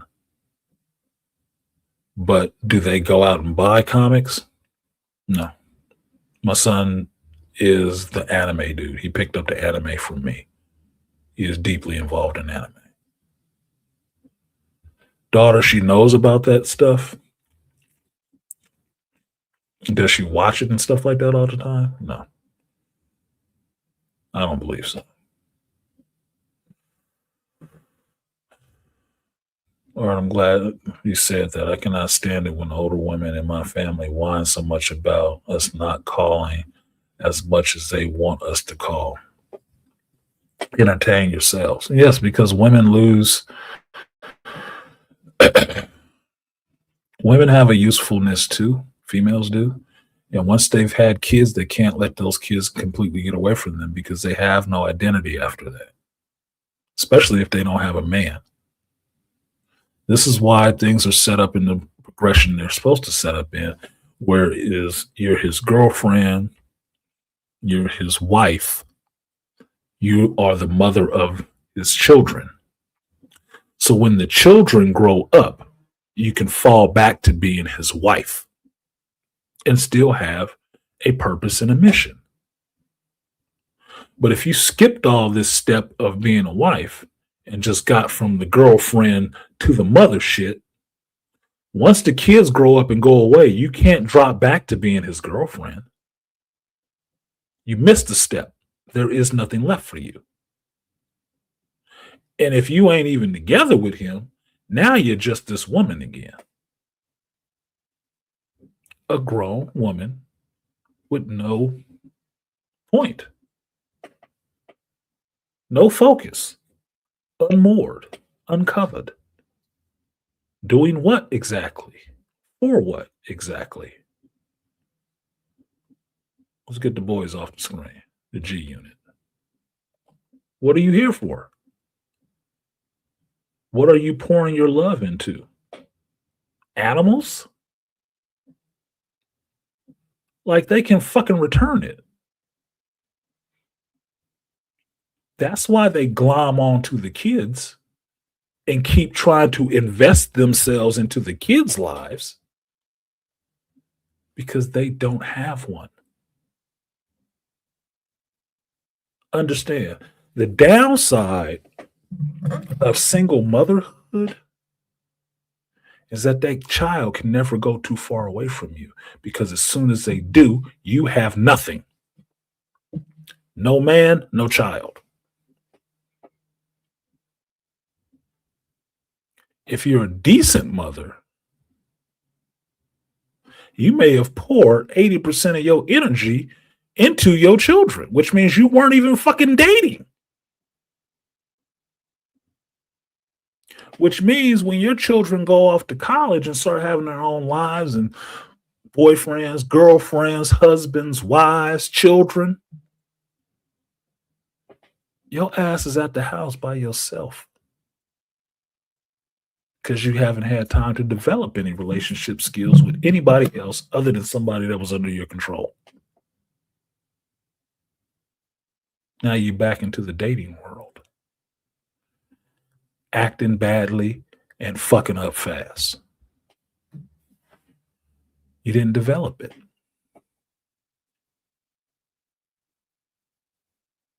So now what you gonna do? Be bitter and single? Blaming men? Or are you going to try to overinvest yourself into your kids' lives? Oh, you need to have some grandchildren for me because I'm getting old. They don't need to have grandchildren for you. They need to have children for them when it makes sense for them. You need to find something to do with your life. Something else to dedicate it to. Since you didn't make it to a husband who would have been, at this time when your kids is gone, dedicating his life to you. Making sure y'all was still straight and y'all can go out and see some of this world you've been living in this whole time while you were raising children. You're fucking up the process is what you're doing. Because that is the normal process. Even if you take the marriage part out of it, if you take the construct out of it, you know, the scaffolding that they built the enterprise inside of, even if you take that away, you still got to fly the ship together. It's still better if you're flying it together. The captain and the helmsman. It's better if this shit is going along together than y'all just out there floating in the vacuum by yourselves. Bitching about what you don't have.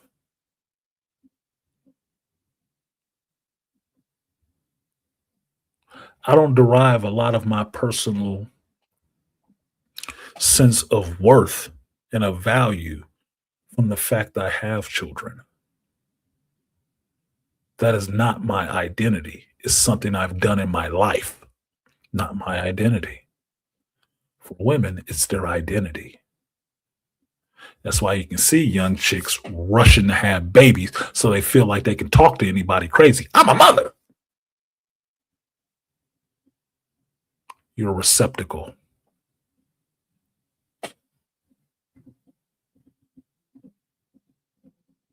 And if you have more than one baby daddy, let's just say, let's give you a grade on a curve. If you have more than 2 baby daddies, not husbands, not ex-husbands, baby daddies, you are a receptacle.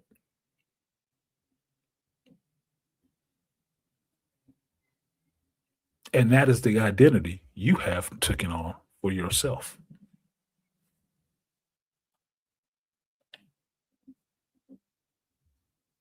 So don't be mad at me for saying that. I just like breaking shit down simply.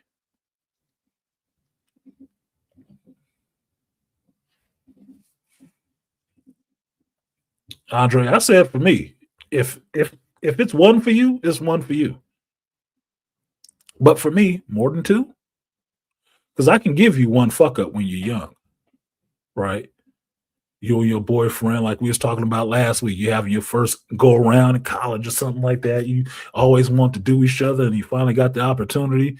Nobody had no protection at that time, but you get it in because passion is wrapping you up. You bust, you get pregnant. You don't, do no abortions or nothing like that.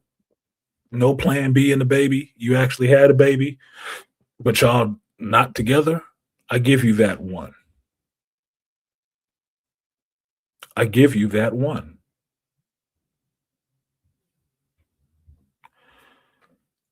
If by the second one you ain't learned no better than the first time, and the second one is had under these same random circumstances with another dude, it's not random. This is your stilo. This is how you get down. 2. One young mistake, one intentional mistake. And I'm not calling the children the mistake. Your sexual practices are the mistake, not the children. Your sexual responsibility is the problem. And I say that being somebody who got 2 separate women pregnant. Shit happens the first time. Second time ain't no damn accident. You knew better. You knew better. It's not an accident. You was being irresponsible. And I say that after getting 2 separate women pregnant. I was irresponsible both times. Don't make the kids a mistake. Don't make the kids irresponsible. I was being irresponsible with my dick. First time was passion. Second time, I didn't really give a shit. I liked her.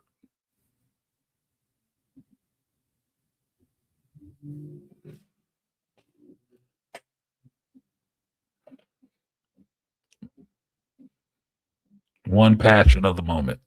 Heat of passion. One heat of passion, baby. The other one is irresponsible. Unless you planned it. If that dude didn't stay, y'all was having sex, you wasn't trying to have a relationship. That's why I give him 2. But that's just my metric. Doesn't have to be yours, but I just explained it why that's my metric.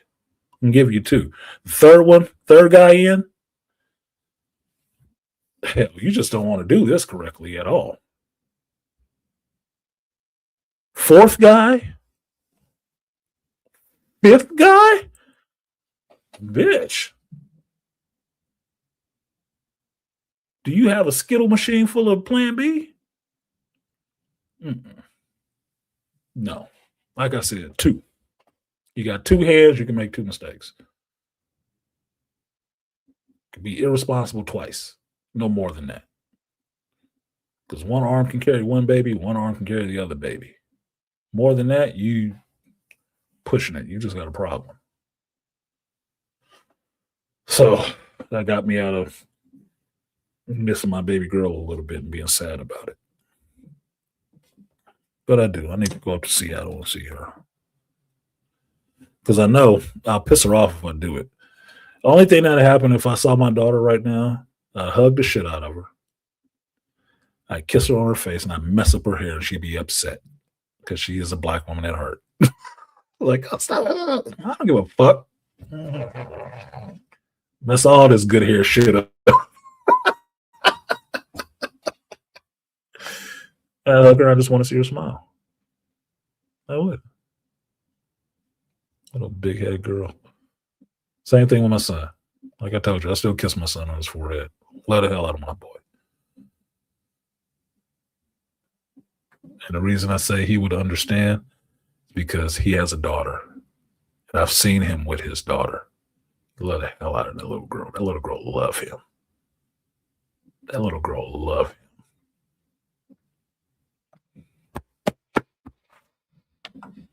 And he love the hell out of her. That makes me feel good.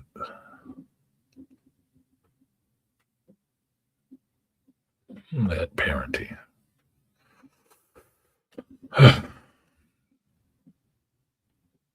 I wish for some of you guys who don't have kids actually get to feel that kind of feeling like that.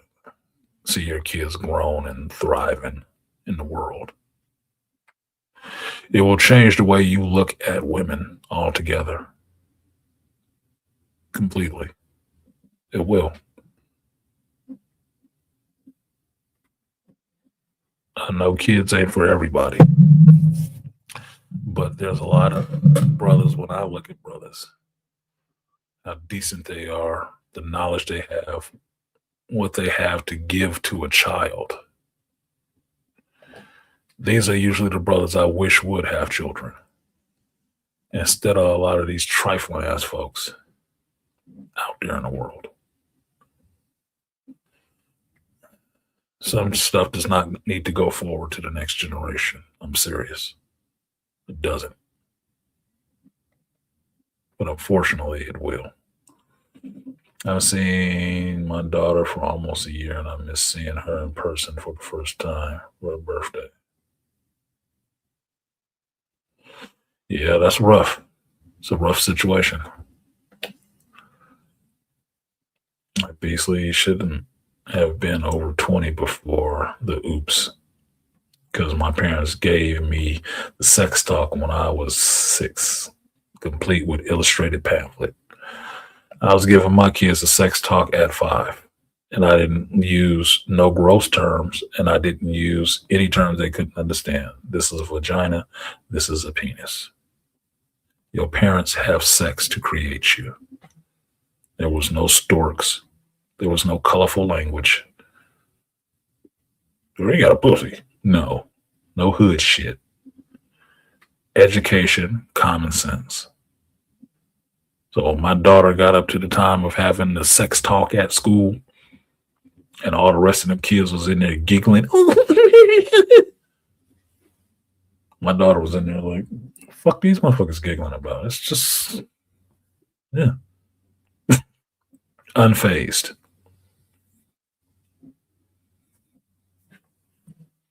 Unfazed.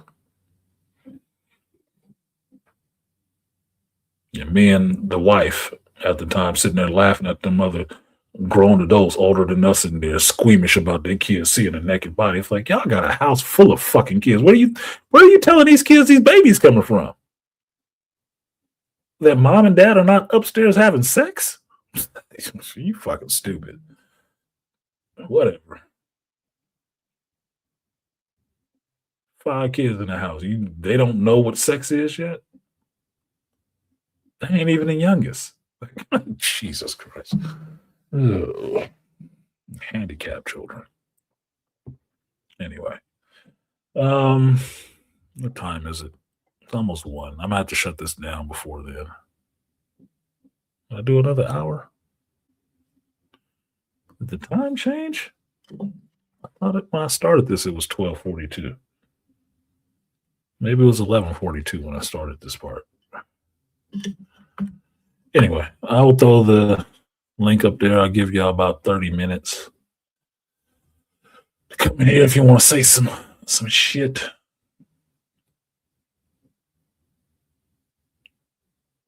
Branded welcome for guests. I don't know what that is.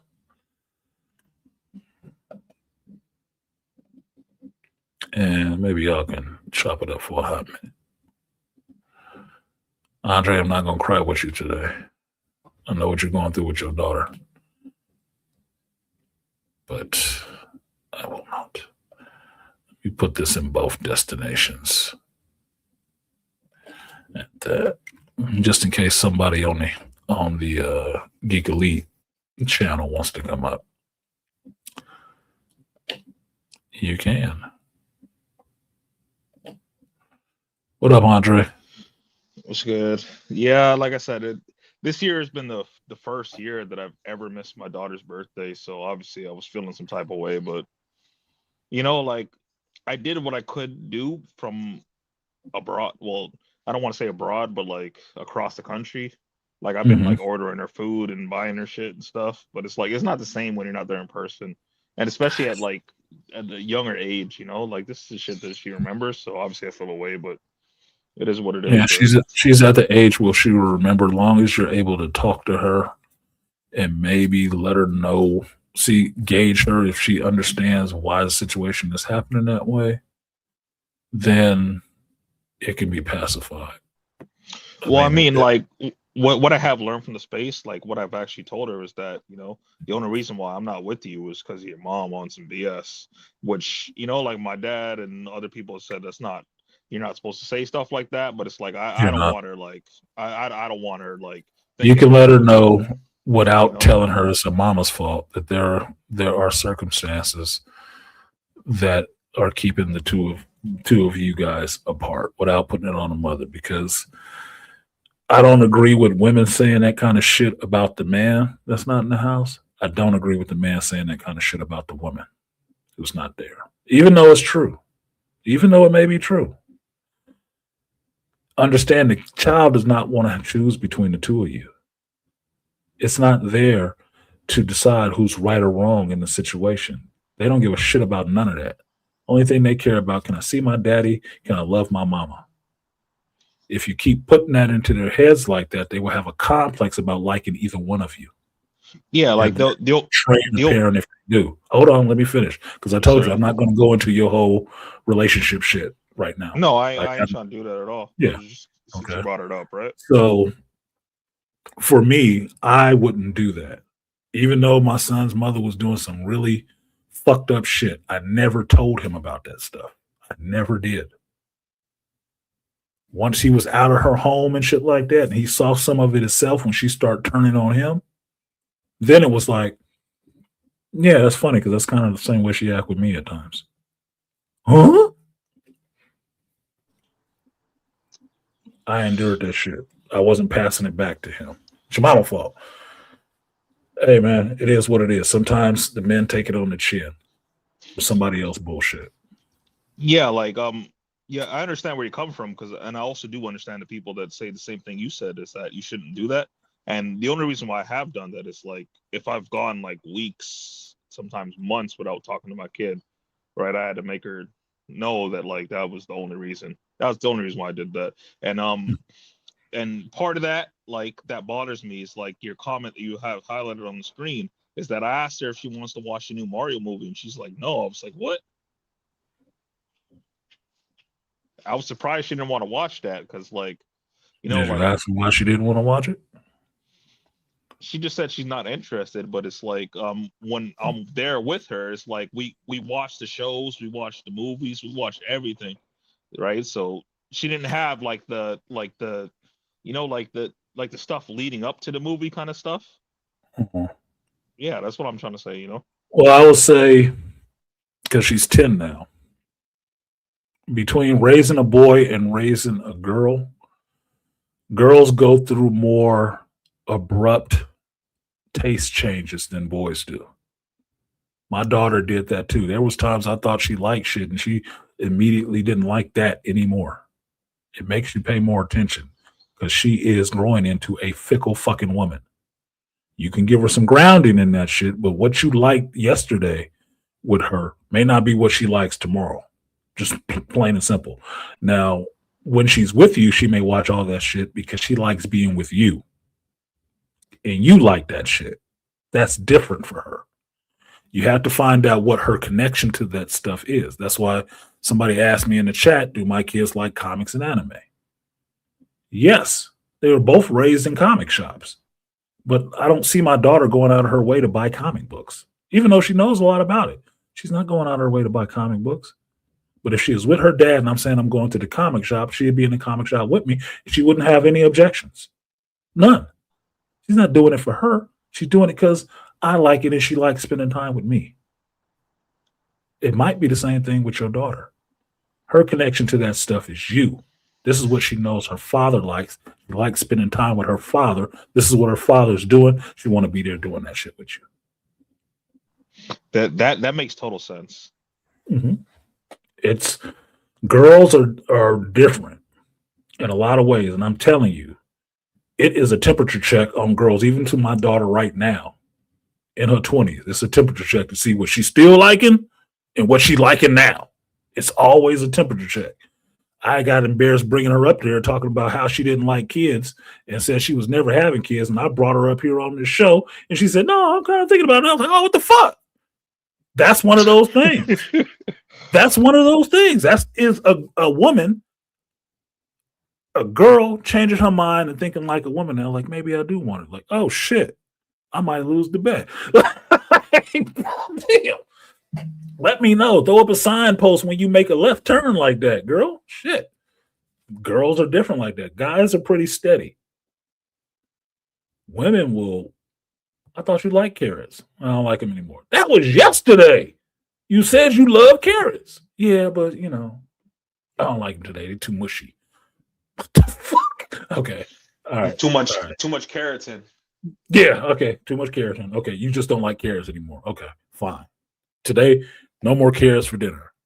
What do you like? I think I like string beans. You ain't never. Okay, fuck it. We're making string beans. All right, fuck it. Fuck it. We're making string beans from now on. It's just what it is with girls. Raising a girl is like that. Because understand it's partially hormonal and partially emotions. That shit will fluctuate. You got to stay on your goddamn toes. And you about to hit puberty, bro. Your 10-year-old daughter told you she don't like Mario Galaxy no more. Why? Because she's trying to tap more into her woman side. Well, that's the part that surprised me because like Mario Galaxy is supposed to be like female centered, but not female centric how she likes it. Yeah, there's supposed to be a lot of gauging her and seeing what she's into and putting it out there for her to say, are you interested in watching this? Or what are you interested in? Giving her the choice to point out what it is that she's interested in to rewrite what you think your daughter likes. That's what it's going to be a lot of. You're going to have to just give her the option to make a choice and see what choices she makes to understand what she now is into. That's just what it is. Like I said, it's a lot more work. It's rewarding, but it can be a lot more work because you got to pay fucking attention because it will switch on a dime. She 10 now. You think she's going to like the same shit that she likes at 10, at 12? Fuck no. You might have went through 3 different iterations at that point. Oh, I like black nail polish and stuff like that now. Bitch, you ain't never been into that. What the fuck? I don't like that. Oh, Dad, I'm just trying to express myself. Oh, fucking hell. Here we go. You'll be surprised. Trust me, you'll be surprised. What up, Beast and Lion? What's good with you? Oh, not much, sir. Just enjoying the Sunday.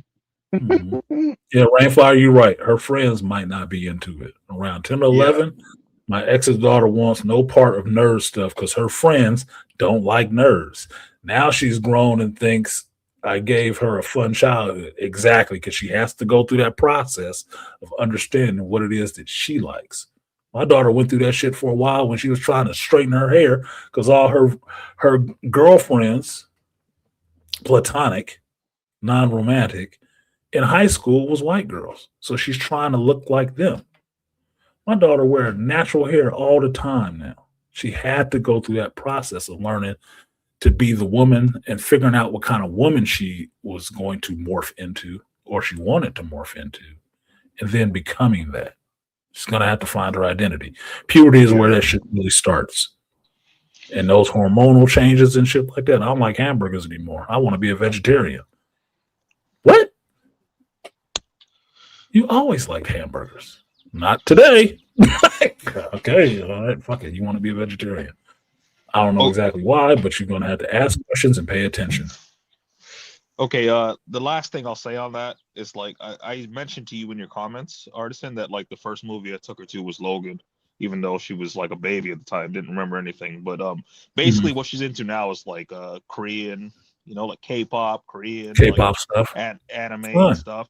But she into like the masculine stuff, and I was trying to like guide her back towards the feminine stuff. But you know, if she likes the masculine stuff, and I introduced her to that stuff too as well. So I guess that's on me. So you know, my daughter has a lot of masculine movies that she has seen and liked because that was my influence on her. It makes her, like I told you guys before, it makes her fun with her guy friends because she likes all this stuff. She has experience and likes the stuff that they like, but she's seen it a lot earlier than them. So they're like, damn, your dad watched this with you. It makes her the coolest girl in the room.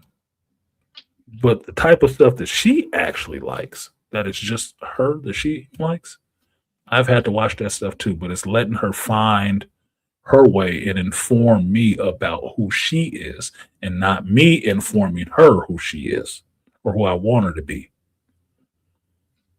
All she has to be is my damn daughter. And that's what she's going to be, whether she like me or not. I got enough DNA pumped into that little girl, not from fucking her. I'm just saying, from creating her. Don't be sick, people. That she is me. She's part of me regardless. I just need to understand how those parts are put together with her informing me of who she is, who she wants to be as a person, and support that or try to guide that in a way. That's it. So what were you saying, Beast? Roger. Got Oh, 35 yeah, minutes. just enjoying the Sunday and listening to the conversation and thinking about the freaking shows you was saying. Because I was thinking, when I was watching them, I was thinking like, yeah, there's a lot of stuff that I know me and Artisan and a few others said we don't want to watch. I said, honestly, I just finished those 2 episodes of The Boys yesterday. I started watching when they came out, but I was watching and I said halfway through the first episode, I'm like, yeah, I'm gonna watch something else. I'm not gonna watch this. Yeah, I'm good. I'll watch it. I'll watch it later. You got all this real world, and like what made me turn it off was the manosphere red pill shit. I was like, yeah, I'm gonna turn this shit off. Oh, fuck you. Yeah. Yeah, I'm just no. I'm tired of this shit because even though I don't really even watch that much of the content, I don't like the shots at it. It's like, dude, then what the hell do you suggest? What's your suggestion? How you gonna fix me? Because y'all love to get up on these TV shows and talk shows and news shows now and talk about there's a masculinity crisis now. I said, gee, I wonder who stated that information first.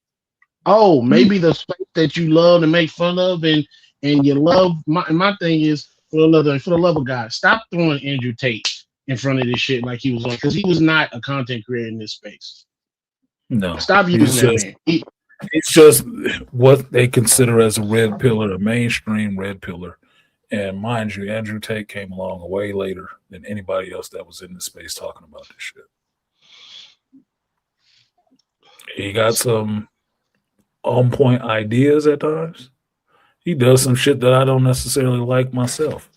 But every man with a voice has something to say if you care to listen. Yeah. Because he has a big following is because you have a lot of disaffected little white boys out there. And they've been around. They've been there. They're actually a millennial group.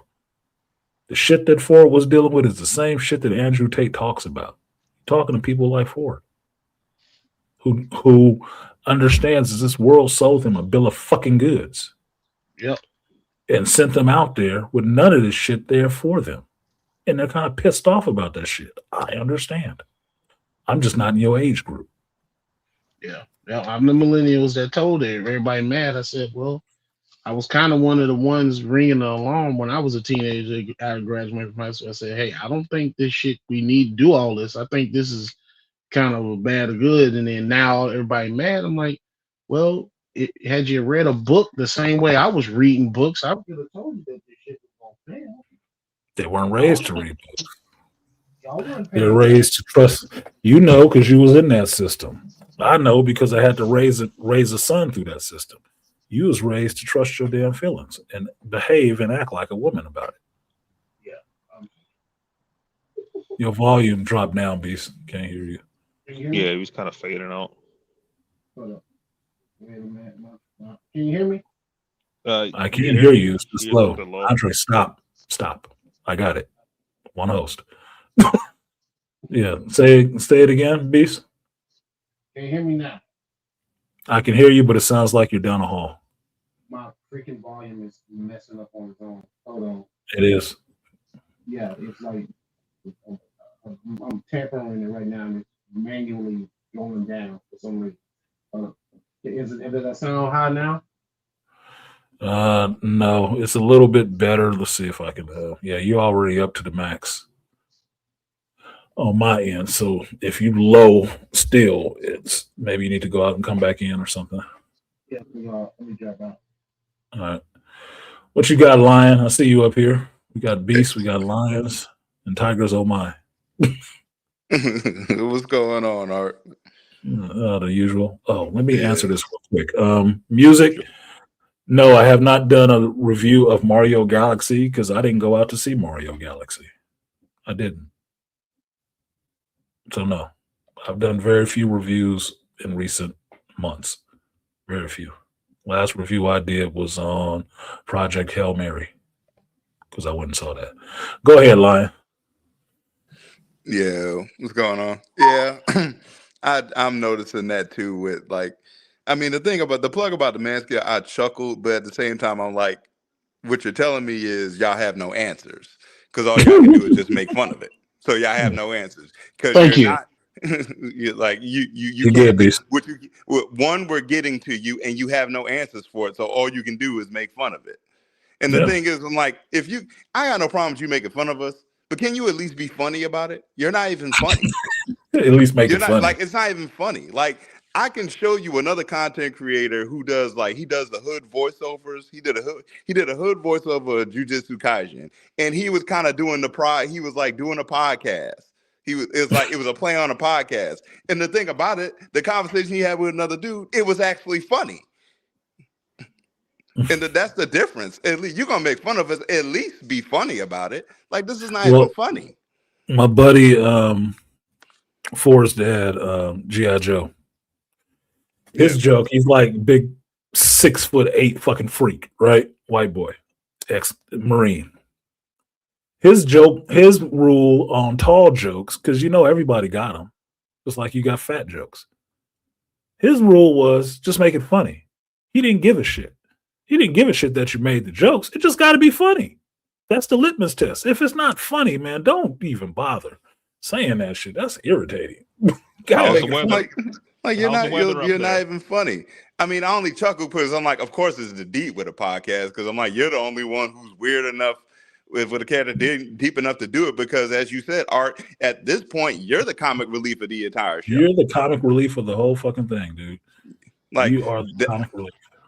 Like because now that A-Train's dead, because when in the earlier show, the banter between A-Train and Deep was the comedy. Mm-hmm. That was the comedy, the banter between them. But now it's like, it's bad when you're relying on the villain to carry the show. He's the only one complexing. He's the only complexing character here. He's the only complexing one. The most powerful, the most influential, but the most insecure. Mm-hmm. Go ahead, Beastly. Another thing that pissed me off, them killing A-Train off so damn early. You couldn't have waited. No, you couldn't have waited. You could have at least brung it out. And then it wasn't even, you killed him in like the most unheroic way possible.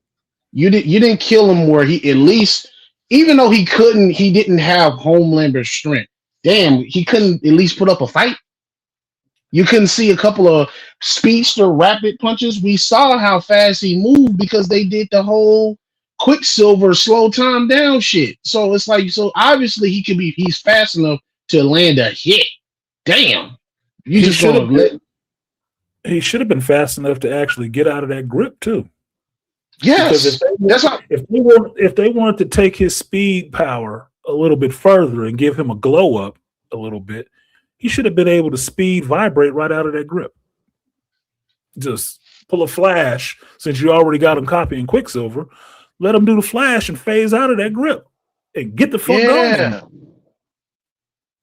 I'm like, that's not how, because I'm saying, like, do y'all understand how speedsters work? He should be fast enough to where Homelander shouldn't be able to touch him, because if your whole power is speed, you're gonna be faster. I mean, damn, even Superman struggles with the damn Flash. Come on now. I said it in my review on Patreon that as fast as he was moving when he rescued the people from the little camp,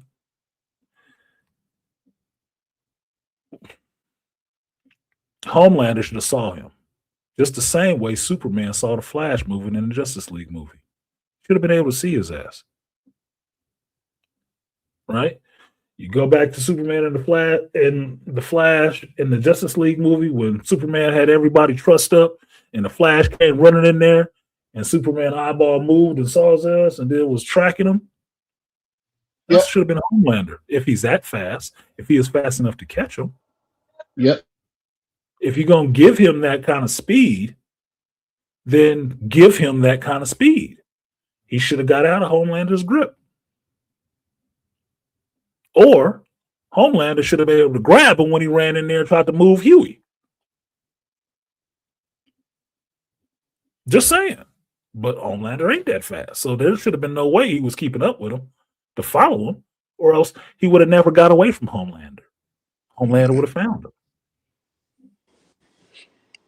But that's the thing that's going to piss you off, because when they do have this battle, because I'm expecting Butcher and Homelander having out, they're going to have Butcher putting up a better fight than A-Train, and Butcher, all he got is the centipede. Chest tentacles. That's all he got. That's all he has. But yeah. And this TDS, this constant political crying, like, yo, y'all lost. Get over it. Like the whole political thing. I'm like, if y'all don't die, y'all sound like sore losers now. They are sore losers. They're not even sound like they are sore losers. That's why they keep bringing it up everywhere. Like, motherfucker, sour grapes, make some wine and get some cheese with it. Shut up. Like, hell. What up, hey, Bizzle? No, they won't. You know, you follow politics. It's annoying as hell. You know how many left knuckleheads I had to block on Facebook because they was talking to me crazy? That's funny. Left knuckle shuffles. Left knuckle shuffles. No, how many? Wilson. Too many. Yeah, well, it is what it is. They made that problem on their own. Yeah, and I wasn't mean to them. I told them the truth, and they just crash out. I had one dude accuse me of looking at his daughter. I was like, I ain't seen this dude in 20 years. I didn't even know he had a daughter.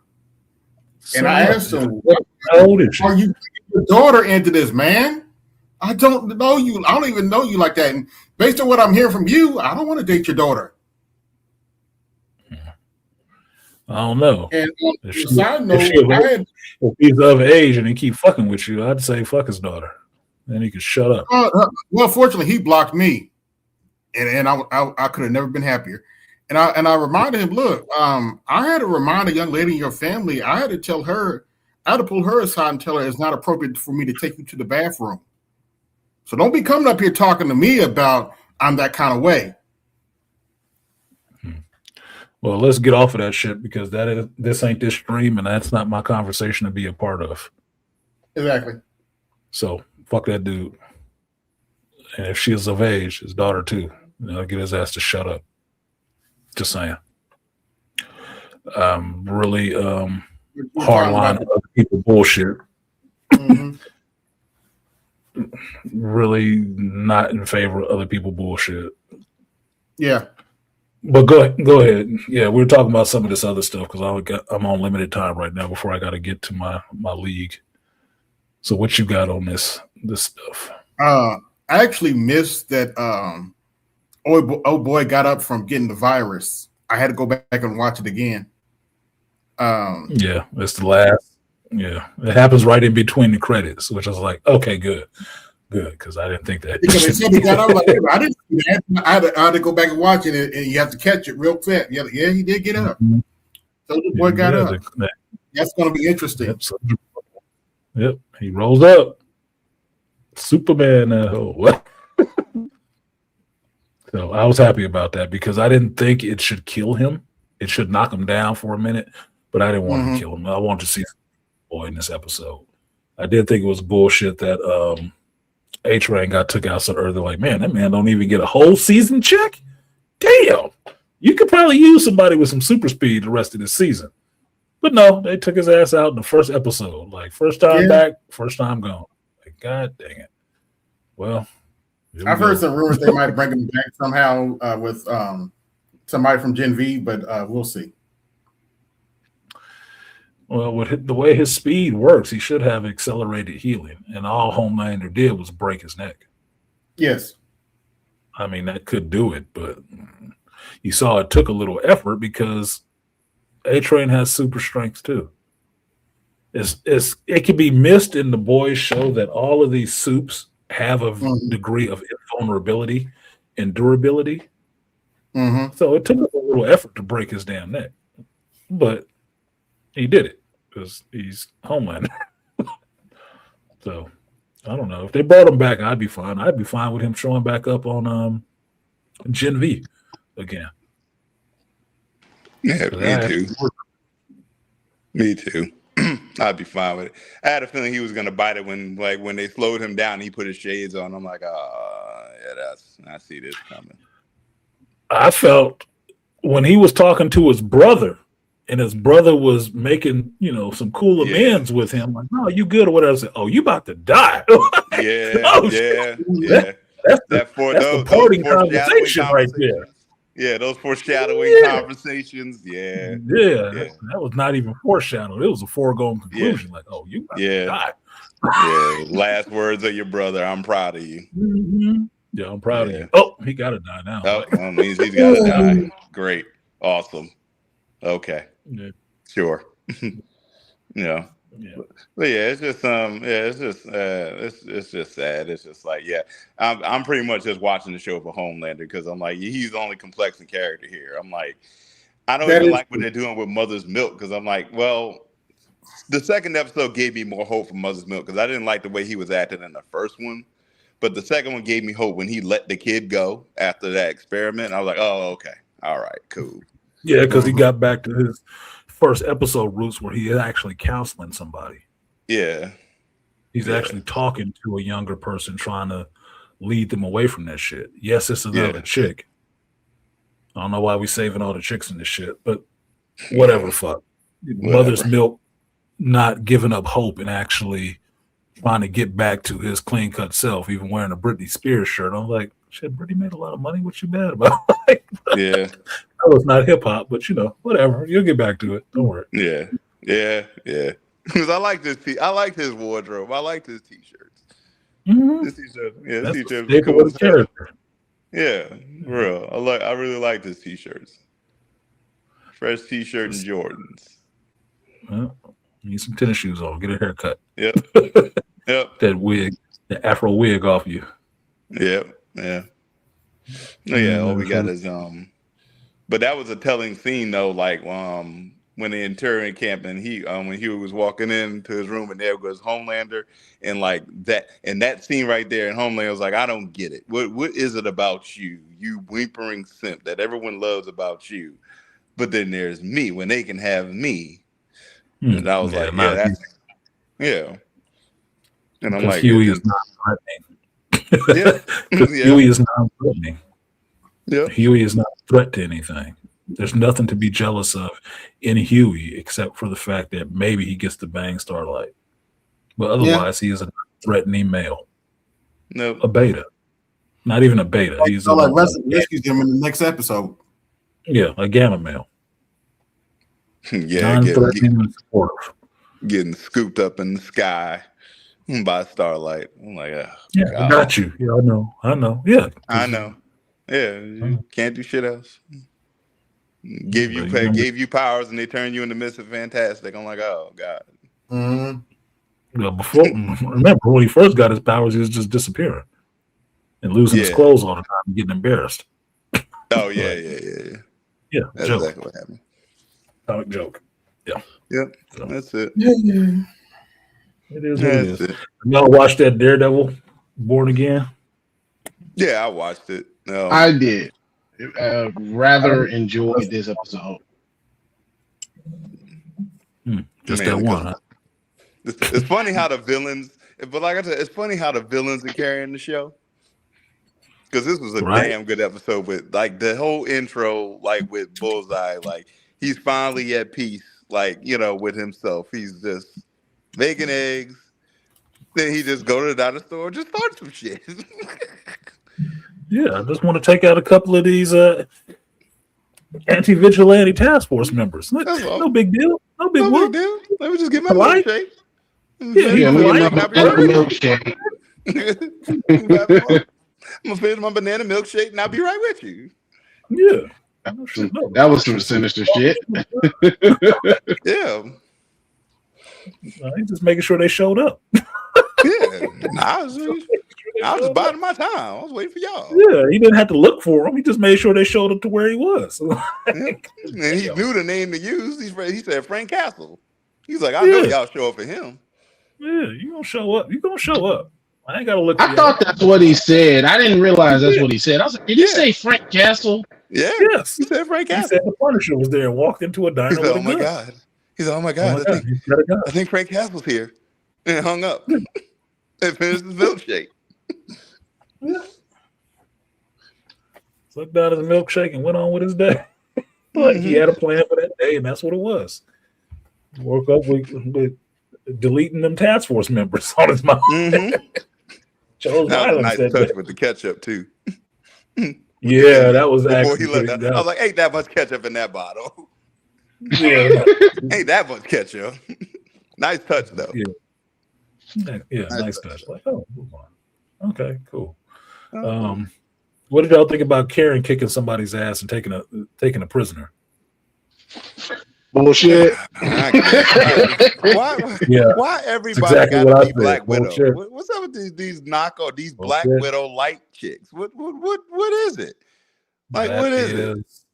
Like what is it? And we all know when somebody really shows up, you gonna fall the fuck back, all the way back. Karen you bring in Black Widow light shit. It's annoying. They couldn't get Rosario Dawson back. Like, dude, I barely believe the night nurse. Definitely not believing Karen Page is now the badass, kicking people ass, punching people in the face, taking prisoners of police officers. Like, shut the fuck up. Really? Maybe if you had a stun gun, I'd believe that you shocked that dude and got him back there. But that's the only way I'm believing that is you had to have a stun gun. Come on, man. It's not happening. You should talk to him because this conversation worth having. Okay, whatever the fuck. How'd you get this dude back here? The Frank's hideout. Whatever. I'm not buying like you said, like when somebody real shows up, like bring back Elektra. Where's Elektra? I would have rather see her this season because she would fall under the vigilante. Karen can sit on the sidelines and go play around with Frank for a little bit before it's time for her to come back. But bring back Elektra because they even asked that actress. She said, I haven't heard anything. Yeah, she don't know. They willing. She could sit up there and talk Matthew. Look, they're bringing Jessica Jones and shit. I would have rather that happen with Jessica Jones as opposed to Karen. Karen don't need to be a badass. It's not Karen's skill set to be out there punching and fighting with people. Quit it. We gave Karen some grace because she shot a motherfucker one time. We come a long way. That was just the killer in her. Mm-hmm. Or 2 times, excuse me, because when she came from her hometown, she had some shit with somebody. So we gave her a pass on those 2 things because it's not her character. Now you got her out here shooting people again and fighting. Then Karen was a problem the whole time. Karen was the problem. Yeah, you take out Karen and Vanessa. Every chick can't be Lois Lane. Look, every reporter chick in the show ain't got it.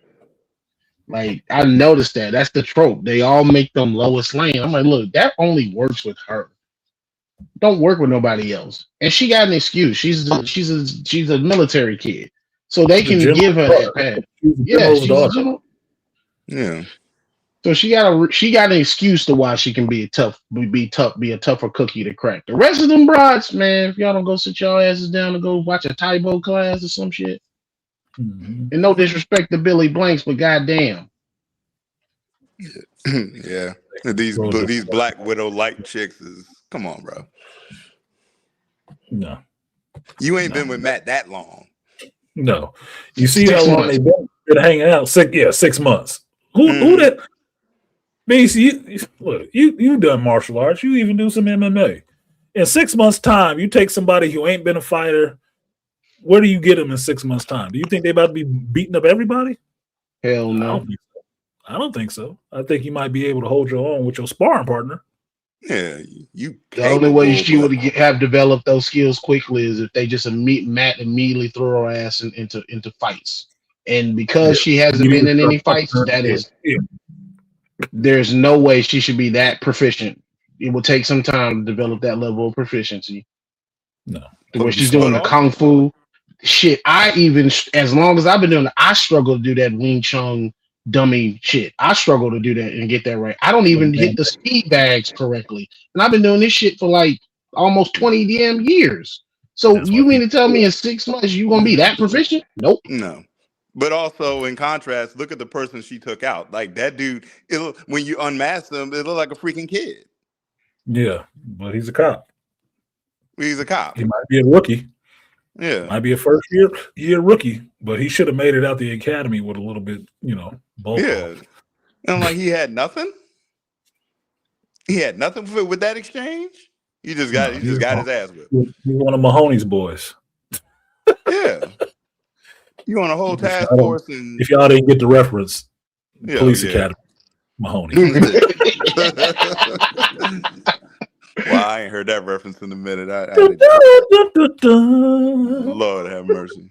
But, I mean, yeah. But look at the person. Mm-hmm. But like, look at the person she nabbed. Like,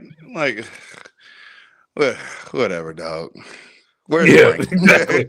And that's how I was watching the shit. Like, yeah, whatever, man. No fucking way. But okay, where's whatever. Frank? No, where's Frank? If it ain't Frank there, I'm like, well, bring Matt back because I like looking at. Well, that's the funny part because in the next scene, they're in Frank's hideout and she's talking about, well, maybe we need Frank. Well, maybe his ways work sometimes. Man, shut up. Oh, here Karen. we go. Here we go. You were the first person shitting bricks when you knocked off Wesley. Mm-hmm. Shitting bricks. Now she didn't pop the dude in the knee in this episode. She ain't felt shit. I'm like, oh, no. we just all badass. We done moved up, huh? Yeah, we moved up in the world. I think you was always a piece of shit, Karen. For real. I think you were. Yeah, you meant to be Wesley. For real. That wasn't an accident. That was your natural tendency. Yeah, like one can say, even if it wasn't Wesley, it was bound to be somebody. Somebody was going to catch it eventually, as soon as they put a gun in your hand. Yep.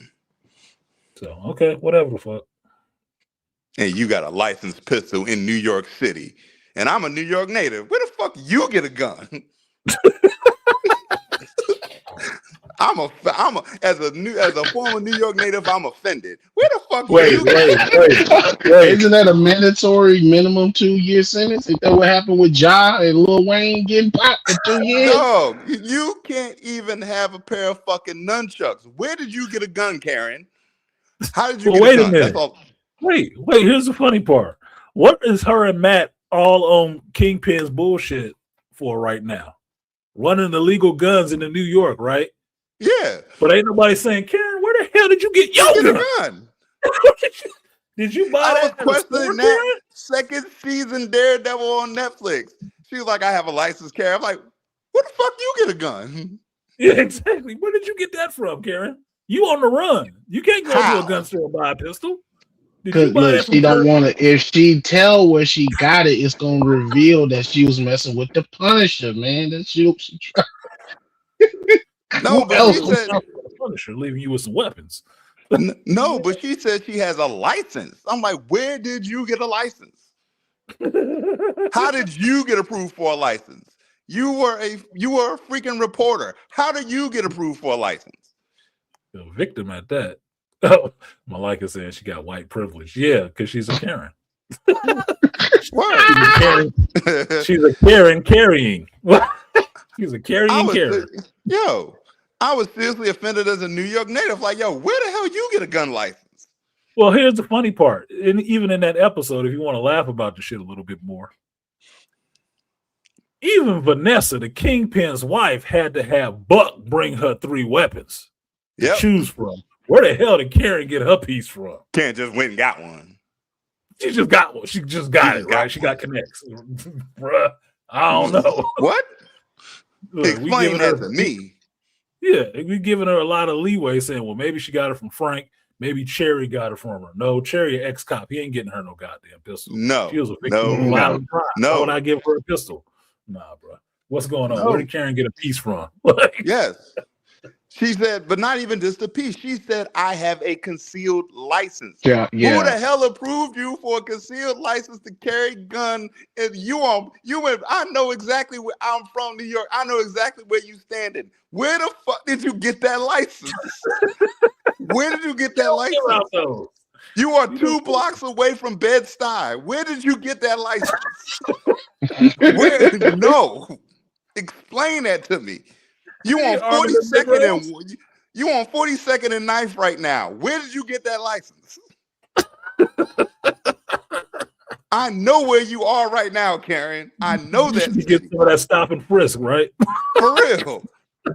Ain't no one frisking you nothing?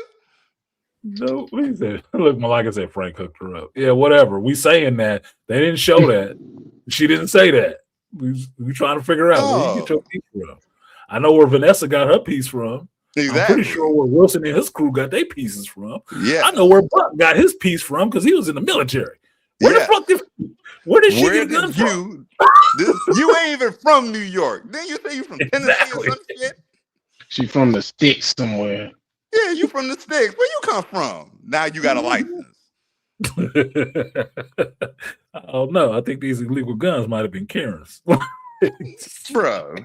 Which I guess we see who the real kingpin is. Right. For real. Yeah, before we stop him about his illegal guns, what about your illegal Time guns? out.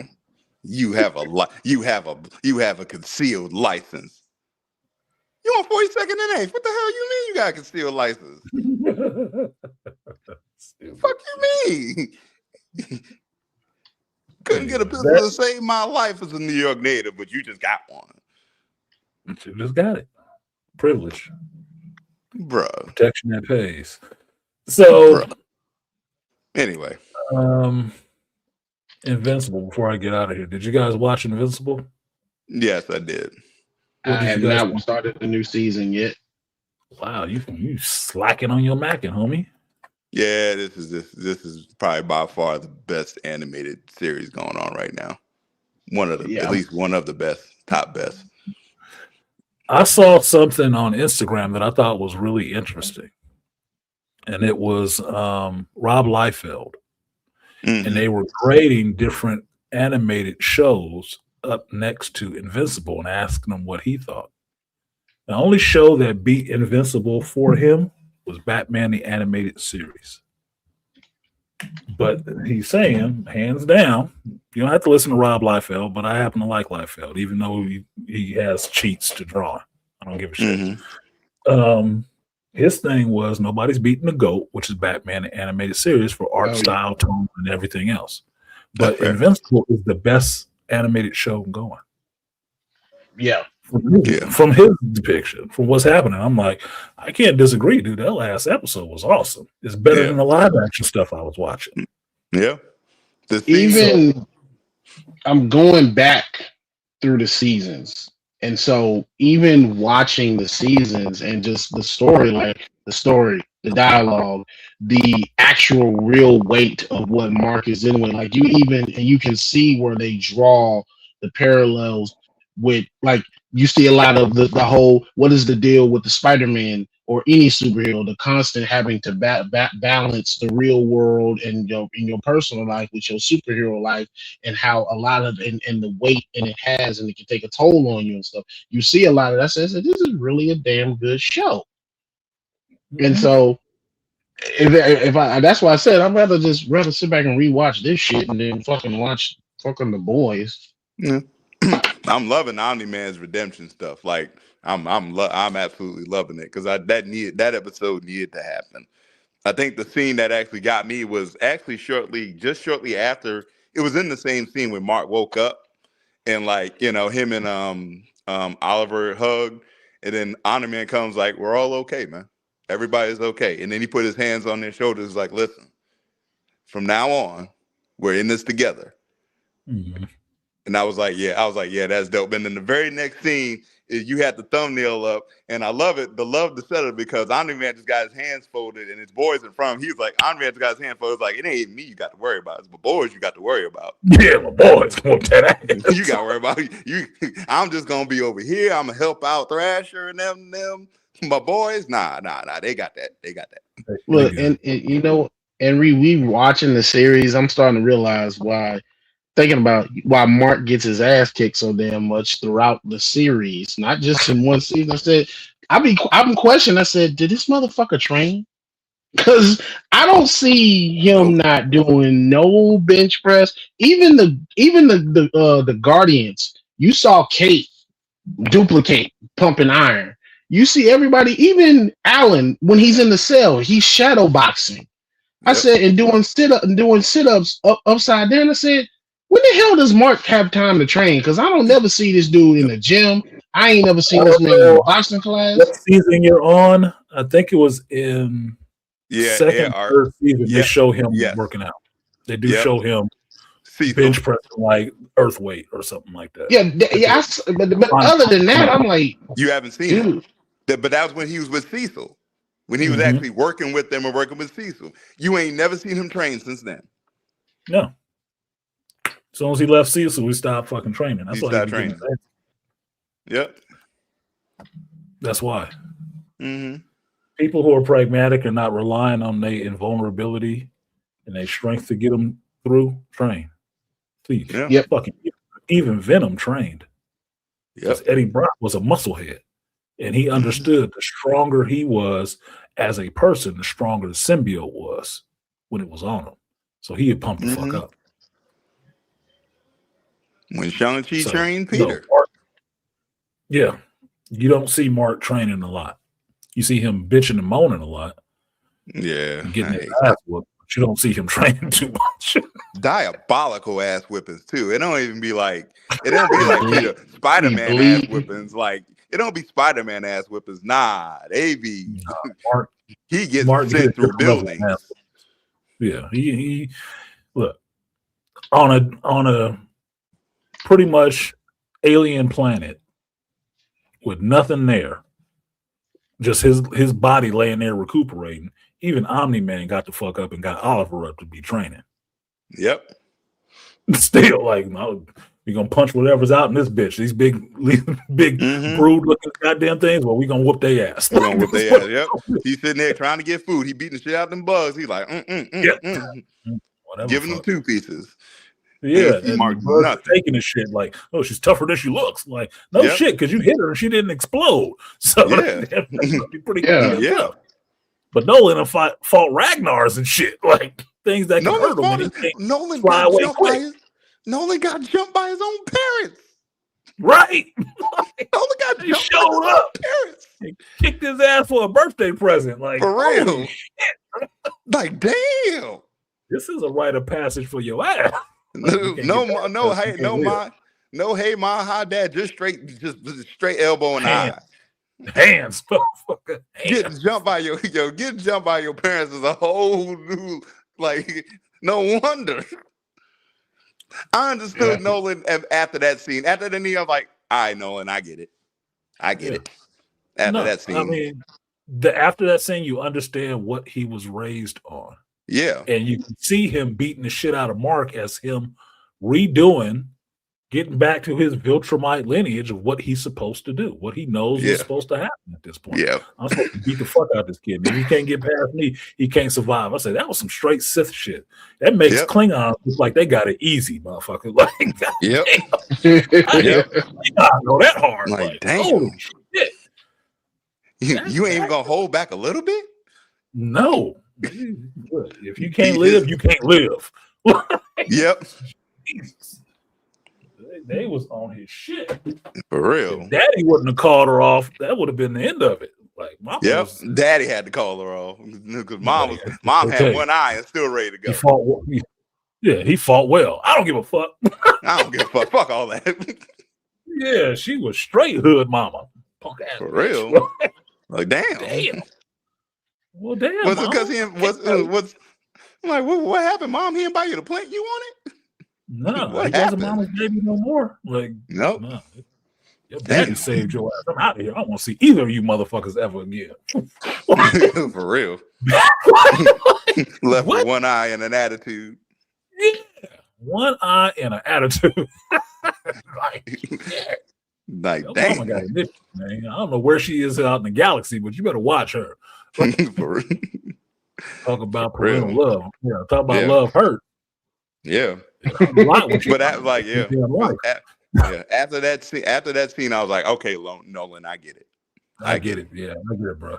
I get it. You had a hard deal, and you saw Yeah. the damn near genocide of your race. Yeah. Get it, bro.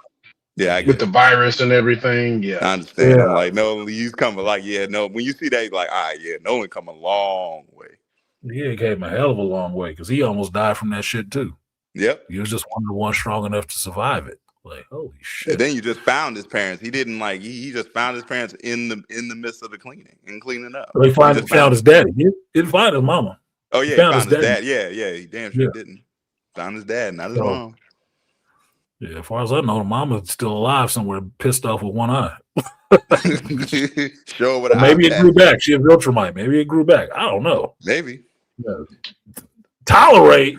Tolerate even a part of their lexicon, dude. They don't raise pussies. They got women who ain't got vaginas. If they do, then the vagina's got muscles on.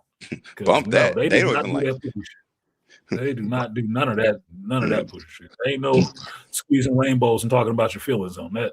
They don't even ask. They don't even like questions. Points first, ask questions later. They don't like questions. Because you notice how whenever somebody says something to Thrag was like, huh? That looks like nah. Never mind. You right, never mind. You right, yeah, you right. You right, never mind. You got it. That's all Thrag got. Thrag handle that. Like, you know what? You right. Shit. You got it. Turn that mustache toward him. He's like, yeah, I'm for real. You go handle that. I'll be back. Yeah, yep. But yeah, I don't know how we're gonna do it, but I'll be back. I figured. You know what? You're right. I figured it out. Yeah, I figured it out. I figured it out. They don't want that motherfucker even looking their way that way. Nope. Don't even look at me questionable. Like, oh shit. It's like, but what about Thrag just looked at him? You know what? I figured it out. Look, Conquest takes a knee. You sit your ass down. Pay respect. Yep. Mm-hmm. Yeah, that was something real. Else. But that's for right now. That's one of the best shows going on. Invincible is the best show going on, and it's a cartoon. I keep hitting on that point just for y'all to understand what's happening in these shows. Daredevil, The Boys are marquee shows for both Disney and Amazon Prime. The cartoon is beating them both in writing, in storytelling, in dialogue. That is fucking pathetic for them. Not for Invincible, for them. Mm-hmm. For them. That should be embarrassing. It should be embarrassing. Yeah. Yeah. Like, and these are live actors. Good ones. Man. But the villains are carrying in the real life, the villains and in these real shows, the villains are carrying the show. The villains are the most complex characters. Yeah, they're the most interesting. So Kingpin is carrying Daredevil. Homelander is carrying the boys. Who gives a fuck about the heroes necessarily? No, not really. Nobody. I mean, the only thing with Matt Murray, I was like, all right, put him in the suit because the suit is fly. Because that's how you do a suit, James Gunn. That's how you do a suit. You see that suit? You see that? Yeah. You ain't heard nobody complain about that suit. They was amped that it was black. Yep. I came back to Rivals. That's the first thing I bought. Like, oh, they got a black suit, Daredevil? Yep. That's it. Yep. I'm taking that. I need that. The very first episode, when he was on that ship and he stepped into the light, and the lighting was good. That was a great shot with the lighting. When his suit like shined through, I was like, yeah. Keep that suit on from now on. That's your suit. Yeah. No ketchup and mustard. We like this blackout suit. Yes. ED blackout. Keep that suit on. Don't bring that ketchup and mustard. Don't bring no. Look, I know it's the original suit, but I do not want to see that shit. That is my least favorite origin suit for a superhero. Don't you bring back that butter pecan looking suit. Don't bring that shit back here. Don't bring back that butter pecan look. Don't come back here with that shit. Come back here with that shit. So y'all got some final thoughts because I gotta hurry up and hustle on out of here and get to this league game. Oh yeah. Final thoughts, sirs. Sorry to cut you all off early, but I did 8 hours last week, and I got to get to this game this week. What is Andre saying? After the new season, I'm told that BGS Klingons don't have shit on Viltrumites. Now, I'm telling you, from what you see about what the rite of passage is for a Viltrumite child, that your parents come after you with full force.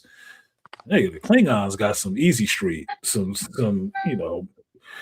Mr. Rogers neighborhood type of shit. I haven't even seen that out on Klingons. Like, damn. Like you, a full on y'all going light. Word. A full on Kumite session at the same time by your parents. You having a Kumite with your parents. With the folks. At the same time. Not one at a time. Like you drop one, the other one right there. Yeah, not when you got home from work. Like, no, we just showed up. Yep, it's the day, son. Yes. And you having a class. In front of kids. You having a class, which means you live on this culture. You knew it was coming too. Yep, you knew it was coming. It's not even a surprise. Yeah, they pulled up like, on you and started whooping that ass. For real. Because it's not like Nolan Trump. Nolan had that look like, oh, it's today. All right, cool. Yeah. Like, oh, we doing it now, huh? Oh shit. All right, cool. They waited after work. Yes. But yes, about animated shows. I think animated shows are taking over. Like, I would say Jujutsu Kaisen is right next to it as far as currently aired shows. Jujutsu Kaisen is right next to it. I have to watch that. I still haven't watched it. Yeah, I have a hard time coming back to anime or newer anime. I really do. That's all right. Take your time. But I think people take your time. They'll be there. Take your time. Take your time. But people are complaining. I think, well, I don't understand the complaints, but people were doing a complaint about the animation of Invincible and how it's like downsized a little bit. It depends. On major fight scenes, they switch companies during the fight scene. They switch animation companies. And I think it's to get the fight done, the quality will drop. Yeah. But they did the same thing in Naruto too. And it's to me, it's just jarring because I see it. Yeah, I see it's obvious. It's obvious. So I understand why the reasoning is that they do it. I just don't like it. But it's not ruining the whole show for me because the whole show keeps the same theme in the art style. It does. It's just for the most in part. Big fight scenes like that, you can tell, like, okay, that conquest fight, after that shit got onto the planet and he was choking them, it switched to a different style. Yeah, completely. Yeah. I thought it was a totally different anime style. Like that very scene, like that froze when Oliver got to the planet and Conquest was like right behind him. That's still right there. I was like, yeah, that's different. Yeah, like that's different. That was a terrible. That was like a great white shark pulling up on him. Like, oh shit, he about to die. I kind of wanted you to hit him though, because the time was so perfect. I wanted him to get at least one hit off. Calm his little cocky ass down because your ass can't breathe, huh? I don't need your help. Bro. Like you're not ready for these. Yeah, I don't need your help. Bitch ass can't breathe. Yeah, I don't need your help. It just left Earth 5 minutes and you can't breathe. Yeah, but anime shows are taking over. You knocked the zest out of his ass in space. Immediately. Ass might get a haircut when this war is over. Mm-hmm. She got some facial hair. Yeah, peach fuzz. Peach fuzz. That shit was cute. They had to zoom in on that shit. Yeah, they had to zoom in on that. That was a good scene, though. But yeah, that was a good scene, though. I'm glad, like, and now everybody, like, seeing him and his sons like fully in sync. That was good. That was good. I enjoyed that. That was good. So I know that Thrag ass whipping about to be diabolical though. A real Dragon Ball Z moment right here. Yeah. I know that's coming. Freddie Mercury looking, yeah. Freddie Mercury looking ass, yeah. Yeah. Thrag gonna get that ass though with the coat on. With the coat on. With the fur on. With the get my fur bloody. Pretty much with the pimp slip back coat. Thought Battle Beast was a fight. Yeah. Yeah. Yeah. I don't think that's gonna happen though. I would have loved to see like Thrag and a quick exchange with Battle Beast and Thrag. That would have been interesting. But I don't think that's gonna happen. It gotta be coming. But yeah, looking forward to it as far as the boys concerned. I mean, yeah. Whatever, it's the last season. Whatever. I don't think it's gonna be a happy ending, and that's fine. I'm fine with it. I don't think it needs to be the way this is going on. I don't think it's gonna be a happy ending for everybody. That's the one thing ended already. Ended already at this point. I think what Mother's Milk was saying in that, I think it was the second episode when they was about to get out. He was like, I don't think nobody survived in this war, and I was like, yeah, that's possible. He's forecasting it. Yeah, he's forecasting. Ain't nobody surviving this. I said, no, you probably shouldn't. Probably shouldn't either. Probably shouldn't. If it follows the comics, yeah. Well, we'll see, because this Trump shit wasn't in the comic. So yeah, I'm getting tired of that. Y'all, you're using the show as a your political identity is tied for the show, and it's based on a damn comic book. Like y'all stop doing that. You cheap. You pretty much undermine the entire work of this comic book that the show was built off of when you do that. Yes. You undermined it when you do that. Give a shit. They don't give a shit. They want to do it because it's something, a topic that they care about. But it's adding nothing to the show. It's not. It's taking the character away from what the character was. Yeah. So it's irritating the shit out of me. But do what you do. Do what you do. Show. You run it the way you run it. Why won't this thing show up? Damn it, dude. I fucking hate when things don't work correctly. I'm trying to show this Conquest meme that I got. I got that GIF. I have that GIF of Conquest turning up behind Oliver. I said, I want it. I want that GIF. I need that picture. This gonna be the turn up. It's not even a picture, it's a GIF. So it's like when he showed word. That's a dope ass GIF to have too. Yeah, because he is about to put a hurting on that boy. Yeah. Let's see. Should have let him hit him. Shit. Yep. He turned up on that boy. That shit was terrifying. Had the pimp hand. Oh shit! Oh shit! No, here's the thing. Oliver didn't even know he was there. No, he hadn't realized that shit yet. He was just now catching his breath. Yep. His breath. He was about to get smacked. That boy was about to lose all his life.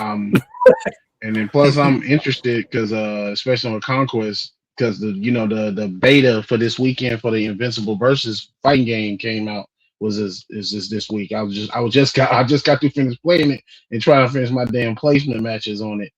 And Conquest is one of the characters that you're gonna be able to play. And I was like, one of his super moves is where you can repeatedly headbutt the shit out of somebody while doing it. I'm like, I cannot wait to do that shit to somebody in this game. It's gonna be embarrassing. It's like a 3 or 4 piece headbutt where you just wham. I'm like, oh yes, that's gonna be my new brawler right there. I agree with Rainfire right here. Mark need to learn how to do that knife edge. Or excuse me, Andre said it. Mark need to learn how to do that knife edge. Because them Viltrumites using that shit. They be using that knife edge shit. Yep. Boy, they be just going in. They ain't even got sharp fingernails, boy. For real. Wolverine is shame. Just slashing a motherfucker with a chop. Boy, that's like some WWE Ric Flair shit. They just Yep. Now, the only sound they need to make when they do that is judo chop. Because he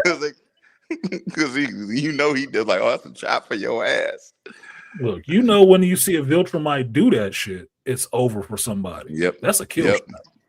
Yep. That is a straight up kill shot. Like, I'm tired of playing with you. Yeah. I'm about to put your ass down. I'm done. I need to move on. They about to do it to Allen.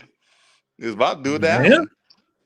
Yeah, they learn that technique. I'm like, okay, you better watch yourself. Yeah, but the funny thing about that shit, Allen saw him do the knife hand, and I was like, oh, this is gonna suck. Yeah, exactly. He said, this is gonna suck.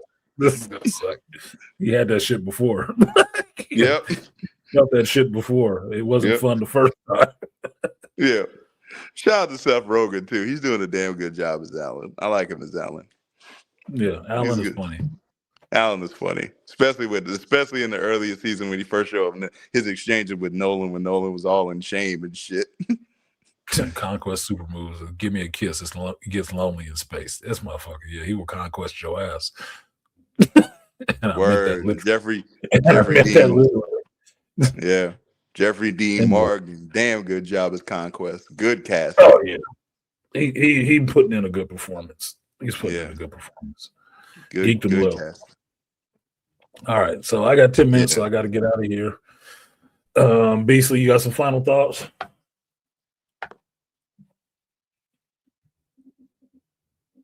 No. What's your microphone screwed up again? Oh no, my bad. I was muted. No, no final thoughts. No final thoughts. Just obviously they're not listening about making good shit. So just find the stuff that is good and enjoy it, and if you can, make your own good shit at this point. Yeah. Run by some geeks do know better. Appreciate y'all brothers come up. I'm gonna drop you down and finish this out so I can get on the road. That is the show for today, folks. If you're on the Patreon, you can go back and watch my reviews. Episode 1 and 2 of The Boys. I will probably later on today go back and watch these Daredevil episodes and put them up on Patreon as well, because I don't like gaps. I'm a comic book fan. I don't like gaps. I realized I didn't put up the rest of the videos of fucking Ironheart, and I don't think anybody's missing that shit either. But it is what it is. Thank you guys for coming through today. Thank you for the people who supported the show. I do appreciate that very much, especially when I do these long shows. Support is important. Appreciate the engagement in the chat. You guys throwing some stuff in there. It's fun. Gives us on the panel, or me myself, something to look at and respond to, which is always fun. I don't ask you guys enough questions, but I hate waiting. So sometimes it works. So that has been the Hero's Journey. I do this every Sunday from 8 a.m. until I need to get off. Usually now I've been trying to keep it to about 4 or 5 hours so I can get to my next thing without rushing. Today I'm going to rush because I got to go to the restroom. So I'll catch you guys next week. Same bad channel. And where we will talk about geekdom life and everything in between. I'll see you guys next time. Oh, and in the effort, one more time, RIP to Africa Bambaataa, not for his misdeeds as they may have been, but for his contributions and being an icon and legend in hip hop, because hip hop goes everywhere. And it's one of the few art forms that everybody has something to say and you can hear it. So this next song is by somebody you wouldn't even think of. And this is the first time I've heard hip hop from this group of people. So, peace to you guys. I'll see you next week.